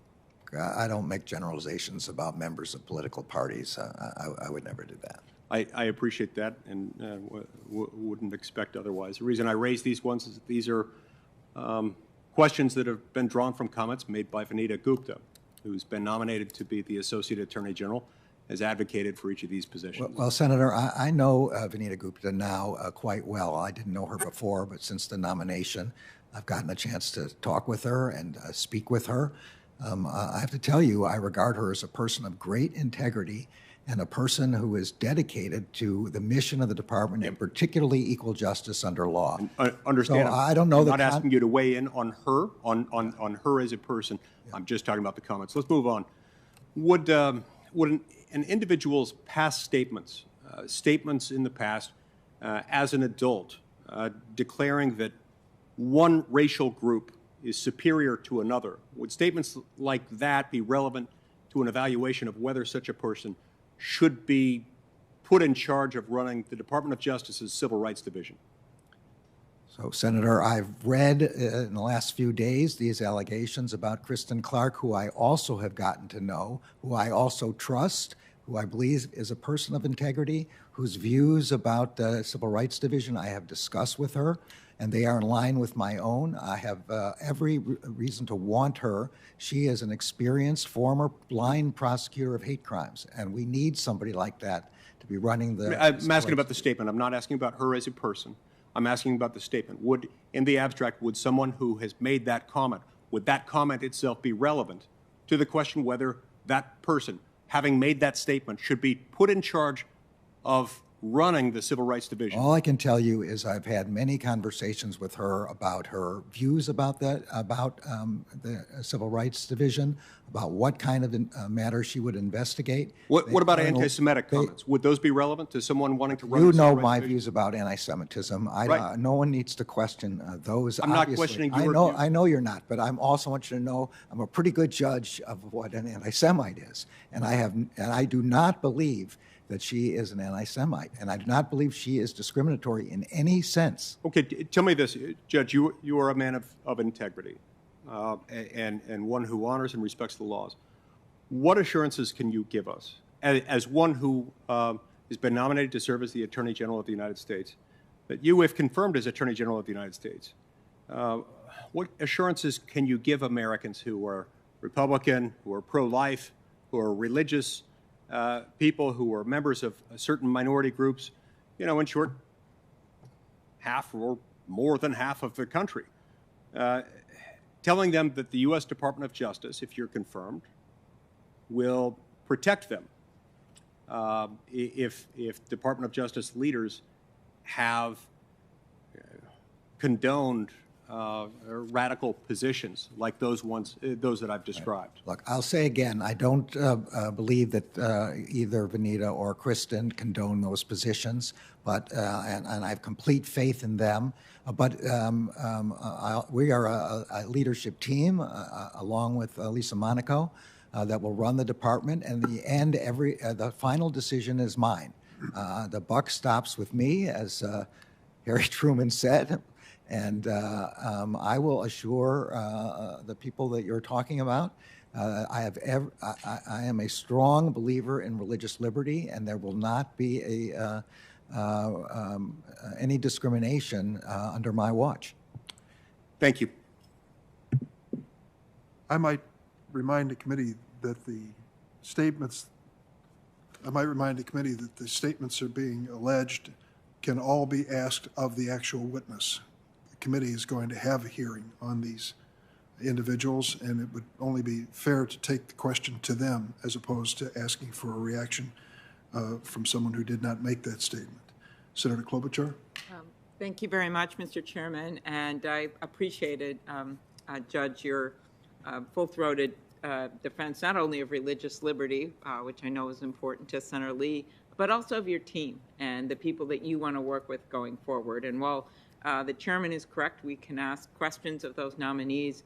I think it's important to hear from you with their hearings coming up of your beliefs about how they can do the job. So I appreciate that. I know both of them and have a lot of respect for them. Thank you, Senator. They have skills that I do not have. They have experiences that I do not have. Likewise, Lisa Monaco has experiences in the intelligence world that I do not have. No human being can have all of the skills necessary to run the Justice Department, and I need this leadership team if I'm going to be successful, if you confirm me. Very good. Well, thank you very much. And one thing that we didn't touch on when I asked my first round of questions was the Violence Against Women Act, and I'm going to be working with Senator Feinstein and others on this committee to finally get that done. I don't know if you followed this, but we've had a delay in getting that reauthorized. It's tended to be a bipartisan bill in the past, and I have several provisions in the bill, including one on to fix a loophole that exists involving, it's called the boyfriend loophole, but it's not as positive as that sounds, about getting guns after people have committed serious crimes. But the second piece is a bill called the Abby Hunold Act, which is a rape victim in Minnesota who worked with us, and Senator Cornyn is my co-sponsor of the bill, to be able to do a better job with law enforcement to investigate sexual assault crimes. But just in general, do you want to talk about your views on the Violence Against Women Act and the Justice Department role in training and the like across the country? Yeah, so as I know you know, the Violence Against Women Act was pressed by Senator Joe Biden many years ago, and he has a deep commitment to its continued reauthorization, as do I. I was in the Justice Department when we set up the first office for violence against women for the purpose of coordinating departmental programs in this area. I know this requires resources. Both of the examples that you give, again, I don't know the specifics, but from the description, I can hardly imagine a serious disagreement. We have to provide the resources necessary to help rape victims, obviously, and I don't see any reason why somebody who commits a violent crime against a person but isn't married or have an intimate relationship should be treated any differently than one who does. So I think I'm all in on the violence against women re-upping the statute. Very good. Authorization, I guess. Thank you. Another thing that I've been very focused on, in part because my dad struggled with alcoholism most of his life and got through that thanks to treatment and recovery, is to give that same kind of opportunity to people in the criminal justice system. And drug courts are a big presence in Minnesota, as is treatment. We're home of Hazleton Betty Ford, as well as many other fine treatment centers. And we've worked really hard here. I've led some of the efforts on diversion with federal courts, with drug court, and of course there's much use of them on the state courts. Could you talk about your views on that? Yeah, no, I think drug courts and diversion are an excellent idea for people who have addiction and need to be treated. I think now that the opioid crisis has struck large parts of America, many Americans now understand that sometimes it is just not a question of willpower to turn this stuff down, that this is these kind of drugs take control of your lives and you just can't do anything about it.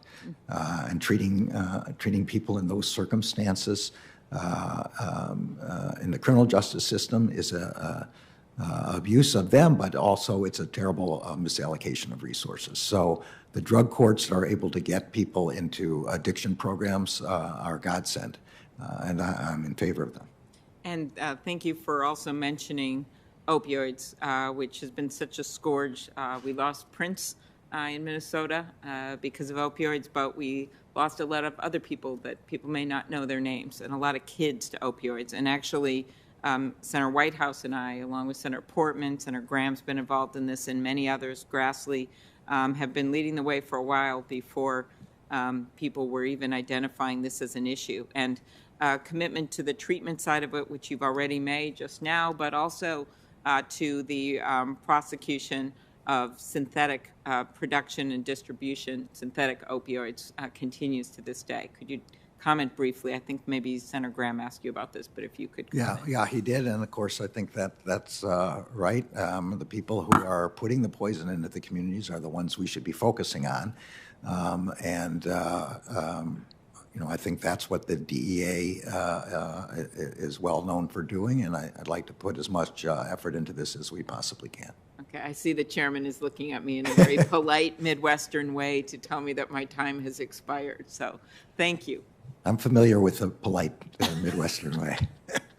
Senator Kennedy, your diligence has been rewarded. You have 5 minutes.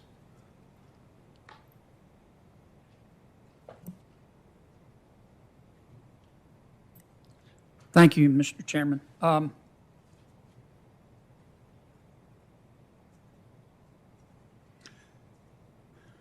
Judge, I'm really curious about your thinking on this.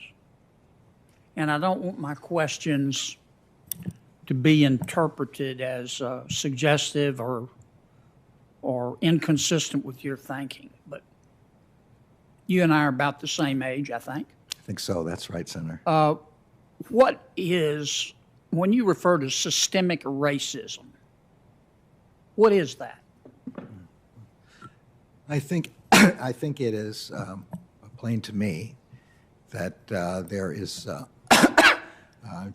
discrimination and widespread disparate treatment of communities of color and other ethnic minorities in this country. They have a disproportionately lower employment, disproportionately lower homeownership rates, disproportionately lower ability to accumulate wealth. Can I stop you, because this 5 minutes goes so fast? I'm sorry. So you're basically saying there's a disparate impact. There's disparate impact, which in some cases is the consequence of historical patterns. Sometimes is the consequence of let me ask you this. unconscious bias and some kind conscious. When you were at the Department of Justice, Yes. Was the Department of Justice then systemically racist? I think we look for a pattern or practice in each institution. When you talk about a specific institution, you look for its pattern and practices. But how do you know what you know? In other words, you say an institution is systemically racist. I didn't say any particular institution. I know. I'm not saying you did. I'm saying if you say an institution is systemically racist, how do you know what you know? Do you measure it by a disparate impact, controlling for other factors? Well, the very specific... Or do you just look at the numbers and say the system must be racist? Well, now you've asked me a slightly different question, which I think I have a slightly different answer for. Okay, So the authority the Justice Department has to investigate institutions is to look for patterns or practices of unconstitutional conduct. And if we find a pattern or a practice of unconstitutional conduct, I would describe that as institutional racism within that institution. That may not be the perfect definition, but that's what I would think. So it's just a product of the numbers? Well, if there is a pattern and a practice, this is not just a question of individual numbers. What we're looking for here under those investigations are patterns. Why is it that, a series of similar events are occurring like that? Looking into any individual's heart is not something we can do. Who bears the burden of proving that? The institution? Or No. Like as in all matters of law, the burden is on the investigator to prove, first by investigation, then before a court. Is there any other way to measure institutional racism other than the numbers, the disparate impact? Well, yes. I mean, you can look at large numbers of individual cases in which discriminatory conduct is actually found, intentional discriminatory conduct. Then it's not just a question of numbers. But, if an institution has a very large number of incidents of unconstitutional conduct, the entity is responsible in the same way a corporation is responsible for the behavior of its individuals. It's the same way. What's the difference, though, between people who are racist and an institution that's racist? Now we do have a cosmic question, but I think institutions are made up of. Yeah, but this is important. I know. I'm totally with you. I totally agree with that. Corporations are nothing other than the collection of their individuals. And the same is true for a public entity, which is in a certain way a corporation. Okay, I got to get one more in. I'm sorry, I got 24 seconds. I'm sorry, you asked a very hard question. Well, we can talk about this later, but I want to ask you about this concept of implicit bias. Yeah. Does that mean I'm a racist no matter what I do or what I think? I'm a racist, but I don't know I'm a racist? Okay, the label racist is not one that I would apply like that. Implicit bias just means that every human being has biases. That's part of what it means to be a human being. And the point of examining our implicit biases is to bring our conscious mind up to our unconscious mind and to know when we're behaving in a stereotyped way. Everybody has stereotypes. It's not possible to go through life without working through stereotypes. And implicit biases are the ones that we don't recognize our behavior. That doesn't make you racist, no. Who judges that? Doesn't the person judging me have his own implicit bias? How do I know his implicit bias isn't worse than my implicit bias? I agree, but I'm not judging you, Senator, and I don't know I'm not asking who you would to, be judging. but somebody, if you say you have implicit bias, that's a pejorative statement. I'm not saying you're being mean. You're not a mean guy. That's obvious. You're a nice guy. If you say somebody has implicit bias, somebody's got to make that subjective judgment, and the person making that subjective judgment has implicit bias. If it's part of being a human, then how do you know who wins? Fair enough, but if we say that all people have implicit bias, it's not, you shouldn't take it as pejorative. This is just an element of the human condition. So you shouldn't take that as pejorative. Implicit bias is just a descriptor of the way everyone's mind works. How about if you say that America has racists in it, just like everybody else? Does that just like everywhere else? Does that make America systemically racist? I think I don't want to waste your time because I think this is what I said before. What I mean by systemic racism is the patterns of discrimination and disparate treatment across the country. It doesn't mean that any particular individual is a racist. Judge, I'm in big trouble. I've gone way over. I'm developing a bias. Thank you for the exchange. It's a pleasure talking with you, Senator. Same here, Judge. Appreciate You'll be a good attorney general. All right, so I'd like to let the committee know that Senator Hirono will be the next up, and then we're going to take a break and return to 5-minute rounds. Senator Hirono, are you tuned in? Yes, I am. Thank you, Mr. Chairman. I would like to ask what I think is a very straightforward question. Over the past couple of years, the Justice Department has initiated a number of efforts related to missing and murdered Indigenous people and women, including U.S. Attorney-led pilot projects in Alaska and Oklahoma to implement tailored tribal community response plans. To what extent do you plan to continue to focus on these and other regional engagement efforts that could help address the missing and murdered Indigenous people crisis? Well, I certainly do intend to continue those.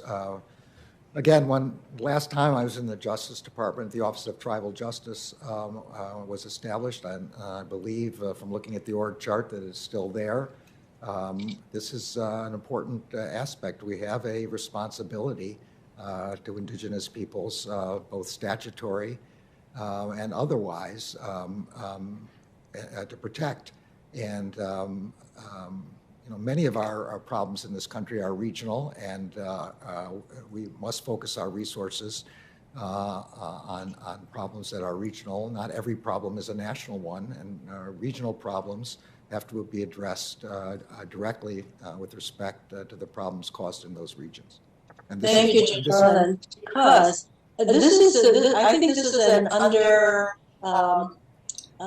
possibly underreported, and definitely we don't pay enough attention to what is happening to murdered and missing and Indigenous women. So I think we need to put a lot more emphasis on what's going on there.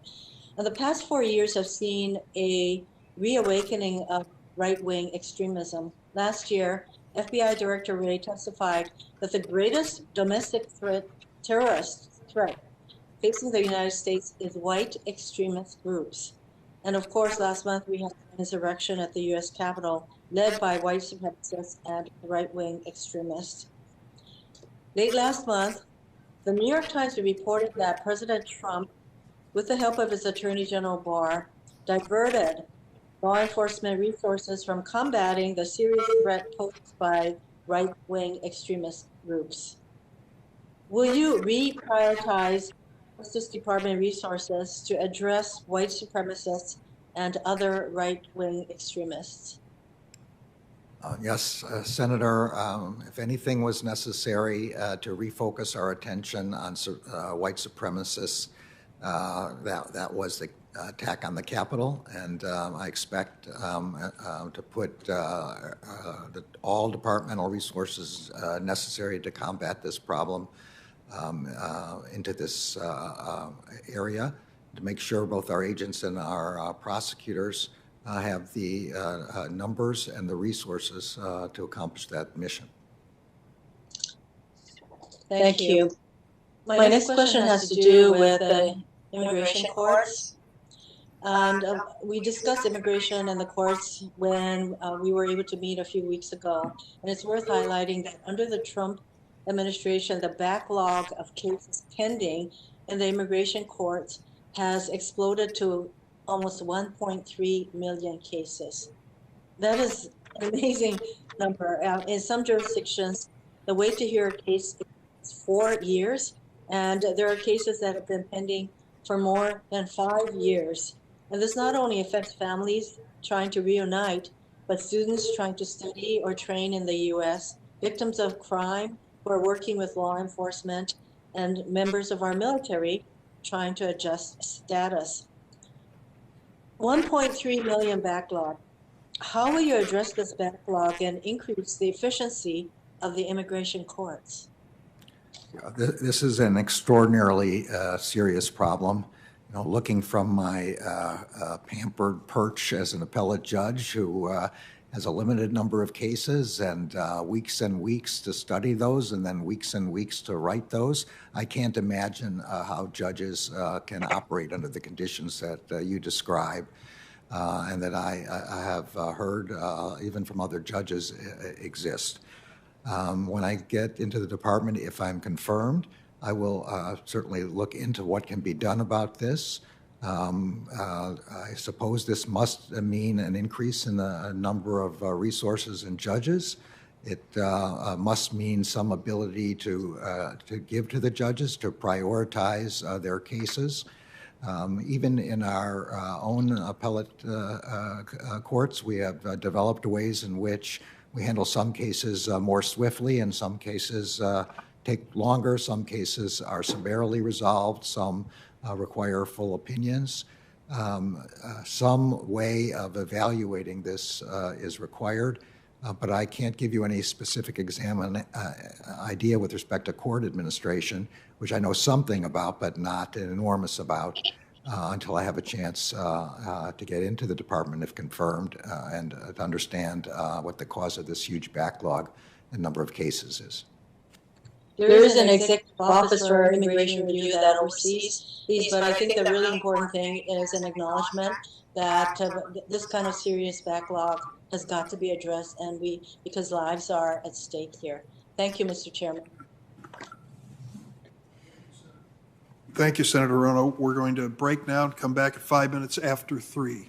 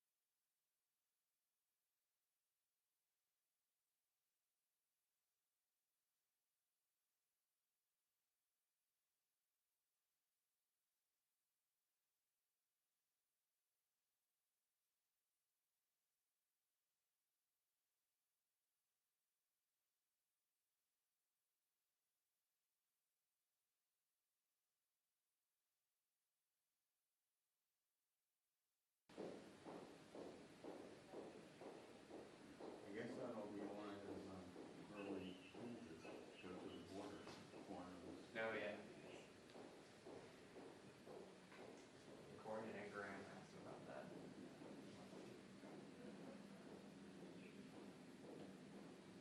I'm sure they want to get a little bow in that too.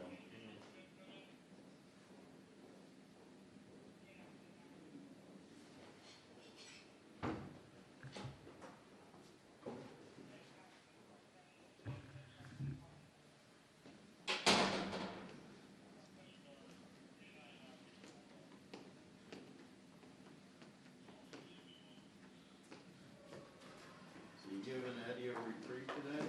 Is Eddie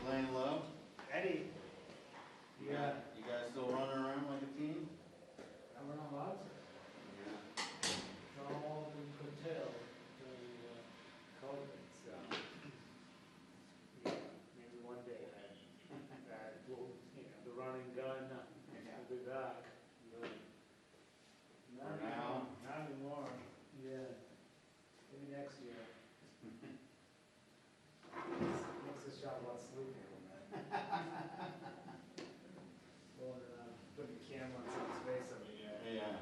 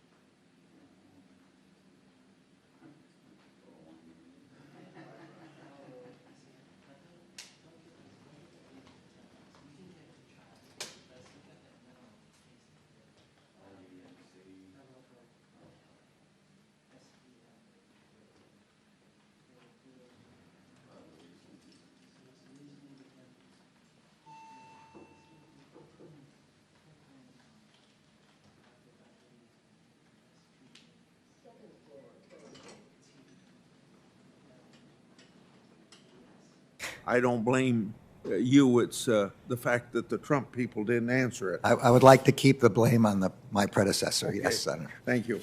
And then I'm going to say something about your answering questions for us.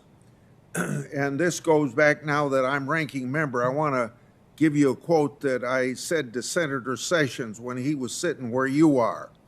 And if Senator Feinstein contacts you, do not use this excuse, as so many people use, that if you are not a chairman of a committee, you do not have to answer the questions. I want her questions answered just like you would answer mine. So I hope that whether I'm ranking member or chairman of the committee, you will help me get answers to the questions, and I hope Senator Durbin will do the same thing. I will not use any excuse to not answer your questions, Thank Senator. you. And then the other thing is,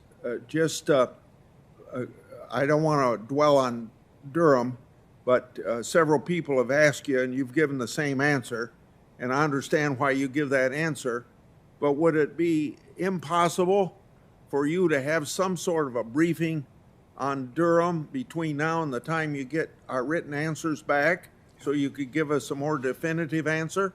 So I don't think it's appropriate. I mean, I assume, among other things, that the Durham investigation. I'll accept your answer. Okay. You don't need to go any further. Yeah. Okay. Then let's go to a subject of domestic terrorism. And that, obviously in a democracy, we need to be able to disagree with each other without violence. Political extremism, the willingness to use violence to advocate one's political views on either side, is a threat to our democracy. The Capitol attack shows us that very directly. I think you've answered this question, and so just a very short answer.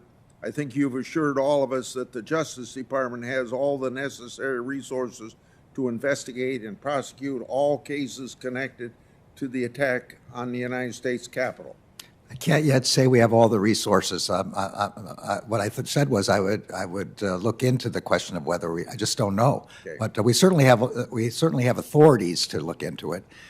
Whether we have the money and the person power, I just don't know yet. Okay.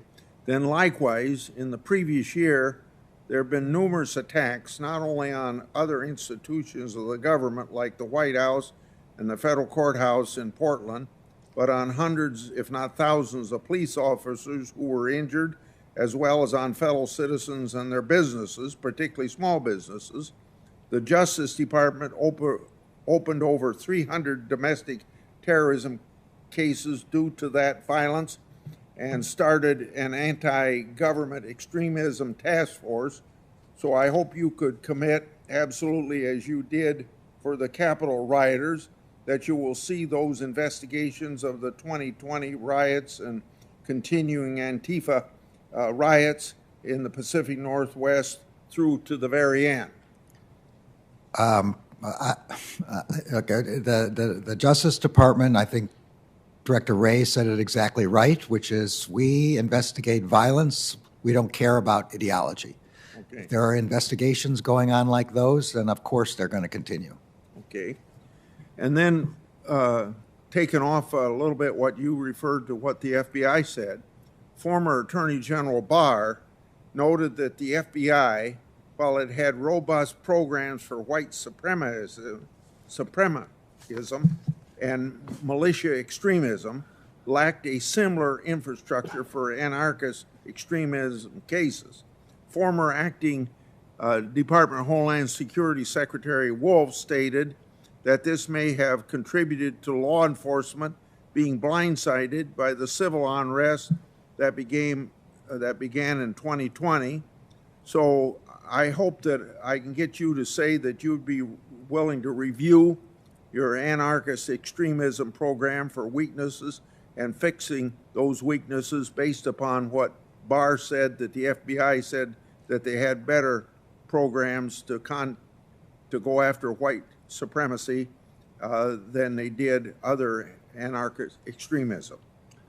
I think we need to go after violence from whatever direction, left, right, up, down. It doesn't make any difference. We need to go after that. I think what Director Ray had said was what he was most concerned about was the rise of white supremacist extremism as an element of domestic terrorism. But it doesn't matter what direction it comes from. It doesn't matter what the ideology is. We have to investigate it. I guess my time's up. I'm going to have a lot of questions for answer in writing. Fair enough. So I want to try to give an indication of the sequence. Dick Blumenthal is going to be next, and then on the Republican side, I think it's going to be John Cornyn. Then it'll either be Senator Ossoff or Senator Booker. They can arm wrestle until I have to make that decision. And then Senator Cotton, I believe you were the next arrival. This has become kind of a little difficult to predict the sequence. I want to make sure you see it coming. I would never want a rookie senator to go between Cotton and Cornyn, so I'll go there. Senator Blumenthal. Thanks, Mr. Chairman. I want to pursue a couple of the questions that I was asking when we ran out of time. Just to say that on the issue of climate change, President Biden, as a candidate, committed to hold accountable the oil and gas industry for any lies or fraud they had committed in denying the effects of climate change. And I hope you'll take that into consideration in determining what the Department of Justice will do in those kinds of cases, pursuing any kind of pollution or climate change or lies in connection with the oil and gas industry. And just to kind of ask a threshold question, do you have any doubt that human beings are a cause of climate change? No, no doubt at all. Thank you. You may That wasn't a trick question, I guess. It wasn't a trick question. Okay. I ask it because the last major nominee before this committee, back in September, it was a Supreme Court nomination, seemed to have some trouble with that question, but I'm glad you don't. Let me move to the issue of racial discrimination, which has been pursued, and I really welcome your very sincere and passionate commitment to ending racism and racial injustice. We're in the midst of a racial justice movement right now. One of the areas that most concerns me is holding accountable public officials when they violate individual rights and liberties. As you know, Section 242 makes it a federal crime to willfully deprive a person of their constitutional rights while acting under color of law, but prosecutors have to show that that public official had a specific intent to deprive constitutional rights, which, as you also know, is a pretty high bar. I believe, and I have advocated, that we, in effect, lower the state of mind requirement in Section 242 from willfully to knowingly or with reckless disregard, because this stringent mens rea requirement makes Section 242 prosecutions rare or impossible. And so I hope you agree that we need to adopt measures that will enable criminal accountability where all of the elements of the crime are committed and the mens rea intent requirement can, in effect, fit the crime.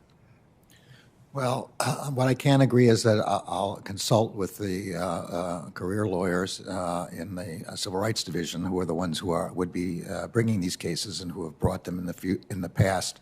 I honestly just don't know. I know everyone says that they're very difficult to make.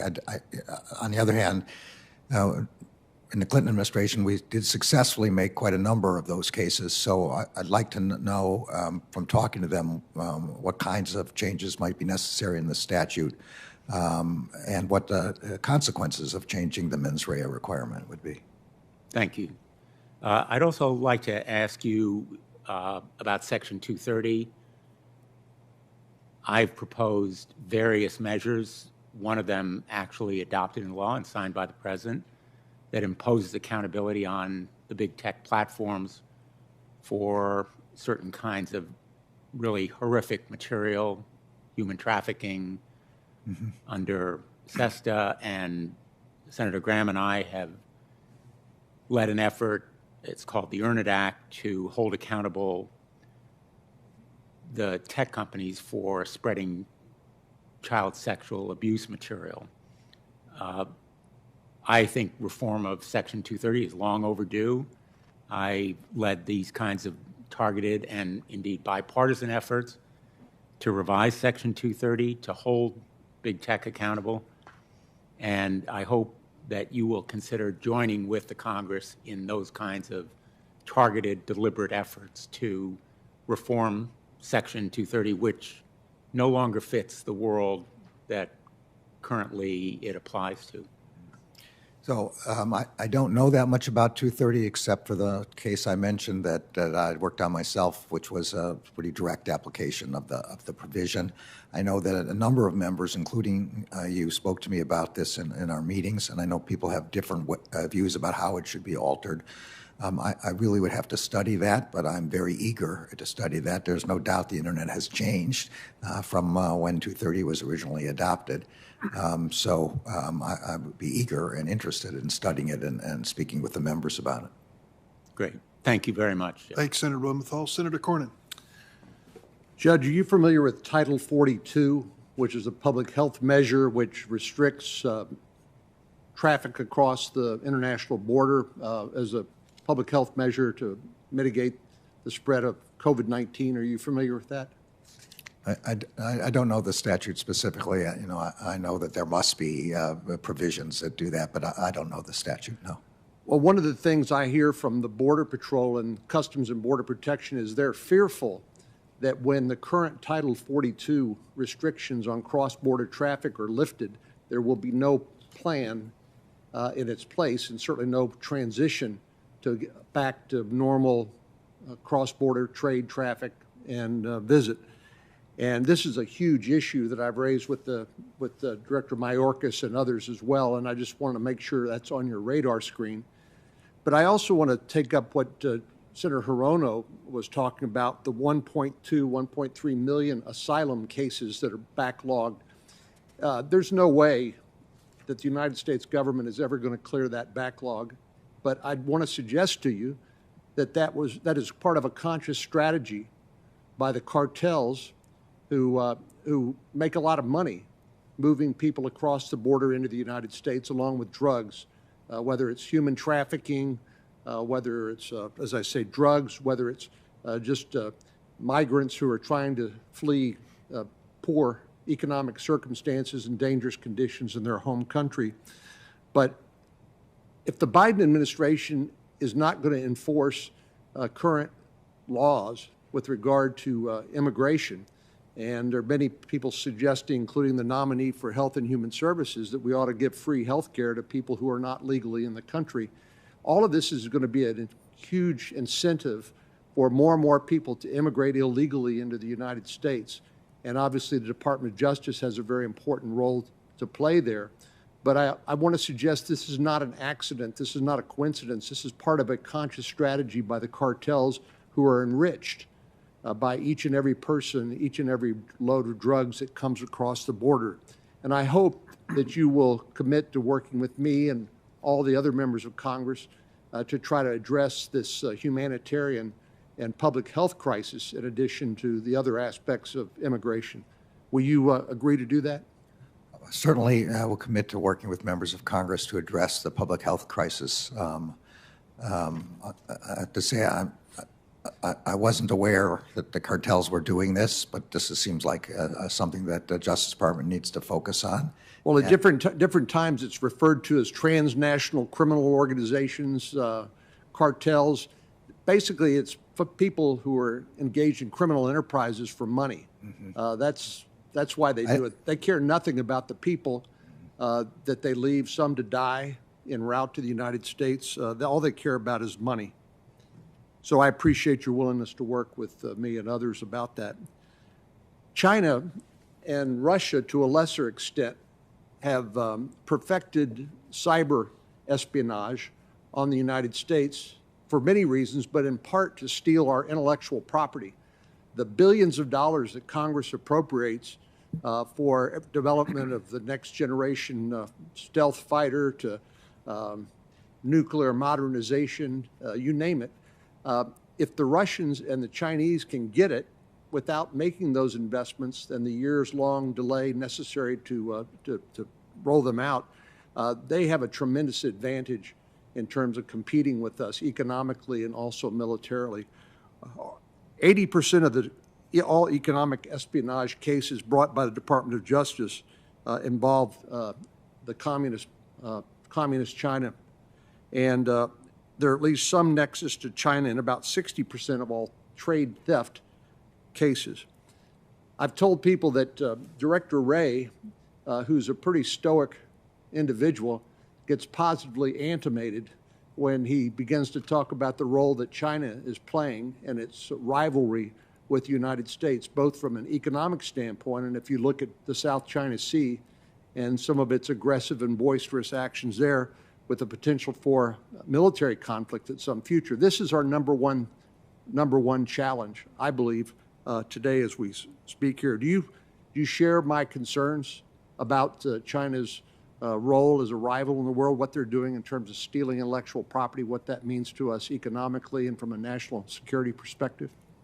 Well, Senator, I don't have any inside information with respect to what the intelligence agencies know, but I've read quite a lot about this, and it seems quite clear to me that the Chinese are involved in hacking, of stealing our intellectual property.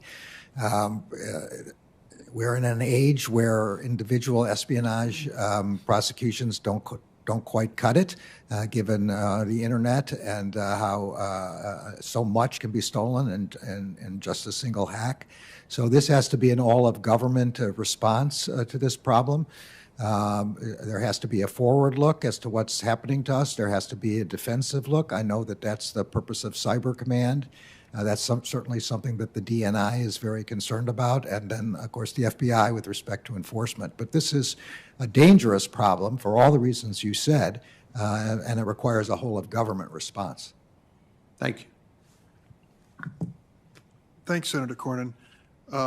Based on who is present and apparently interested, it'll be Senator Booker, Senator Cotton, Senator Ossoff, Senator Hawley. Those are the ones I see. So, Senator Booker. Thank you very much, Mr. Chairman, and thanks for the grace of Senator Ossoff for allowing me to go before him. I'd love to just jump in real quick, if I may, and a lot has been talk about your incredible work with the Oklahoma City bombing, but I'm also aware that you have a long record of working on domestic terrorism in pretty significant ways. In the mid-1990s, in a response to a wave of bombings and arson attacks against black churches in the South and other houses of worship, the Clinton administration formed a national task force where you and your leadership, along with others, helped to make this Justice Department priority, resulting in several hundred investigations and arrests. And I just really appreciate the totality of your record on fighting domestic terrorism. I do just really quickly just wonder, just in terms of proportionality, since that time till now, we've seen just this rise of right-wing terrorist attacks in our country. In fact, since 9/11, the majority of domestic terrorist attacks have been right-wing extremist groups. The majority of those have been white supremacist groups. And I'm just hoping, and again, you're not in the position, God willing, you will be, but just the proportionality of the resources we are directing towards trying to stop the scourge of domestic terrorism. Is this something that you will look at in terms of the degree of the resources of the agency? Yeah, as I say, I think the first thing I should do as part of my briefings on the Capitol bombing are briefings with Director Wray as to where he sees the biggest threat and whether the resources of the Bureau and of the Department are allocated towards the biggest threat and the most dangerous and direct threat. We do have to be careful across the board. We can never, let somebody sneak around the end because we're not focusing, but we also have to allocate our resources towards the biggest threat. Great. And I'd like to shift back to marijuana. Our earlier conversation, we were talking about the systemic racism there that I've watched tons of friends in elite colleges not worrying at all about being arrested for marijuana, while the inner city Black American community I live into, it's a much different set of laws applying to them.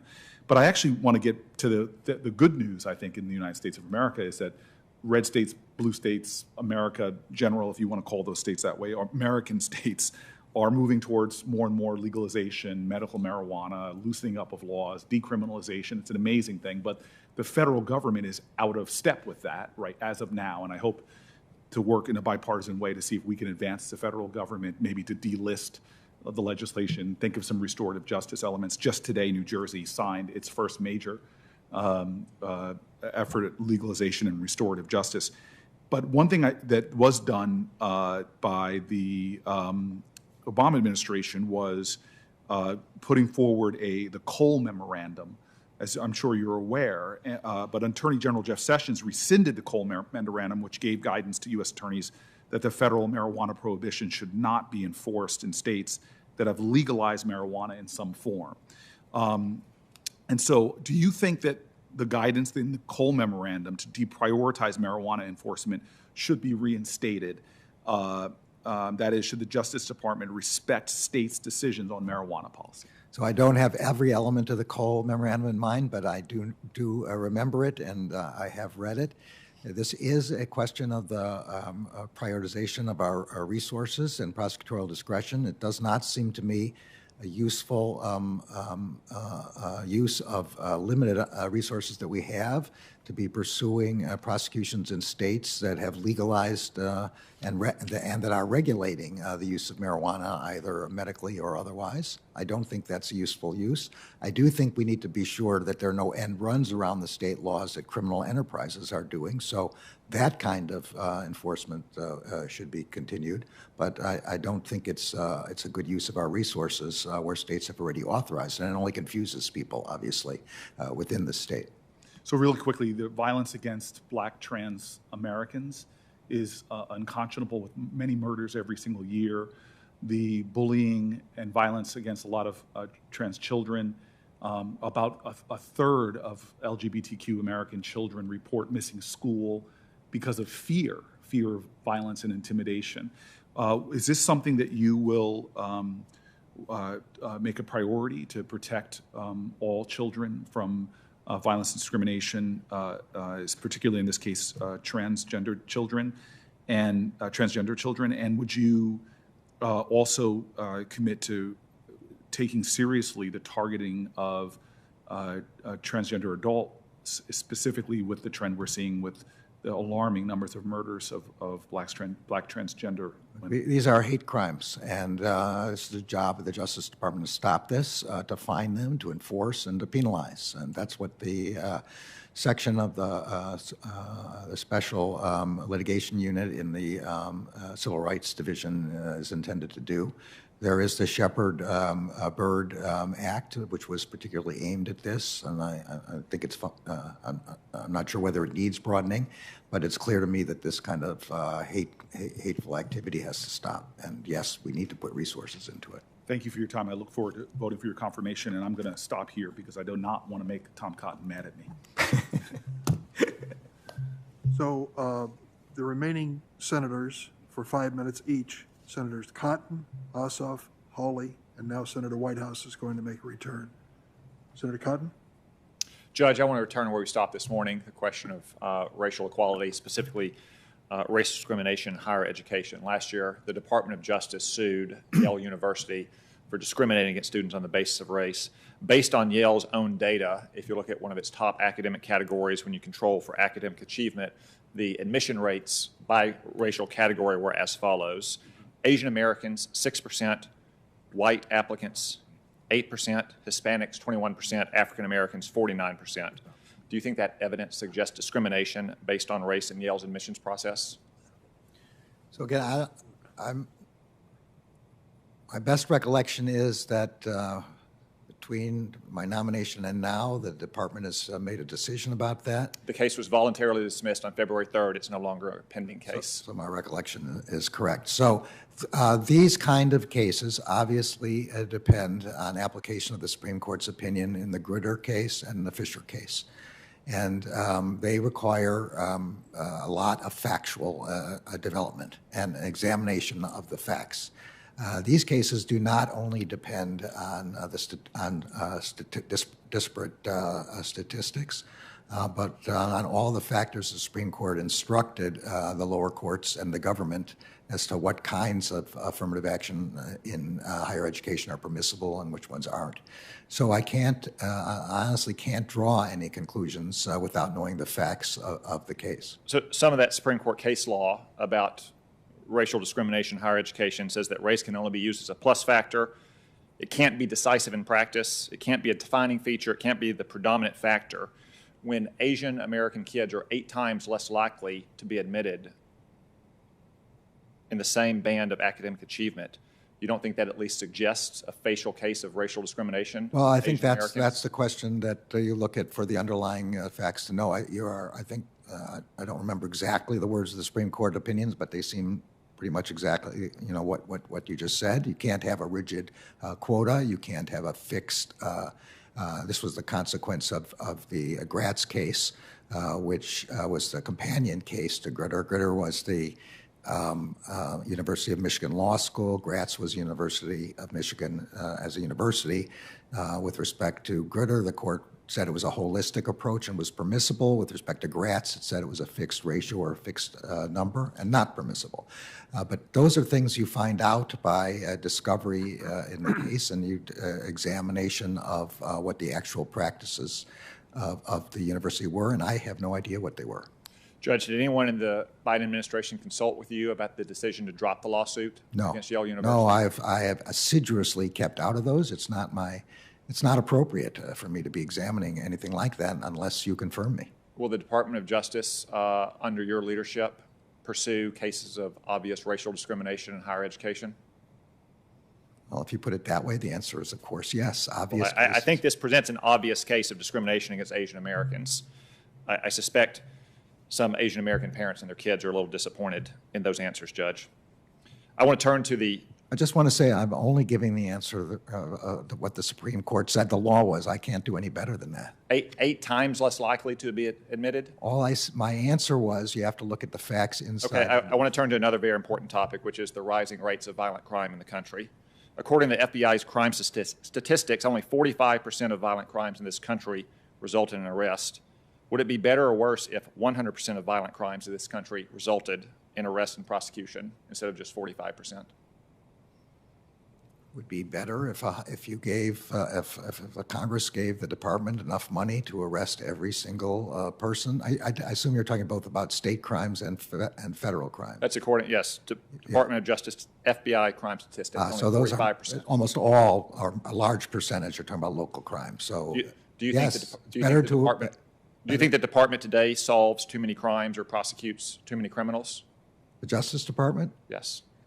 I think it may bring charges in areas which are not a good allocation of its resources, but I don't think it has sufficient resources to, and probably never will, to pursue every crime. That seems impossible. One final point, Judge, I just want to get on the record. We spoke about this last week in our telephone call about the importance of state and local law enforcement to work together in a collaborative and cooperative fashion with the Department of Justice, both its local U.S. attorneys and the law enforcement agencies that you oversee. I was glad to know that you agree with me. Those partnerships are vital to reduce crime and keep our community safe. I just wanted to give you the chance to put that on the record today. Yes, absolutely. My experience in Oklahoma City was close cooperation with the DA's office, the local police there, and with the governor and with the state police. I think these joint task forces are an exceedingly good idea. They're a force multiplier. So I'm completely on board with this. Yes, sir. Thank you, Judge. Senator Ossoff? Thank you, Mr. Chairman. Hi again, Judge Garland. I want to return to the question of the department's authorities and mission to defend voting rights. And note that Sunday would have been Congressman John Lewis's 81st birthday. And as you know, he committed his life and indeed nearly lost his life in the struggle for voting rights. But as we speak, Georgia's state legislature is considering legislation that would make it harder for Georgians to vote. For example, to end Sunday early voting, which is used heavily by black and working class voters, to cut the window during which voters can participate via absentee ballot, which would make it harder for seniors to vote. And I'm not asking you to comment on these specific bills, but what I'm hoping you can provide is an assurance that the Department of Justice will diligently and fully enforce constitutional and statutory guarantees of the rights to vote. I give you my complete assurance. Yes, Senator. Thank you so much. I'd also like to discuss with you resources available for public defenders' offices around the country. And a visit to a municipal court in any major American city will reveal that a steady stream of low-income defendants lacking the resources to hire their own attorneys are often represented by overworked and under-resourced public defenders, which contributes to class and race bias in the justice system, and in my view is an affront to the constitutional guarantee of due process as well as of equal protection. So will you work with my office and this committee to determine whether grant programs which may already exist at the department to support local public defenders' offices or which may need to be created can be considered in legislation that this committee and the Senate may consider? I will, Senator. There is no equal justice in the United States unless everybody has equal access to justice. My own experience, our federal public defender's office is terrific. Needs resources. The federal public defenders across the country, I've tried my best when I was in an administrative position to provide as many resources as possible. The same for our lawyers who volunteer under the Criminal Justice Act. The difference between having an excellent lawyer and not can make all the difference in the world. And I think we should give all the resources that we can. And with respect to the local courts and local public defenders, would have to be through grant programs. But of course, to the extent Congress is willing, I'm strongly in favor. Well, I appreciate that answer, and I look forward to working with you, I hope, and the chairman and ranking member on those grant programs. And finally, I want to return to the discussion that we had earlier about pattern or practice investigations. And I just want to urge you that if you are confirmed and as you take this office, and there will be so many demands on your time and your attention and important missions for the department to fight violent crime and to defend our national security, that you personally exercise leadership within the department to ensure that the Civil Rights Division's mission is elevated and emphasized, and that you come to this committee to seek and secure any resources that you need to make that real. And just to illustrate why I believe that's so important, the South Fulton Jail in my home state of Georgia has been known to the public for years to have appalling conditions for incarcerated people. And actually, in the last month, a federal court ordered changes to practices within the jail. But it was after years of litigation. The U.S. Attorney's Office did file a brief in the case, but the litigation was brought by independent nonprofit plaintiffs. Years it took for changes to be ordered by a federal court. I'm going to read you a quote from the plaintiff's brief to illustrate the conditions in this jail. And I want to warn the public viewing this on television that the material is graphic. Quote, "The cells were covered in bodily fluids, rust, and mold. In these conditions, the inmates deteriorated, leaving them incoherent, screaming unintelligibly, laying catatonic, banging their heads against walls, and repeatedly attempting suicide. This refers to the solitary confinement of women with severe psychiatric disorders in the South Fulton Jail in Georgia. And these conditions are not unique to this facility. So I want to urge you and ask you one more time, please, respectfully, Judge Garland, your commitment to elevate this mission within the department and to work to secure the human rights of incarcerated people and the American public with all of the power you'll have in this position? You have my commitment. The Civil Rights Division has responsibilities and some authorities in these areas, and so is quite capable of pursuing these kinds of cases. I took to heart what the chairman said with respect to the role that Robert Kennedy played when he was the Attorney General. And I regard my responsibilities with respect to the Civil Rights Division as at the top of my major priorities lists. So you have my commitment to do everything I can in this area. Thank you. And just with the chairman's indulgence, Judge, will you commit to reviewing any materials that are sent to you by Congress or by entities such as the NAACP or the Southern Center for Human Rights where it pertains to conditions of incarceration? So, so that I have some time to be able to read everything that I need to read. If it's all right with you, I'll commit to being sure that the head of the Civil Rights Division and the Associate Attorney General, Ms. Clark and Ms. Gupta, who are directly responsible, do that and then brief me about it. I will, to the extent possible, read them myself, but I've already committed to reading a 400-page document, and there are only so many hours in my day. Understand the department's conditions, what I'm looking for. So thank you so much. Thank you, Mr. Chairman. Senator Hawley. Thank you, Mr. Chairman. Judge Garland, I'd like to talk a little bit more about the law enforcement challenges at the border, which I know a number of other members have brought up with you. Just a fundamental question.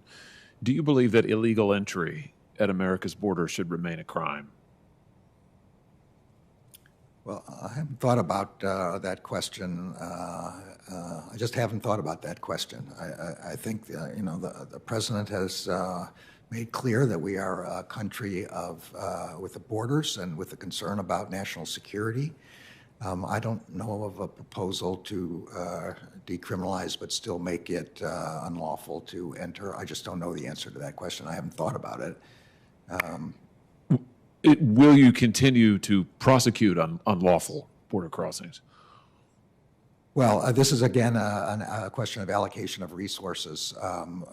We will, the department will prevent unlawful crossing. I don't know. I have to admit, I just don't know exactly what the conditions are and how this is done.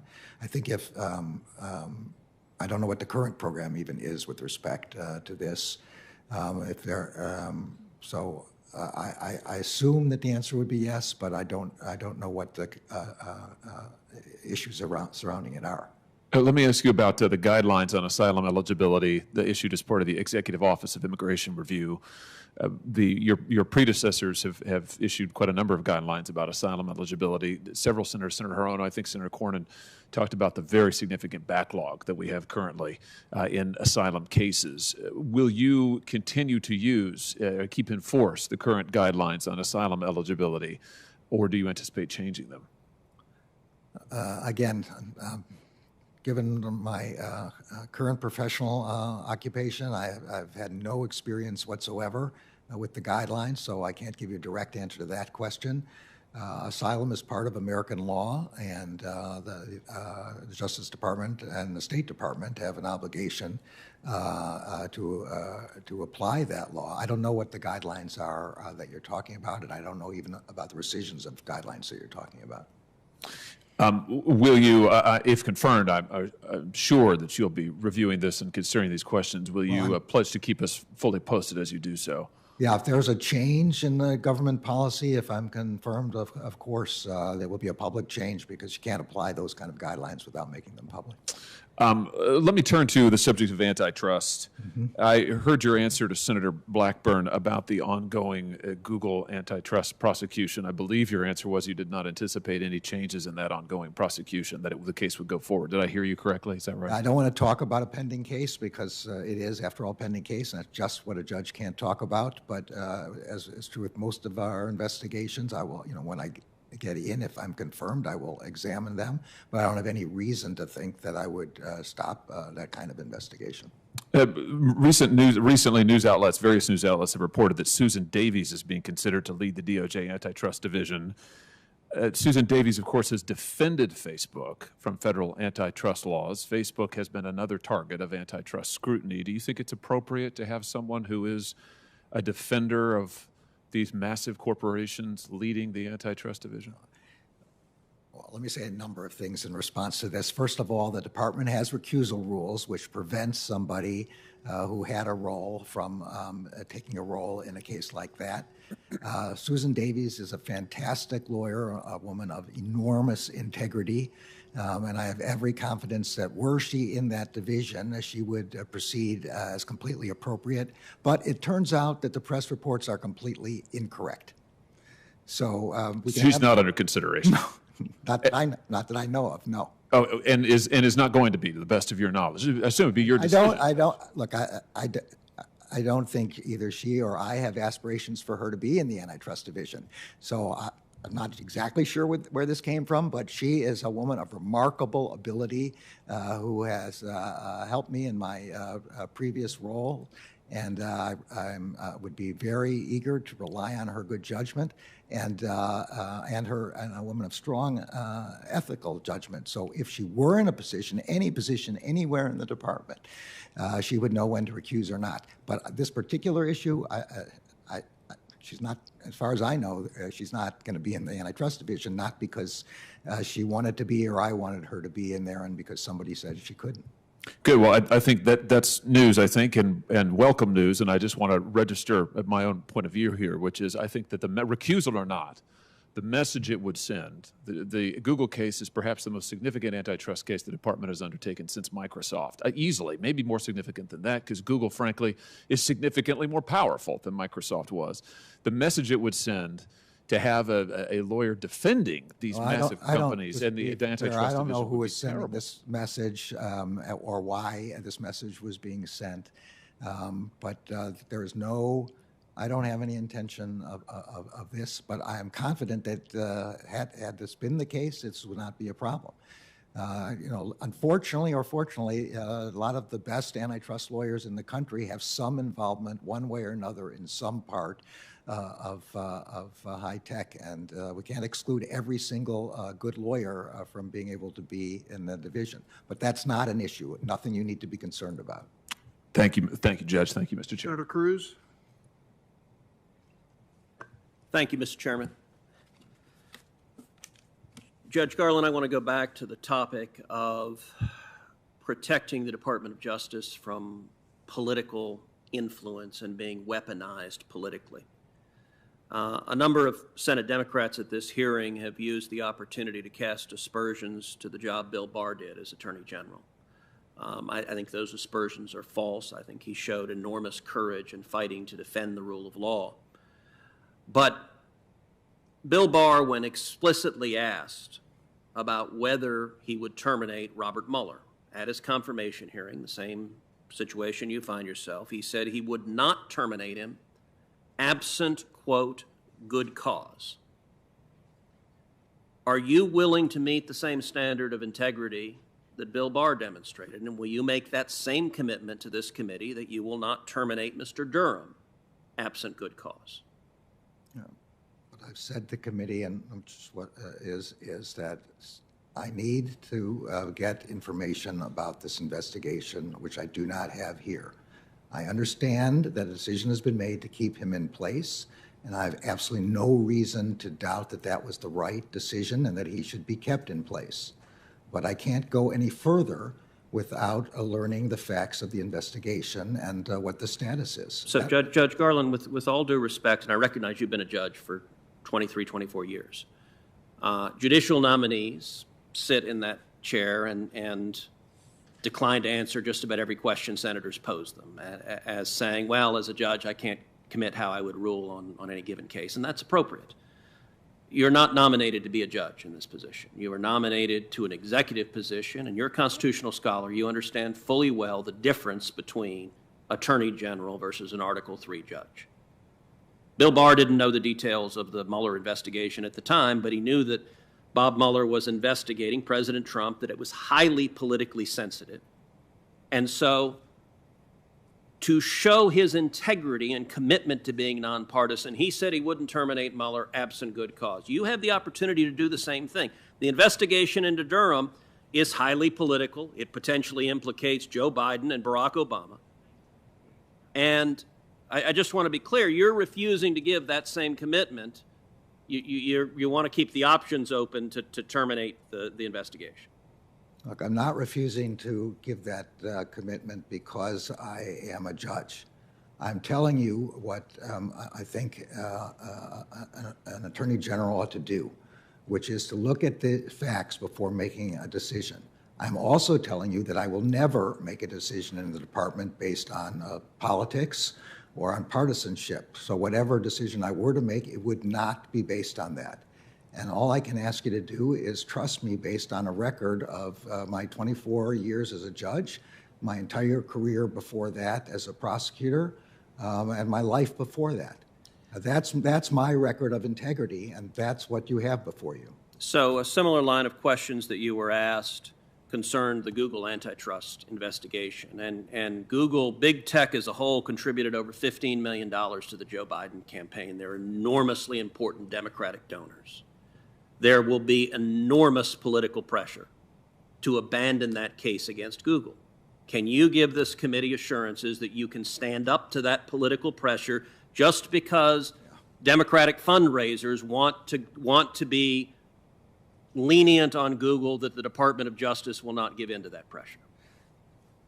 So, Senator Cruz, I'm old enough to remember when there was a political effort to end the case in the antitrust case in the Justice Department against ITT, which gives you an idea of how old this is, that there is no ITT anymore, the International Telephone and Telegraph Company. This, if I'm not wrong, this was one of the paragraphs in the indictment, the proposed indictment, impeachment of President Nixon, I think, but it was around the same time.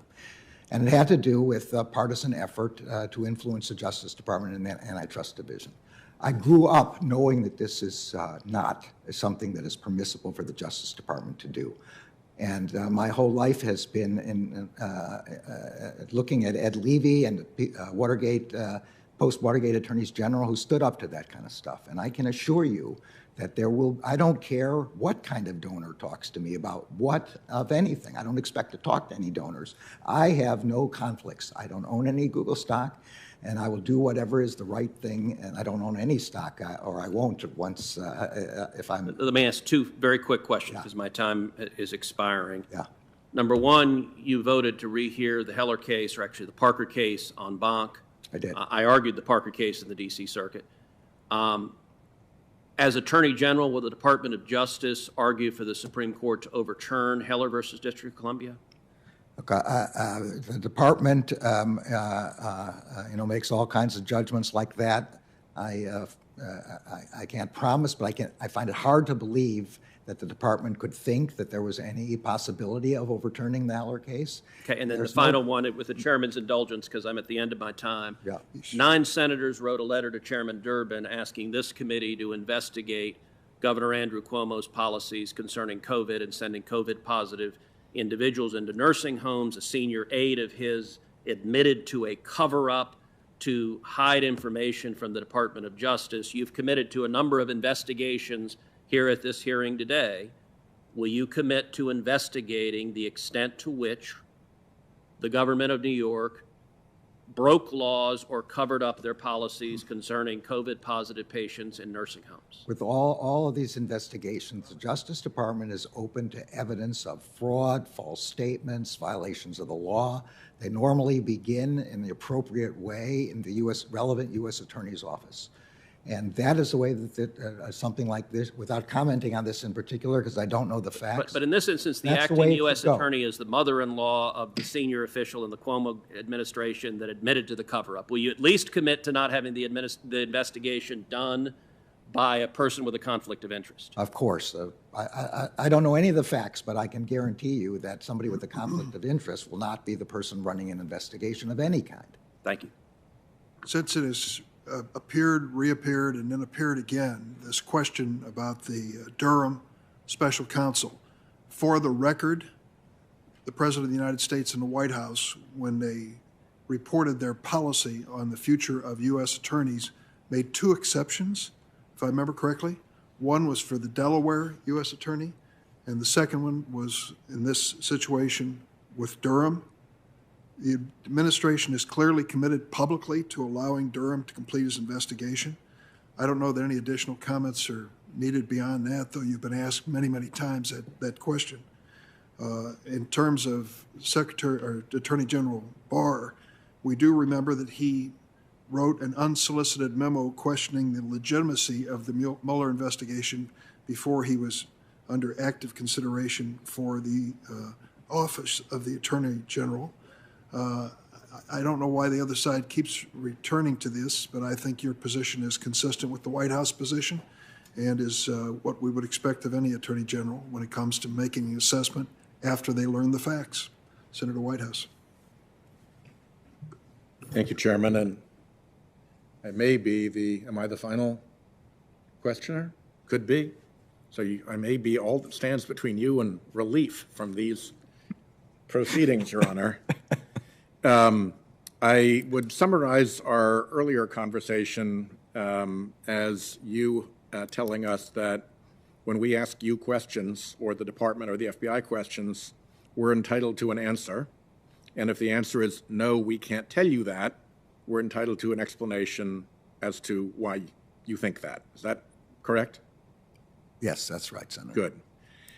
I touched on the problem of executive privilege because the Department of Justice has a role as kind of an arbiter for the whole administration of executive privilege determinations.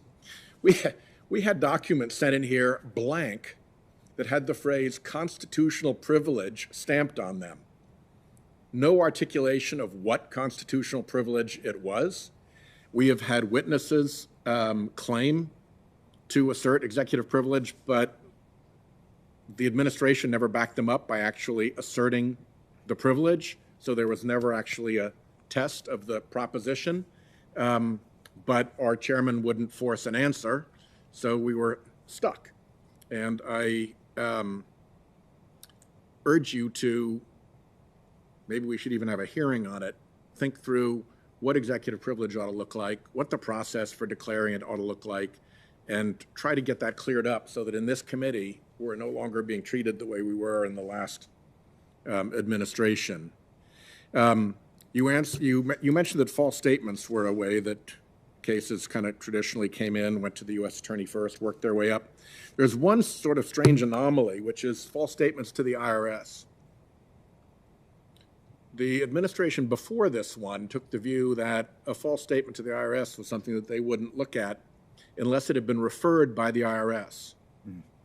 So I get the policy of not getting into criminal investigations of tax law without the IRS saying, hey, we'd like you to prosecute this. We are the tax law experts, and we really, we have some equities here, and we either want you or don't want you to proceed criminally in this matter.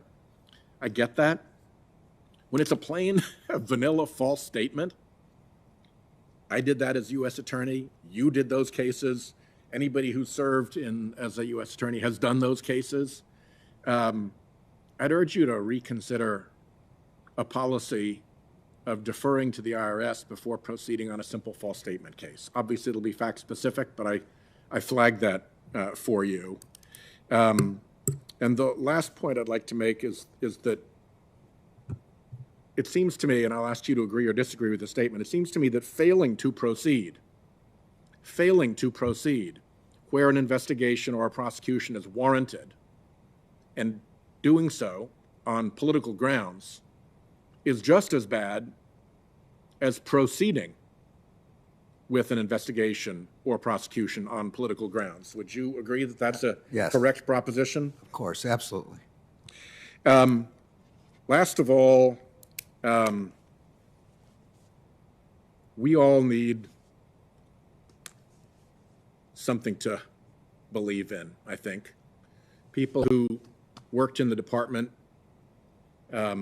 very much believe in the Department of Justice. They believe in the merits and the norms and the values and the traditions of their service and of the department. people across this country need to believe. And there was a lot that happened in the last administration to cause doubt about whether the Department of Justice met that standard. They were worthy of the public's trust and belief. Let me ask you as your closing comments to respond to how you view the importance of the public's trust and belief in the Department of Justice and your commitment to salvaging if necessary, restoring as needed, and upholding those ideals. Yeah, look, I couldn't agree with you more.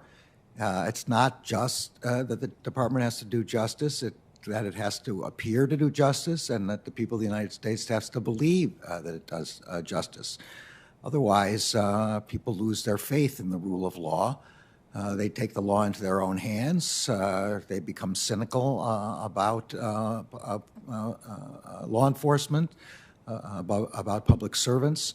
I would like, for the time that I'm in the Justice Department, to turn down the volume on the way in which people view the department, that the Justice Department not be the center of partisan disagreement, that we return to the days when the department does its law enforcement and criminal justice policy, and that this is viewed in a bipartisan way, which for a long time in the history of the department, that's the way it was.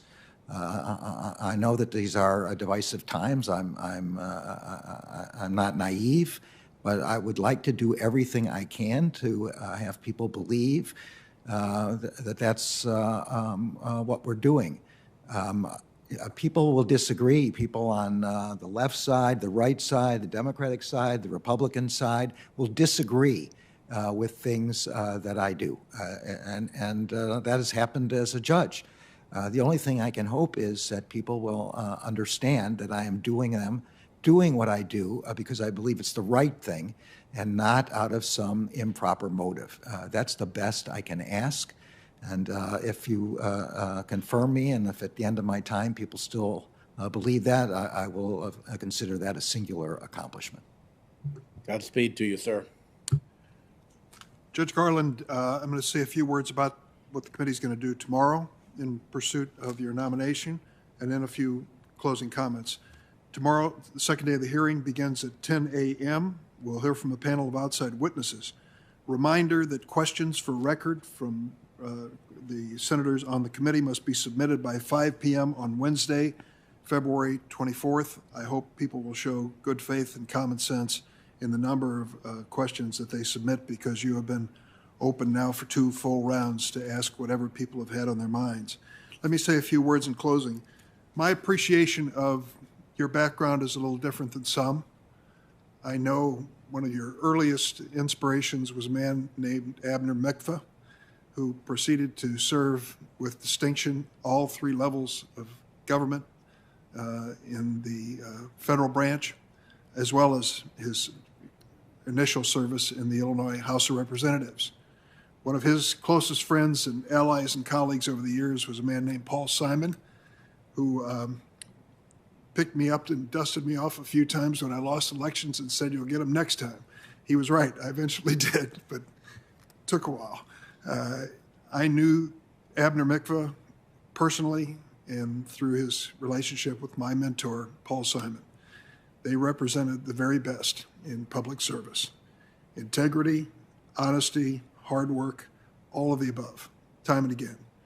We are lucky to be heirs of that legacy, and I think that has inspired both of us in our different pursuits of public service. When President-elect Biden told me that you were under consideration for this job, I thought instantly, this is the right person. At this moment in history, this is the right person to put in as Attorney General. The Department of Justice needs to have its morale restored. It needs to have its reputation restored. It needs leadership that is honest and we can respect from every corner of this country. You are that person. Your testimony today is evidence of that. I want to thank your family in particular. I don't know that you mentioned it, but it's well worth repeating. Len, thank you for being here. Rebecca and her husband, Alexander, that would be Becky and Zan. And Jessica, Jesse, thank you for being here today in support of an extraordinary person who is ready to serve again and is being called by the president to be there at a moment in history when he's needed the most. This president has put faith in you, Judge Garland. We will do the same. Thank you again. I look forward to your swift confirmation.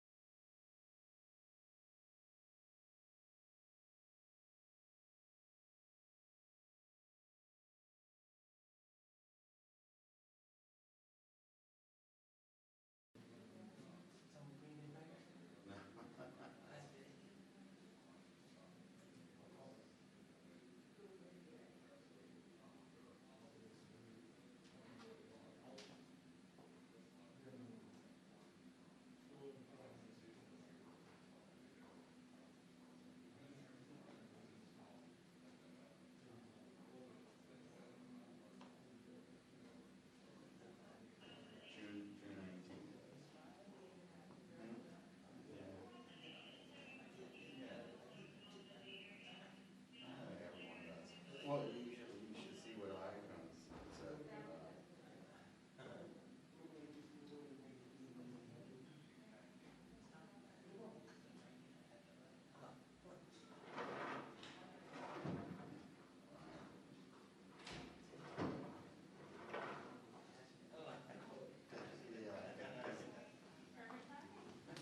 Brian always gets.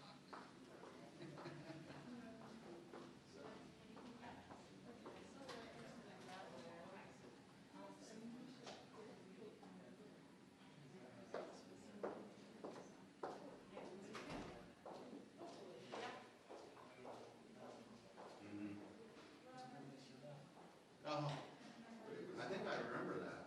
I don't know if I would. Yeah.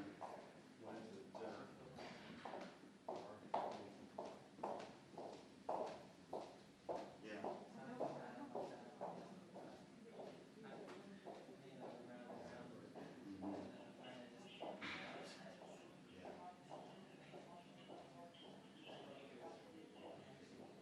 Right. Yeah,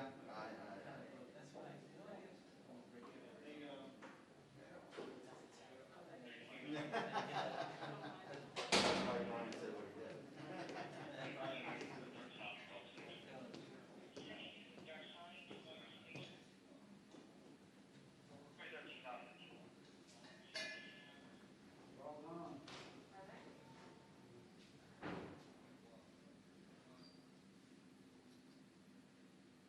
Happy birthday.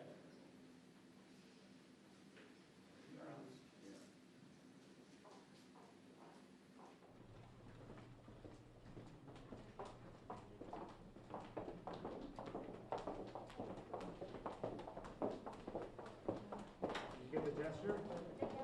You did. You did. That was pretty good. Yeah, thank you.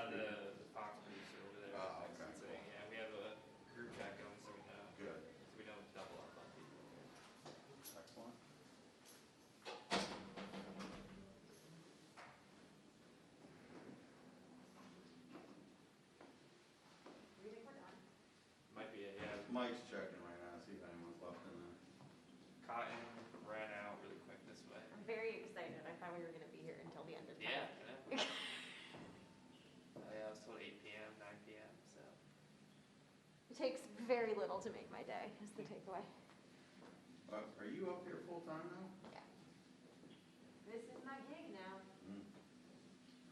So what, was it Catherine that used to be a producer and was doing some reporting?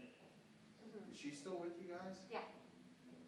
She focuses on, she has like a very broad portfolio, so she does White House and Capitol Hill things. I haven't seen her at White House forever. So.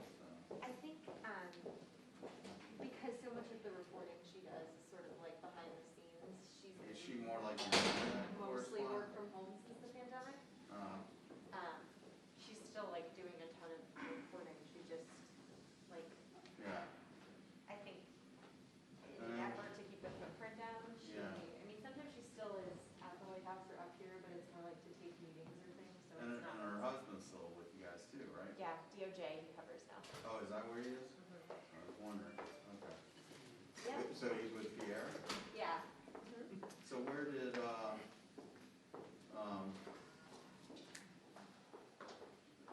don't want to say Sam, Jack? Jack's there too. Oh, yeah. okay. So, Pierre has like the whole of the justice beat as a correspondent, and Jack is like the supervising producer for that team. Alex focuses like pretty exclusively on DOJ, and then there's other folks on that team that cover like DHS. How are you? Good, man. How you doing? Good. I'm sure you're glad it's over. Till tomorrow. Yeah. Other things too. Yeah. Well, Jack and Pierre have been together probably over 10 years now.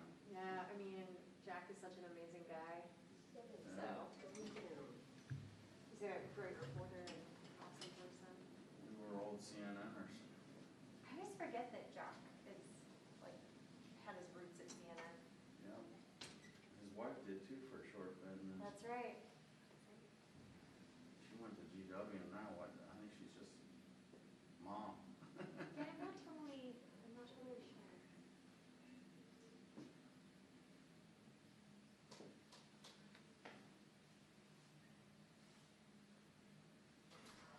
No. Mom sent out an email. I think that's a wrap. No one's in there. It's all done.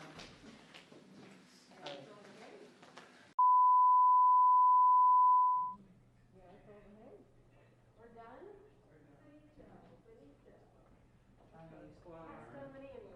French for you.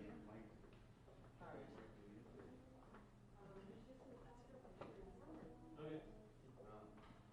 Garland go into this whole Yeah, he came out a couple minutes ago. Look at you. I was wearing these at my desk, and I saw that it was about to end. I texted everybody, and I didn't change. I'll see you. See you